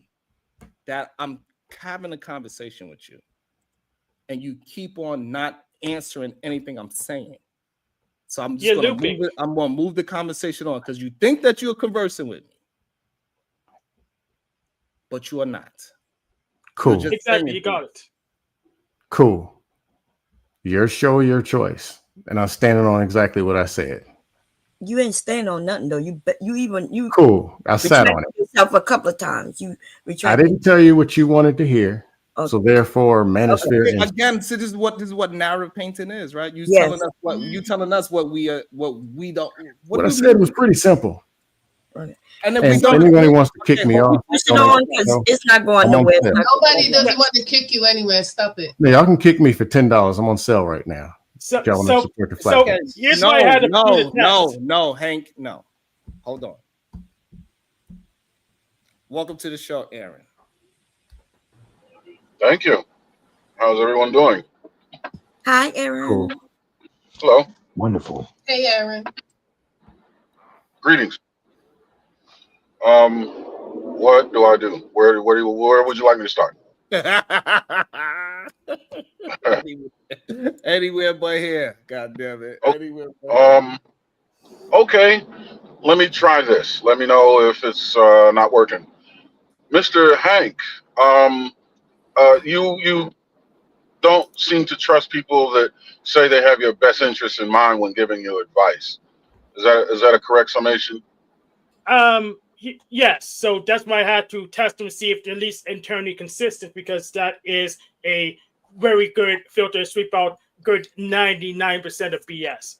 If I get 80%, it's good enough. So that's why I had to go for clarifications, because I see people talking past each other like this, and I could just go assume and be wrong. But it's my responsibility to use my discernment to make sure I understand what they're trying to communicate, or if they are communicating anything at all. It's my fault if I follow their advice and it was wrong from the start because they built it on sand. Right. So I agree with everything you're saying. See, you and I have a lot in common. My wife seems to believe that I'm on some spectrum. I'm not qualified to make that assessment. She's a behavioral health bachelor's. So, but I'm very particular, especially with details, and I like to employ fail safes to compensate for my own inabilities.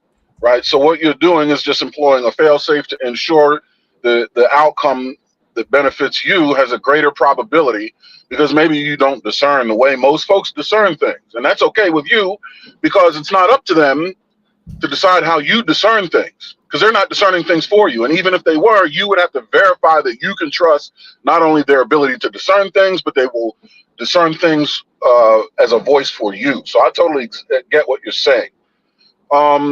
With that said, I would like to attempt to give you a few pointers that have helped me, but I will only give them to you if you're interested in them. Oh, if you even feel like you even need help, right, navigating conversations.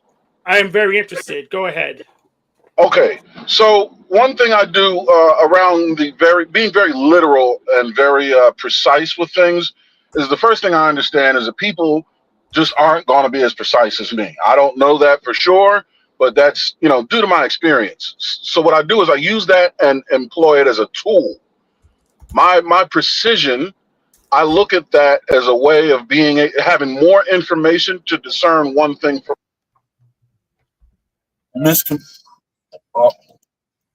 sorry about that. Communication. Better understand what you don't understand without you having to understand it or not. Does that make sense? Oh, absolutely. Hold on, I gotta turn on my Bluetooth. I can't hear you. That phone call. Give me 1 second. That phone call killed my. I'm gonna come back. I gotta take that phone call. I'm terribly sorry. I'll be back. I'll be right back. Damn, we were getting somewhere really fast. Siobhan, can you let me in with my boring conversation? Because I love to entertain your troll in the chat, please. Yes, go ahead. When you was talking about crabs in the barrel, hi everybody. When you was talking about crabs in the barrel, it wasn't about the men, it was about everyone in the barrel. And they keep saying you said the men. Of course, they don't listen. I'm gonna say something to Dusty over there. Yo no sé por qué tú sigues haciendo esto. ¿Por qué tú sigues haciendo eso? And I'm sorry for the Spanish. I was asking him in Spanish, why do you keep doing this? He didn't miss your point. Your conversations together, you're just being a troll. That's why everybody keeps saying you're being a troll, and you know you're being a troll. And what he's trying to tell you is that when all of you are speaking, it's just not you, Scam. All of you, when you say certain things, even though you're being a troll, these men are taking you literally. Like they're saying, oh, this is how Scam thinks. Let me act the same way. There's things that Bolo said earlier. I disagree with him totally. Totally. And the thing is that he has a message that he wants to put out, but a lot of his messages are dangerous, just as yours is. You have to read the room, and none of you do. But at the same time, go one level up. You're on the internet. I can't tell you how to behave. And I can't tell that whole ass bitch in the chat how to behave either. But her, she thinks she's such a secret, but she's not, right? Everybody says, oh, we hide behind the avatars. We're behind these masks. I wish I could come on and show everybody. But you know what? None of you are to be trusted. My life is more important than everyone here. So what you did with Hank was beautiful. He looks so much nicer. And I could say that. He looks awesome. And he has to see that eventually. Right, Bomb? Because like Bomb says, there's different levels of communicating with men like Hank. Right. And like Scam. Not everybody is going to communicate with. These are two different people. Hank is different. Scam is different. Right? Now, as far, I was going to say this, AR, I'm going to tell you this for the last time. I'm not your groupie. A lot of you come up here and think you're Sharon's boss. This is his channel. If you want to be heard, open up your own channel. Take your little powerful mic and go open your own channel and go yell and scream over there. All right? The other issue, and I'm going to land my plane right here. None of these women belong to any of you. We don't belong to any of you, especially those of you who are married and do have girlfriends. Stop telling us what to do and how we're supposed to act. The person you're supposed to take care of is the one you go to bed with, not the one on the internet. You're entitled to your opinion. You're entitled to say what you want to say. You don't have to hear me. And just like I don't have to hear the chat. Right? Right? Mm-hmm. I agree. Okay, that's it. Point blank, period, the end. We have to take responsibility and accountability for our behavior. Hank is going to feel the way he's going to feel. Scam is going to feel the way he feels. And AR, I'm not your groupie. Point blank, period. You want to be heard? Go outside in the street and go touch grass. Stop looking for attention on the internet and stop being a troll. No. And Aaron, you fix your mic, my love? I hope so. How's it sound? Good. Much better. Okay, thank you.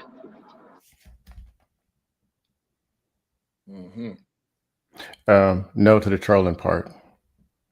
But and that's the problem though, right? Because some of us know you're trolling, but everybody doesn't. And then you, even when Sharon is saying, hey, we having a real discussion, you continue to troll. And then the show ends up being bogged up like that, right? Because he's like, hey, we having a real discussion. So not agreeing is trolling. Okay. So we have a lot of trolls in. Not agreeing and speaking what you believe is trolling all of a sudden. Because y'all didn't like what was said. Wait, what just happened? And that's why it's up to me to use my own discernment, use my own test to figure out who's trolling, who's promoting, and all that stuff.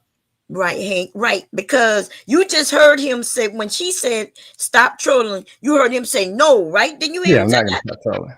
And I hear Sharon say stop narrativizing, but whatever we say is a narrative. So it's up to me to pick what's the narrative that works best for me. No, but I'm not asking you what Sharon said to him. I'm asking you, did you hear when she said to him, Scam, stop trolling, did you hear him say no?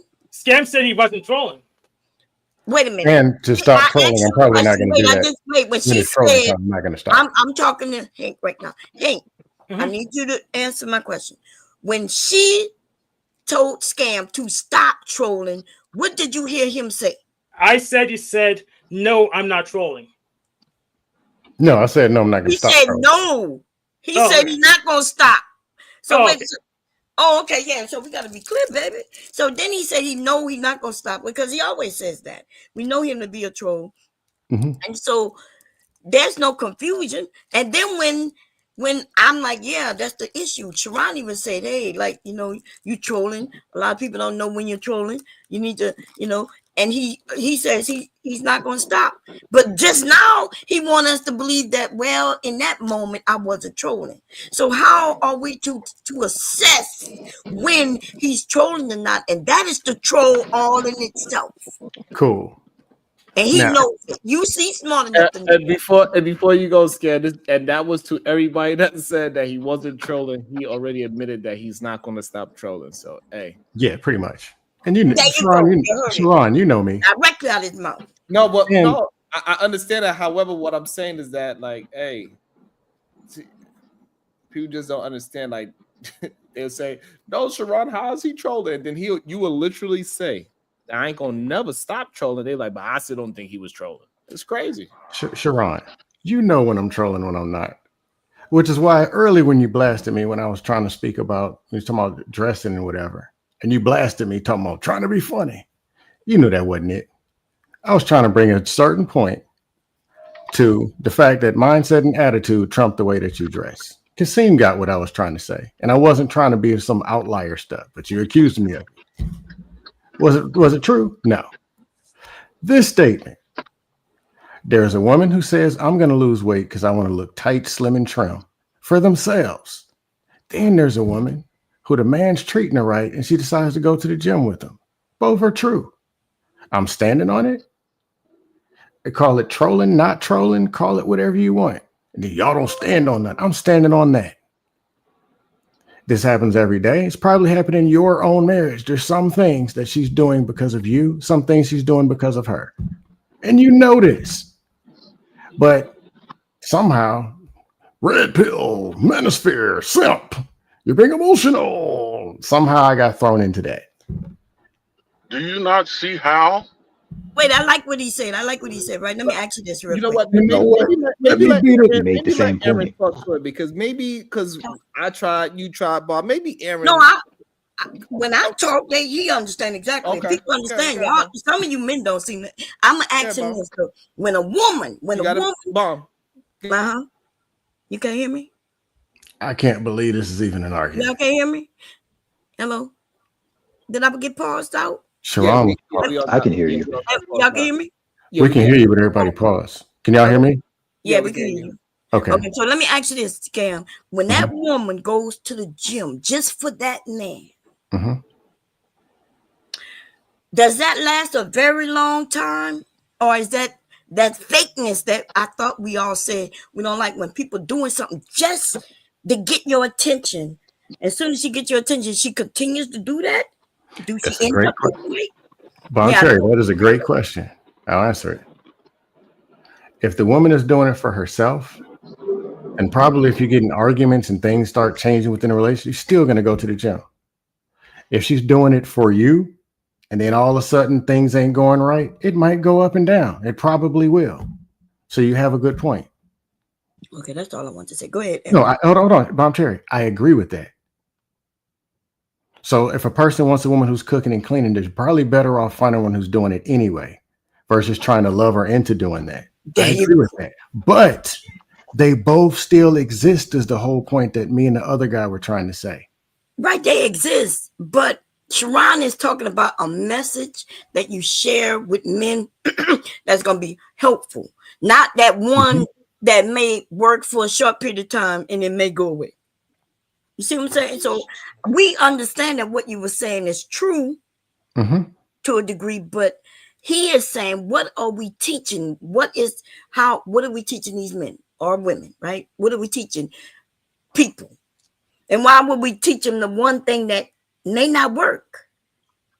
May or may not work. Why would or another thing may be, if you can influence them to change the way that they think, and they have to buy into it for themselves and not for you.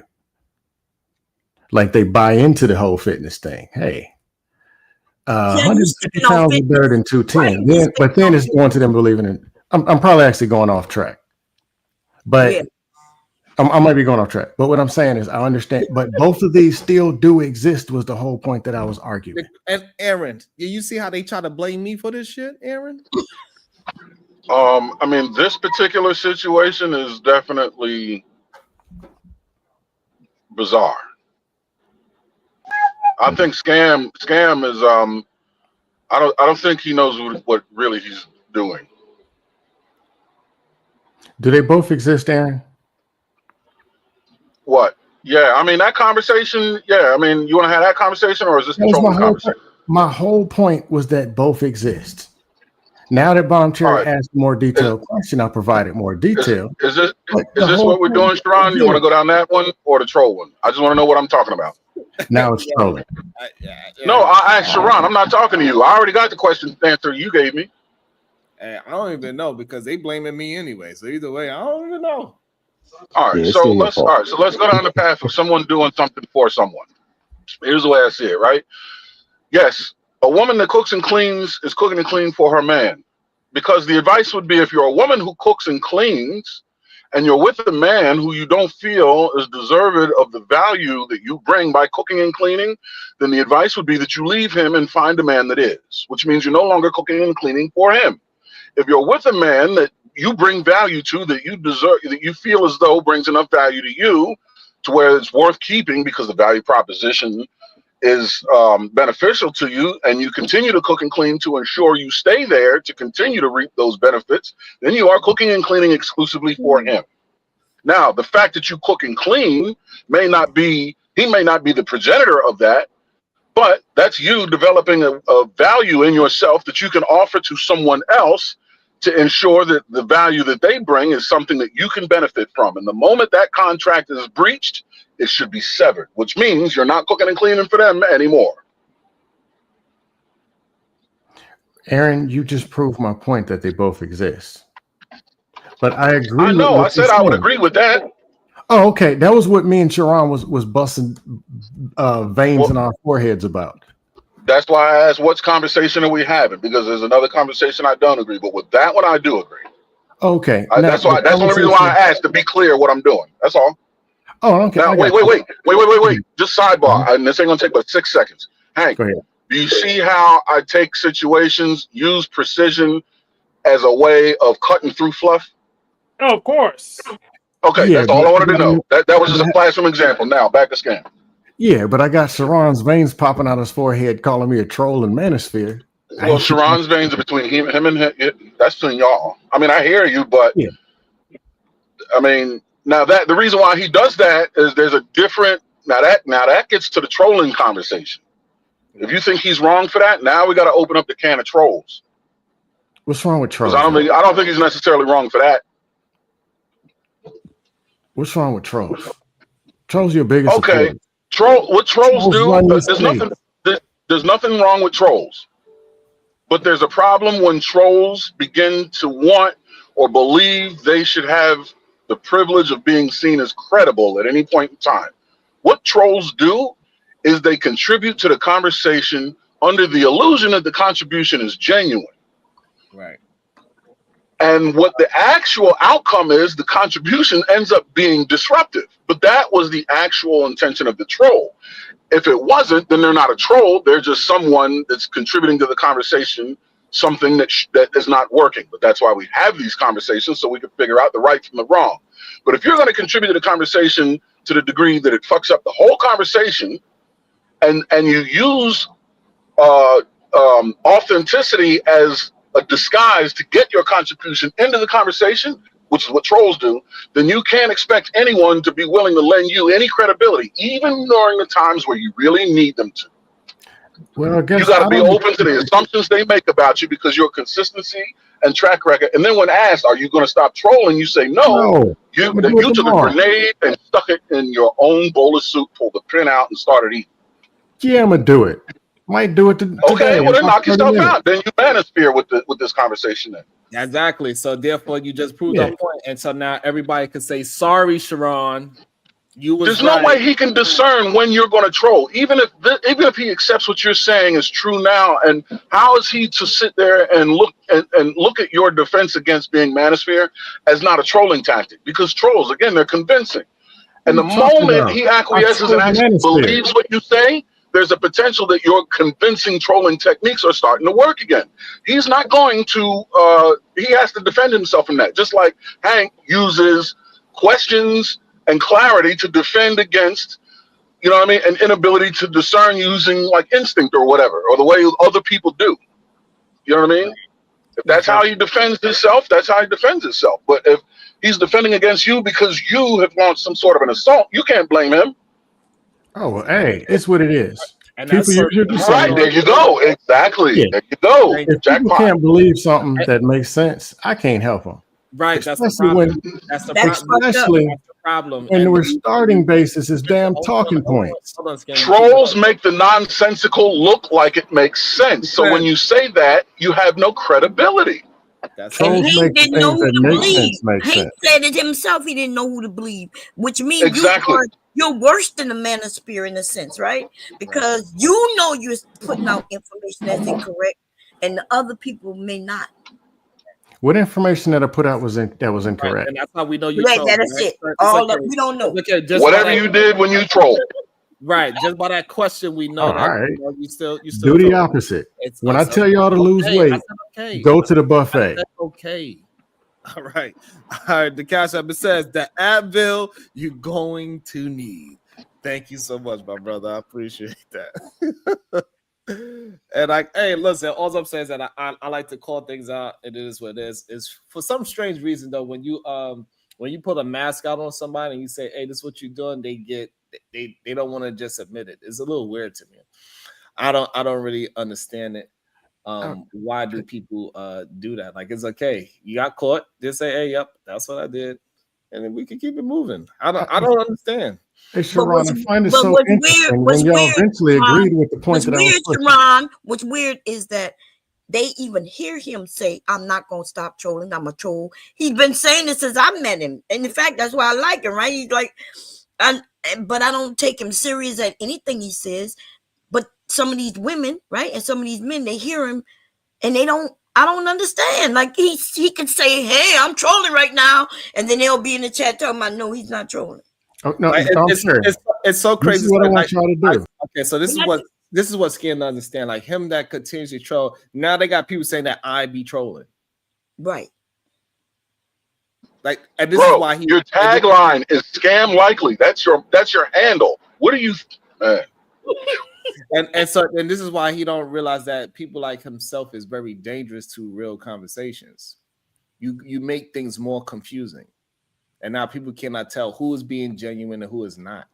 Like, I'm literally up here being as genuine as I can be every single day, doing self-reflection every single day, and then now we got people saying, nah, Sharon been trolling since. It's crazy. Right. Well, that's why you use the techniques to figure it out. That's go through the process. Yeah, but some of y'all can't figure it out even through the process, right? And I'm not even talking about you, Hank. I'm not talking about you. I just met you, but there are others. You're saying there's an audience of listeners, right? Is that what you're saying? And in there's going to be some folks that can't do that. Yes. Is that what you're saying, Bomb Cherry? Yes. Right. No, I agree with you. 100%. That's the problem. Right. That's what Scam needs to realize. This man has a channel that he's trying at least to provide information by having genuine conversations with people, and he's responsible to his audience. So even if you're right, for him to agree with you when you are right, the sad part is he kind of has to disagree anyway, because he can't run the risk of his audience members leaning on his leadership and saying, well, if he understood that he was right in that point, then that builds someone else's belief that you should be credible. And he cannot mislead people like that. Sharon thought he was right, so in the future there's going to be a time where I might think he's right, and I gotta go ahead and give him them chips. No. Be prepared for him to be wrong. Assume everything's wrong, even when he's right. Assume he's wrong. Play it safe. Yeah. That's why they say if you have a gun in your hand, never point it. Treat every weapon as if it were loaded, even if you've been told it's not. Even if you unloaded it yourself, treat it as if it was loaded. Which means don't point it at anybody. That's what you've made yourself to be. Your name is Scam Likely. What are we to believe different? Right. Say it again. What's his name again, Aaron? Repeat it. Likelihood of being scammed by the person in this box. There you go. And who put that identifier there? The guy in the box. Right. The one thing we believe is that you'll scam us. That's the only thing out your mouth that we invest in. Absolutely, 100%. Shout out to the Cash App. It says Maui Gomes. Good day. Thank you. I appreciate that. That is really much appreciated. Thank you so much. I really appreciate that. Thank you. And so I think people just don't understand how dangerous it is for men to keep on pushing out this entitlement factor that, hey, my wife is like that because I'm doing this. And that's a dangerous factor. This is what a lot of men actually believe. This is why this whole idea of nice guys finish last exists, because men believe that that woman is being good to a bad person because he's bad. That's dangerous. You're taking on that. You're saying that, hey, men need to act like this to get women like that. Instead of that's just that's what that woman is. I think it's I think it would be responsible. I mean, I agree with you, and I think we should maybe mine that out a little bit to try and figure out at least why that happens so that people aren't confused. Having said that, I'll just give you a hypothesis. It may be true or not, but just trying to start that conversation because I think we should. when those situations occur, it's either she sees a value in the person that none of us see. We only see him being bad, and that's for her to decide, or she's unable to really appraise value either in herself, him, or both. And she's blinded by her own ignorance or naivety, and he's taken advantage of that, right? So you're right, that does happen. And you're right, I understand why people would make the connection. We see him as being bad, and she's doing for him, so we can only conclude she's doing things for him because he's bad, and that's what she wants. I don't think that's the case. There's a hidden deficiency there that either she's unaware of or is being taken advantage of. Right. And or there's a value there that we just don't know, but right. It has nothing to do with him being bad, though. And so, right, and that's what the entitlement part is. So what people are confused about the entitlement part is that so men believe as long as they get a job, they smell good, they wear proper clothes, and they have their own house, that all of a sudden that makes them a good person and they should be a good mate. And they go to entitlement. So they think the other person, the woman, she's supposed to just automatically do things because he did those good things. Instead of looking at the woman as what she does. She is her own entity. She has her own character. She is her own person. And you need to go find somebody that has the characters that you want. Instead of looking at it as I'm a good man, so therefore this woman should be good. It doesn't work that way. That's the entitlement. Hey, Sharon. Right. So is it entitlement when you put somebody in the back and start firing off cheap shots that ain't even true and make sure they can't even respond? And see, and there we go. Right? We having a conversation. Why would that even be entitled? That has nothing. Entitlement is the belief that you deserve something that you don't require yourself to earn or negotiate for. Putting someone in the back and then firing cheap shots. Where's the entitlement? That doesn't even that's a trolling question. That's like saying, do you believe oranges are sweet because the letter K has a triangle in it with no bottom? What the fuck are you talking about? The letter K ain't even in orange. Letter J is next to K, but that has nothing to do with it. And then people want me to believe that he wasn't trolling this whole time. He was trolling when he said, no, I'm not going to stop trolling. And then something was said, and he says, so you mean to tell me trolling is disagreeing? When he said that, I knew he was trolling. Right. How are you going to say, no, I'm not going to stop trolling, but you have left the word trolling undefined and then try to define it later? That's crazy. I want to see DB defended. I want to see DB defended. Like he literally, like, and I be attempting so people could just see things, but sometimes they just get a little too confusing. So that's why I was like, all right, let me try to slow it down a little bit because he just saying things. And this is the thing that most people don't understand. When people are just saying things, sometimes it sounds like it's good. Right. Well, what I found out earlier this year is that everybody don't know what trolling means. Because I think I was going to do awards, and there was a few people I was going to give, trolling, like Sugar Bum and a few others who was up for the top trolling. But then I realized they didn't like that so much. That's why I didn't do the award show, y'all, because I like y'all. And I figured that y'all wasn't going to take it as the joke that it was supposed to be. But trolling. Oh, man. I know, I did it in the past. It was even the people who didn't like the awards they got. It was fun, but it's a lot of new people, and a lot of women was up for some awards, baby. And I was like, okay, I'm not gonna do that to the women. I just want, since they always you're right though. They say this is part of my personality. So I just want DB to say, Sharon, you was right because I was in this instance. They keep saying that I'm trying to be right. Sharon has a need to be right. No, it's not that. I'm just picking out what I see. And I try to really decipher what is happening to me. I really think about it. And so when I start to talk about something, I'm usually closer to being right because I really thought about it. It's just like, just like the whole idea that, the law versus the theory, like we literally pulled it up. And then they still say, Sharon, I got a need to be right. But no, that's the right. It's not me being right. It's just me assessing it correctly. Look, that's what they do me too. They be like, Bob, need to be right. Even when I pull it up, I'm like, it's right here. And then I'm like, but if I'm right, I'm right. Like, what's wrong with me being right when I'm right?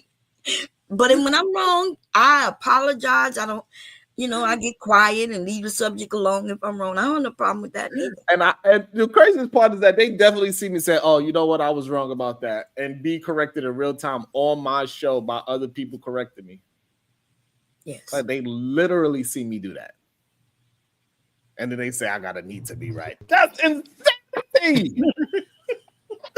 Aaron, that's insanity. When literally I'm like, you know what? I didn't know that part. You're right. I looked at it wrong. I read that. I misread that.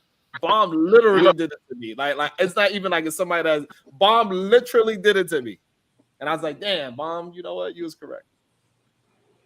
You know what I've learned? My own wife once asked me, you think you're right all the time? And I said, no, I don't. In fact, I know I'm not right all the time. Mm-hmm. And to explain that to her, I said, listen, what you're perceiving is that I'm always right. And that's because when I think I could be wrong or I'm not 100% sure, I simply don't talk about it with any sense of authority. If anything, I'm asking questions. But when I do purport something, I am right about it. I am sure of that. So it looks like I'm right all the time, but that's only because I'm leaving the potential to be wrong alone. That's exactly. Yep. And that's what but you know what else? Understanding. When you know what else that does? Be wrong. I'm like, you know what? I'm gonna shut up until I figure it out. You know what else that does though? Now, times where you're having a contentious conversation, there's now the belief that you think you're right and you have a need to be right because of what you just said, and because they don't want to let go of their point. So my way around that now is, unfortunately, I have to be more forward with my intentions and support that by asking questions. Listen, I'm not always right, but with this one, I think I'm right, but I got to really understand what it is you're telling me just in case I'm wrong, and then ask questions. And then the answers to those questions, if you're right, will support your narrative because they'll see it for themselves as they answer the question. The questions will become Socratic, is what I'm saying. Yeah. That happened with me and PhD yesterday. Remember, PhD came up and said Obama did something, and then I said, well, I disagree with PhD, and I said this happened, and then PhD came back and said, well, here's the link, and she gave a time period, and then I came back and said, well, PhD was right, because I do realize I do have to now announce that I was wrong, because if I don't, by me ignoring it and just letting it go, then people be like, okay, look, Bomb won't even admit she was wrong. Or look at her. Right. Now I'll be like, yeah, I apologize, y'all. I was wrong. And I just keep telling people, like, listen, if I'm talking about it, it's probably is a good reason why I'm talking about it. Hey, yeah. I don't like to be wrong, so therefore I want to make sure when I'm talking about something, I have a very strong position on what I'm communicating. You know what I'm saying? Well, wait, that supports people that say you have a need to be right. Not liking to be wrong kind of justifies their point. Yeah, I agree, and that's why I don't talk about things that I cannot. Right. you know what my latest project is? You know what my latest project is to becoming a better husband? Because I'm quick to apologize or quick to acquiesce when I found out I'm wrong. Real quick, right? Mm-hmm. But recently, I've found out from my wife that can look dismissive when it's genuine, because I'm not interested in continuing and being wrong. You know what? You're right. I'm sorry. And then I move on. Like, I really apologize. You got me, or I was wrong. And I move on. It looks dismissive. So what I have to do now is invest just as much enthusiasm in communicating the apology or the acquiescence to being wrong as I put into driving a narrative that I am sure is correct. And so that way they get the closure. Right? Hey, Aaron, not only that, I also try to change it right away, too. Right. Now, do you do it because there's no reason to sit here in this? We've already closed this out, or do you do it to hide? Right. Right. Even if you're doing it just to close it out, we're done here. Thank you. Good job. Yep. Move on. But to them, it looks like you're hiding. Correct. Sugar Bum said, I'm really wrong. Robbing him too.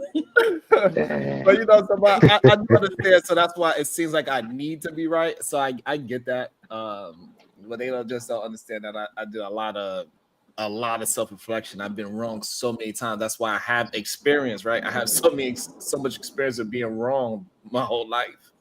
I experienced it a lot. Yeah. Yep. That's a good And thing. that's why I do have decent insight, because I did so many things wrong in my life. You know what I'm saying? See, that's what make it good, right? You was active, you tried things, you jumped in and out of shit, failed that shit, and continued on. And that's a good thing. And sometimes something we may talk about may be like it may have been right for you, but wrong for me. So some things are Yeah. How about that? Yep. Yeah, because I definitely know a guy that became a millionaire smoking crack. It worked for him. Lord. Guess what? One of my favorite teams, they called the Amazing Mets, Bomb Cherry. The whole team was smoking crack. Yeah. And the reason why they called the Amazing Mets because they had a losing season. They started smoking crack and they turned it around. I tried crack once and I didn't like it. I didn't. Even if it made $1 million, I won't do it. I refuse. I'd rather stay poor. Yeah, good. He said, I tried crack once. I'm scared to try anything. I'm scared to try. I ain't gonna lie. Watching people in my family be addicted to all kinds of shit, I was afraid to try anything. I stayed away from everything. Okay, it's disgusting. It's like bad coffee, burnt coffee. I don't like it. I didn't try it. Was all the way a full adult. I didn't try anything. I didn't even drink alcohol until I was 22. Aaron, what's my mom going told on, me to drink Aaron? it. Aaron, what's going on, Aaron? I'm listening to the podcast. That's what I'm aware of. I'm listening.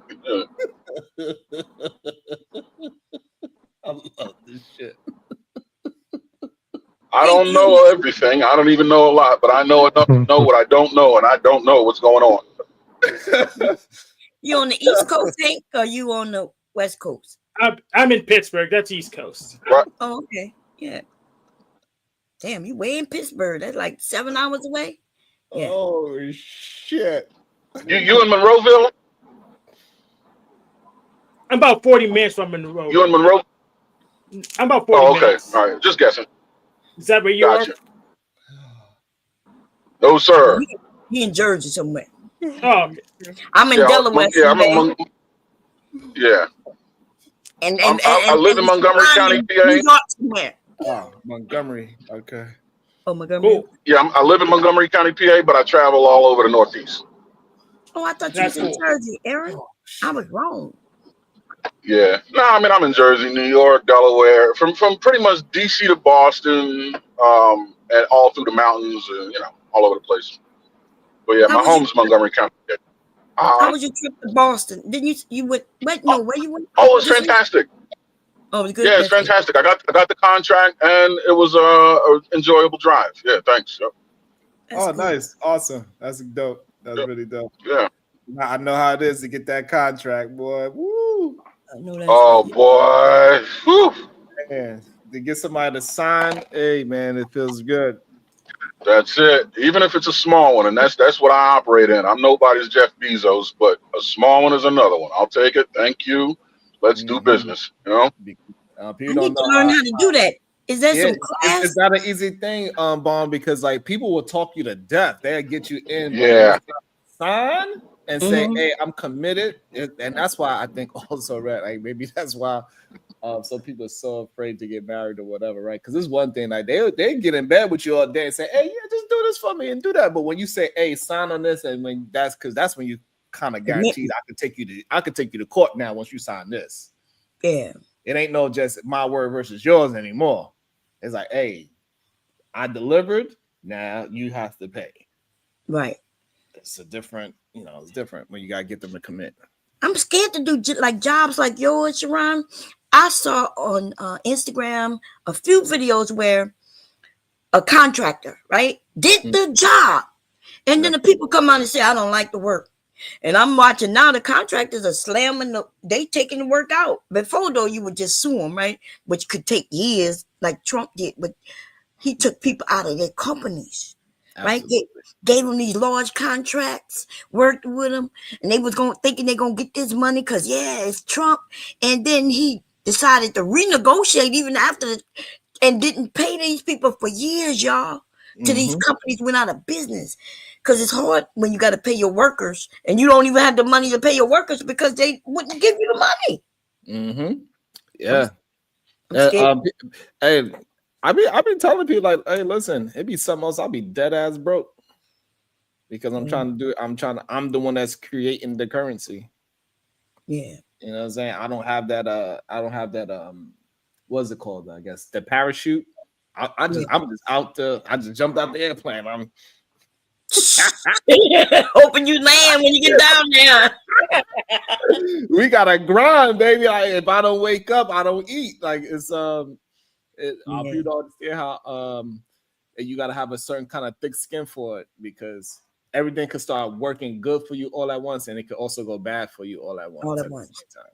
So it's not for the weak for sure. You gotta have a certain kind of stomach to maintain it and deal with the stress of knowing that you are doing the right things and you actually have a skill or business that is worth dealing with the tough times. Yeah, you gotta have. I'm scared right now, because I'm due to handmaids home, which is American made, right? Which it seemed like it'd be a good thing, but the problem is people don't have money like that. I'm scared if that's not true. No, that's not true. So they'll still buy because that's what in my mind I'm like, oh, maybe they won't buy because they won't have the money to buy what I'm offering, No, it's not true. Okay. Well, you I'm put that price tag that you're worth, and you go ahead and chase it. And that I'm not saying that you don't. You might have to adjust for whatever the situation is, but people had the money. You gotta think about it. That goddamn Hermes bag that costs about $500 to make, people pay $20,000 for it. Yeah, I was telling people I could make them that same goddamn bag, same everything, y'all. Everything. The Chinese was selling the pattern a long time ago. It'd been on the market, the pattern for me to make it. That's how I knew who was making that bag. Okay, because they sold the patterns to us.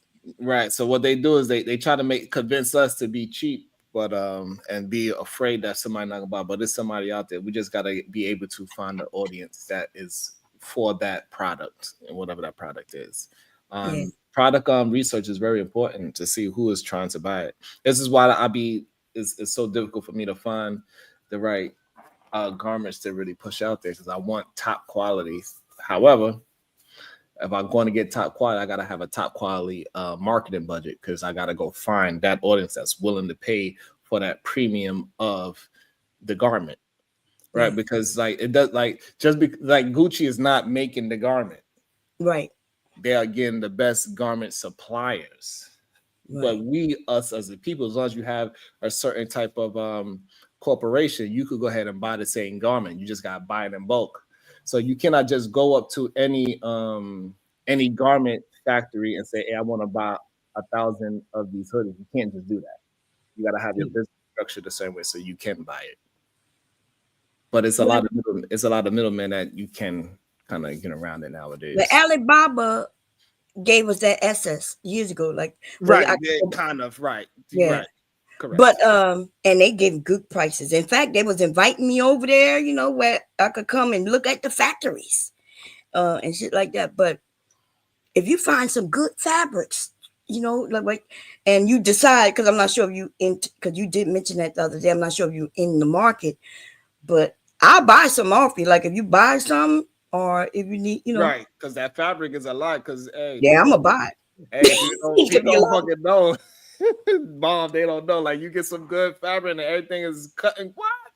Oh yeah, you can make some pieces. Goddamn it. Hell yeah, and I know a lot of people will buy it from you. Or shit, if you want to do business, I'll be the Delaware. I'll be over here selling for you in Delaware. Maybe we shit. Don't overlook it. We gotta make it happen. But yeah, you're right. Alibaba was a great middleman. That's why I was talking about. They do have a few of them out here, and they do have one in Atlanta that's really good. They got really good garments. Yeah.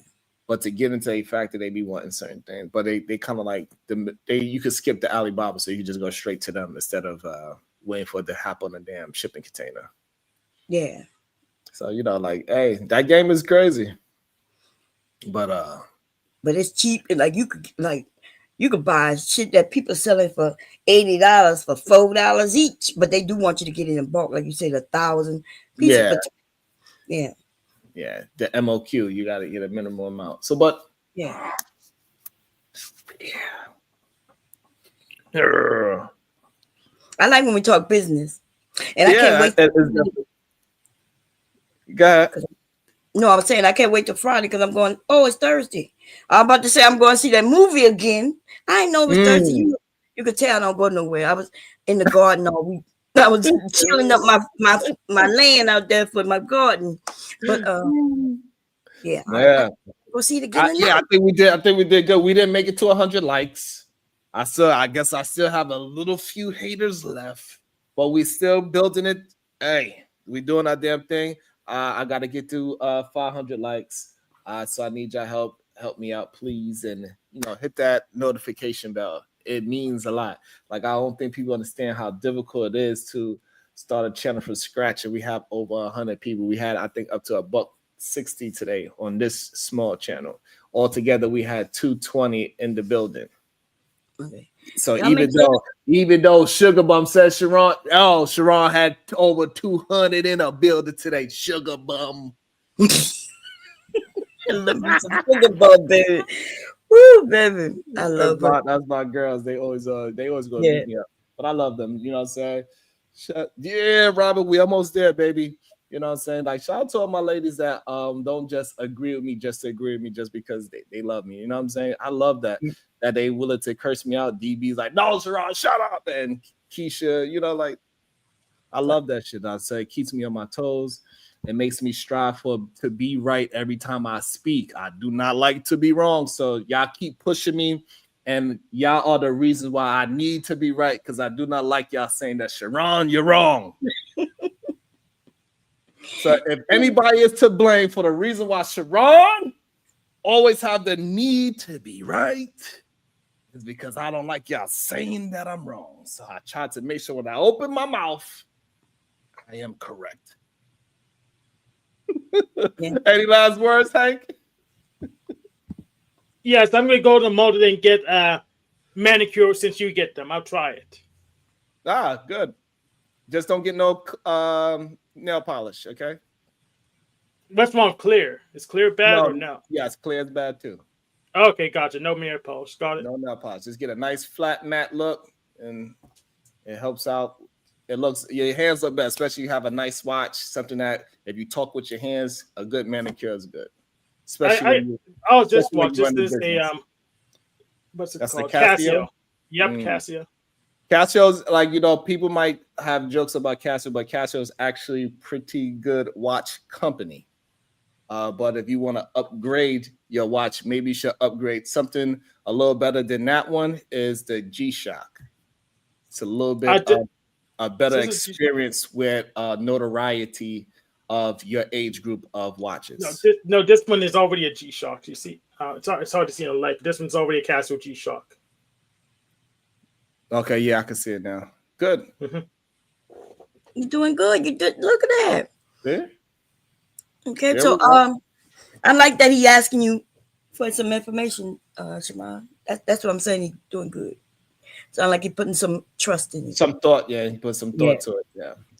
But you do look I wouldn't lie to you. You as soon as you took it off, it looked like you was upset when you were taking it off. But babe, it was when you pulled that shirt up, it looked like you shed it off like 20 years. So now you look like the young man that you are. Mm-hmm. Okay. And I like that you're over here. I would love to have more conversations with you. Welcome. Yeah. Shout out to him. AR. I'm surprised AR was being quiet for so damn long. I mean, try and crack is crazy. That was wild. That was insane, man. Man. That was some crazy shit, man. And then he doubled down talking about how it tastes. No. Speaking of, I'm drinking burnt coffee right now. Yeah. I know he had a taste. God damn. Yeah. Yeah, I mean, I would like to see him and Jalen maybe have a conversation. I think that maybe it would be, super enlightening. Nah, they different. One. Nah. No, they. Yeah, they different. They different. Yeah, they on the. People on the spectrum. That don't mean they could be highly functional. I'm talking about like really smart and Yeah, that's what I'm saying. I'm sure like I'm sure he's a savant in one area. Like I think that we should get him a piano and play some music for him and see if he can just recite the whole thing or something. I don't know. Don't forget, AR is a little. We don't. Oh, he on that too. You yeah, but I'm not that far on it though. I ain't that far on it. I know not to wear a fedora. I love fedoras. I think they I love me a fedora too. Well, respectfully, we're in two different age brackets. Oh God. No. Yeah, respectfully. We might be in age brackets, but fedoras is still hot. Like yeah, you and Sharon are about in the same age bracket, so I understand why you guys think that. We not? Yeah, y'all kind of are. He could be a younger cousin of mine. I have a cousin. Yeah, exactly. Mid 40s, maybe. Yeah, like y'all would be cousins. Like, God damn it, final thought. Now y'all have a great day. What's it? Today's Thursday, so yeah. AR, you did put a link in the back. Oh yeah, I did. Yeah. I wasn't trying to take away from you. Like when I pushed on it, it told me to disable my ad blocker, and I don't disable nobody, So I went and found the same story so I could read it. But gotcha, I agree. You saw that it wasn't murder, right? They sentence or they convicted him of a negligent homicide. That was I don't know if you saw the link, Sharon. And he's not doing any jail time, correct? Who are you talking about? The case. He's doing which case? But which case are you talking about? Because the link I saw when I woke, or this thing I saw this morning, I read a little bit about it. It's a case in Texas as well. It has some similarities to the Carmelo Anthony one, where a white kid ended up stabbing. The case, right? Who? Casey, yeah. And Matt, no, well, he hasn't been sentenced yet, but yeah, it'll be between 6 months. They gave him 2 years. This case that you put up gave him 2 years, and I don't think he have to do any jail time to do it. Like he really got off, like right? Yeah. I don't know. I thought the thing I saw this morning, I thought had only said that he got convicted of negligent homicide, and the sentencing is still coming about. I don't think he's been sentenced yet, but I could be wrong. But the sentencing was the max was like 2.5 years. Right, it's up to 2 years. Okay. Hey, y'all, it's so crazy that he went in that mother with a knife. Mm-hmm. No, it's this. I mean, what are you talking about? This one? Yeah, I don't know how he got off low key. I read it and they jumped him. After this story, if that other young man goes to jail anytime, hey, we know what it is. I mean, in this situation, he wasn't jumped, but the dude that he was fighting or going to fight or whatever did have a reputation of jumping people, and he was in there with a friend, and the friend said he helped. So they were both in there with two people, one other person, and his friend held the other dude's friend back. So I don't think he was jumped, but I think it's wild because he had said like supposedly he had sent text to someone or whatever and said I want to put him in the hospital and some other shit. He said he only stabbed him once, but the autopsy reportedly showed he got stabbed a bunch of times. So I'm just like, I don't understand how you got off on this. I don't know, a negligent homicide. I'm saying, if anything happened with Carmelo, we know why. That's all I got to say. I mean, different situations, but big difference. I mean, it's close enough. It's close enough to where we could say, hey, one is clearly self-defense, and this one is this one is definitely more of a sketchier self-defense, even though whatever their history is, right? But regards that he went in that bathroom with the knife on his hand, and they saying that even though he stabbed him and he went in there to fight him, and he still. That's right. I think he's got 21, but they.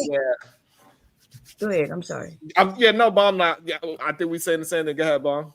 Yeah. Wasn't he? He was 18, right? He was an adult. It's basically. Yeah. Right. Because he's now 21 or something like that now, right? Yeah. So it's close enough where, hey.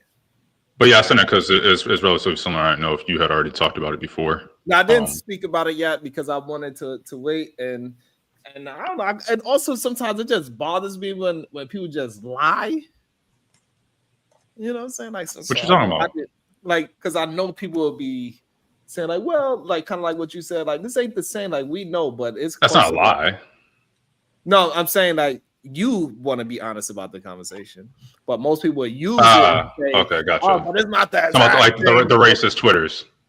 Right, and they would try to use dishonest. They're being dishonest. They're not having an argument or a conversation in good faith. Right. They would use that one little bullshit. But you know, it's not exactly the same because, like, bruh. Bruh. Like, you know what I'm saying? Like, I'll share the link for the chat if they want to see what we're talking about, the actual link. But yeah. It's a stabbing, y'all. That happened in 2022, I think. Yeah. Shout out to April Jones. She said she missed you, Mom. I miss you too. I miss you, Mom. She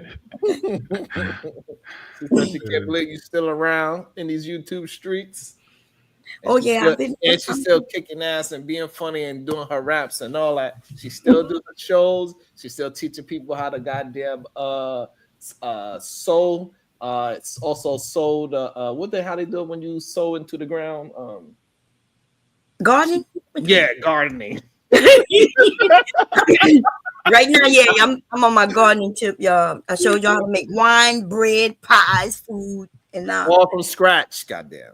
All from scratch. And why was y'all bullying Entitled like that, man? Y'all kicked him off the stream. He done went into a corner and started crying. Who? What was that dude's name on here?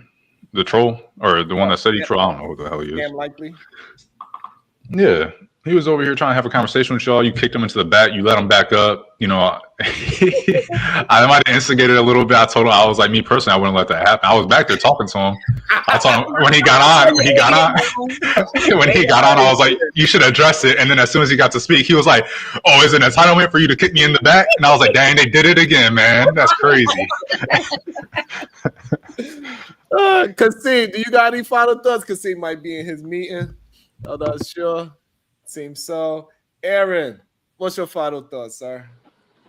Yeah, thanks again as always. Peace and love to your audience. Mr. Hank, I like you a lot, man. You are one extraordinary individual. Listen, continue to ask your questions and seek clarity and accuracy.